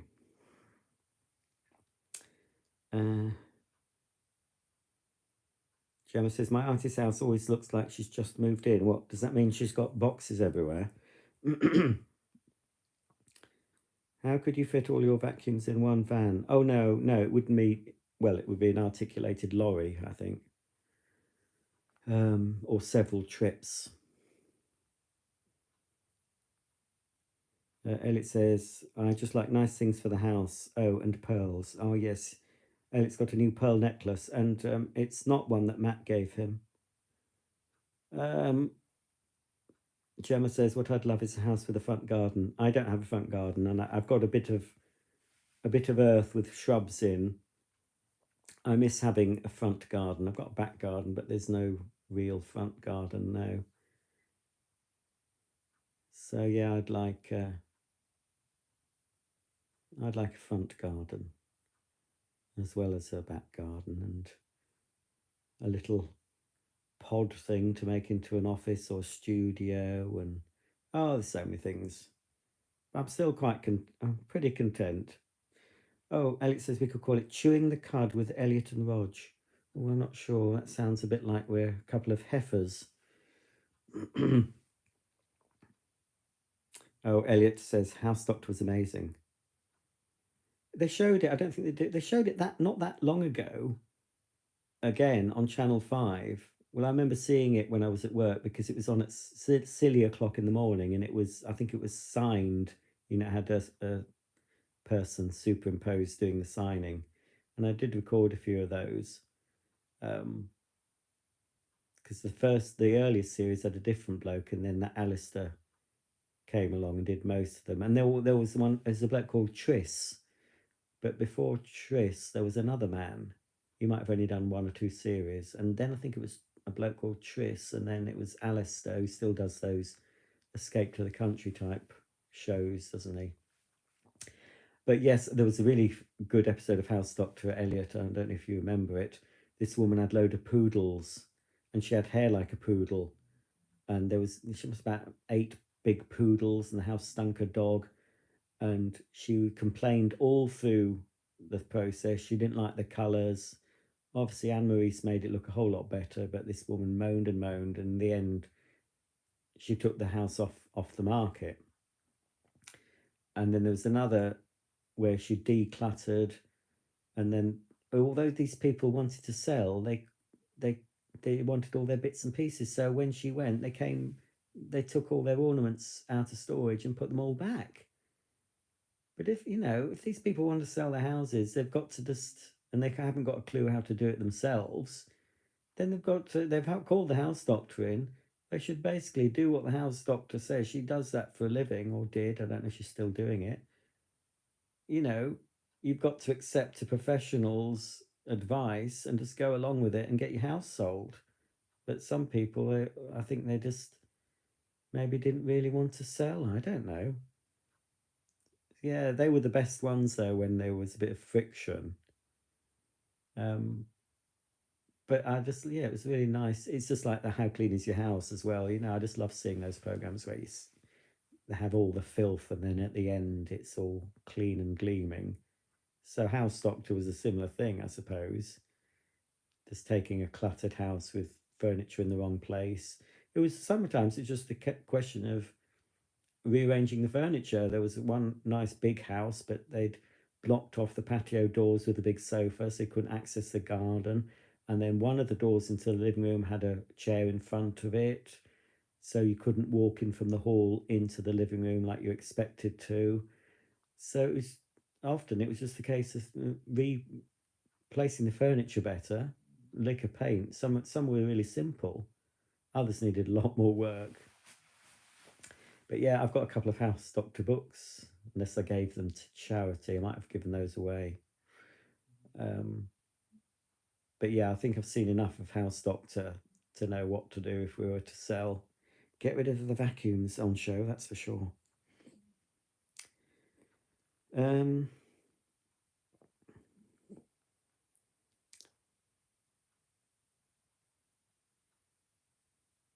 Yes, House Doctor, that's right. She just decluttered, painted things neutral, improved that's right, curb appeal. I forgot about curb appeal. I didn't like changing rooms as much because you could always tell with changing rooms I expect they looked better on camera than they did in real life. It was all a bit slapdash and a bit sort of like Blue Peterish, sort of bodging. You know what I mean? There was a famous episode of Changing Room where the woman absolutely hated it as well. She really was upset. I'd never be able to do that. I wouldn't want to put a room of my house in the hands of someone else. And there was another one, was it 60-minute makeover? I thought they spent a lot more money than changing rooms. But, how can you really do everything in 60 minutes properly? It looked good on camera, but you always thought a couple of weeks down the line, things will start falling to bits and, this and that won't be right. But I enjoyed that show as well. That was quite nice when they came back and didn't know what had happened, and that was normally done tastefully. It wasn't painting stuff, bright colours and what have you. But that was in the 90s. it was very. I seem to remember the 90s home style was quite primary colours, wasn't it? It was a bit bright, and we got sort of chintzy period in the 80s with all the bloody stenciling and the rag rolling and the pastel colours and the chintz, didn't we? And in 90s it became a bit more minimalist, I think. Plain walls replaced all the stencils and the self-adhesive borders that people used to stick up, and we had all that stuff. I don't think our house ever looked sort of like the 80s houses you see on TV. It had elements of that. It was, I think most houses in reality were a mishmash of different decades, you know. Certain things were fashionable in the 80s, certain items, jardinières, I seem to remember, plant terrariums, all those bottle gardens. Do you remember those? They seem to be quite big in the 80s. I love, I'm really pleased that I've got footage of my old house in York from the 80s, and you look at the thing, you think, crikey, why did my mum choose that? You know, but at the time, you know, it was fashionable. You used to, your toaster and kettle used to match your flowery eternal bow, I seem to remember, was a very popular design. You could get it in everything: your toaster, your kettle, your slow cooker, your oven gloves, your tea towels, your tea set, your tray. You know, eternal bow, was it Bilton's tableware? I think they did it in. I'm sure certain people will remember that particular design, sort of a creamy background with this sort of tulipy flower on. Quite subtle, it wasn't bright, it was quite subtle shades. But Swan, yeah, they made eternal bow kettles and toasters, possibly even an iron. But everything had to match, everything matched. Oh, I've got to go, you know, I keep saying this. Right, come on, right, I'm just going to get to the end of this. It's nearly 1 o'clock. Oh, it's past 1 o'clock. Elliot says the show home designers are now using paint on ceilings to define spaces, like working from home. Yes, I've seen some of those. I don't think I'd be able to do that. I hate painting ceilings. That's the worst thing about decorating ceilings, even just painting it plain. Elliot agrees with everything I've said. Of course, I am right. Gemma says, no, she doesn't have boxes, just no cushions, ornaments, or anything to make it cozy. Oh, I see what you mean. Well, some people don't want to do that. Don't know. Alice always wanted a conservatory. Oh, Elliot remembers the poodle lady. Also the bird lady from How Clean Is Your House? Oh, was that? Did she have a bird that used to she just let fly around the living room and poo everywhere? Was that that one? Gemma says, don't get a conservatory. We moved into a house with one. Too hot in summer, cold in winter, even with a radiator. Yeah, we had one where, well, they called it sunroom. Basically, you couldn't use it in the winter. Yeah, it was too cold. But I suppose if you got one that's bricked and properly insulated, I'm sure newer ones are more insulated and can be used more all year round. I think a better thing is to sort of have an extension with, you know, a brick built extension with a sloping roof and Velux windows, like Matt and Elliot extended their kitchen. You could do that sort of thing. But yeah, I'm sure they're a lot better than they used to be. A lot, you can, you know, keep them warmer in winter these days, I expect. Alice says, I remember House Doctor being very particular about her dog, saying she bathes her dog fortnightly. Oh yes, well, she always said about doggy odour. She used to come in, didn't she? And I love dogs, but I don't love the smell. Because yes, you don't know when you've got pets, you're used to the smell, but when people come in, they'll notice it. I've noticed the smell in our house. It's not a dog smell, but when we've been away on holiday and come back, it's more of a chemically smell. I mean, I don't know if that's because I put half a ton of bleach down the toilets and sinks before we go. Could be that, I suppose. But you don't notice because I keep the house very well aired. You know, even in winter, I open windows for a bit to let a change of air, and then I close them. And I always normally have the windows cracked, at least, certainly in my bedroom. Even in the coldest winter, I would want it cracked just to allow air to circulate a bit.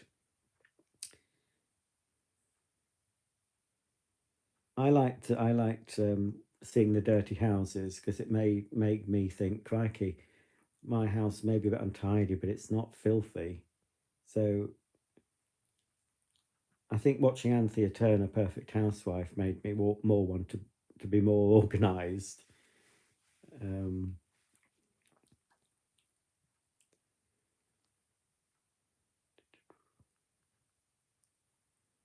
oh yeah, you see, there was a lot of copycat shows. The Obsessive Compulsive Cleaner, that was okay, but you can't beat Kim and Aggie. The original and best. Really, you can't. I've got a How Clean Is Your House board game somewhere. Never opened it. I wonder what it's like to play.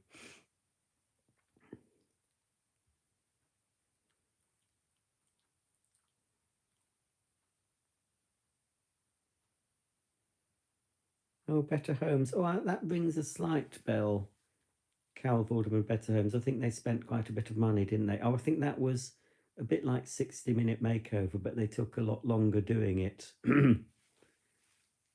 Yeah, it wasn't one of these quick jobbies.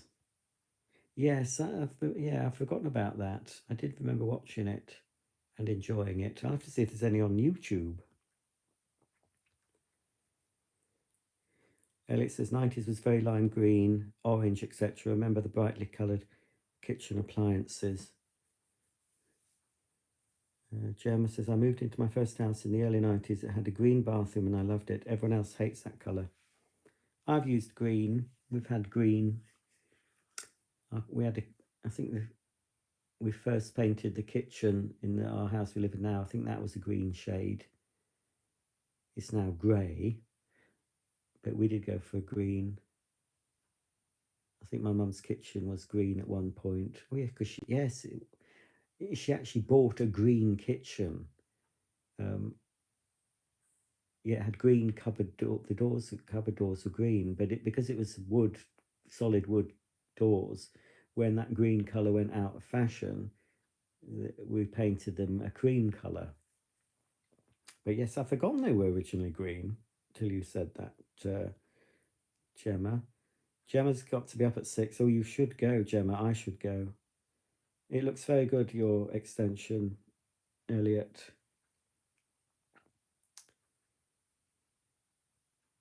And it says, when we came back off holiday, the house was fresh as a daisy.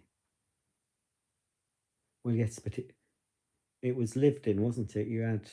Was it Matt's parents? So they would have been living in it and keeping it aired, you see. It's when you leave a house and it's left shut up, that's the thing. And you close all the windows and whatever. Then that's the first thing I do when I come home off holidays, just open as many windows just to air the house out again. But yes, as you're actually living in it, you are, doors are getting opened, and I always like to air the house out. Why I'm up so late, I don't know. I've no idea because I've been chatting for 308 minutes, and I'm very hoarse now from all the talking, and I'm all alone. Thought I'd go on, have a bit of a chat. Didn't realise I'd still be talking at nearly 1:15, so I really have to go. I'll be saying that at 4 in the morning, won't I? Elliot says, oh, I was saying tuppence for your thoughts, just so I can say tuppence. Oh no, but but the saying is penny, isn't it, though? I know tuppence is a nice word to say, but penny for your thoughts is the correct saying, but tuppence does have connotations.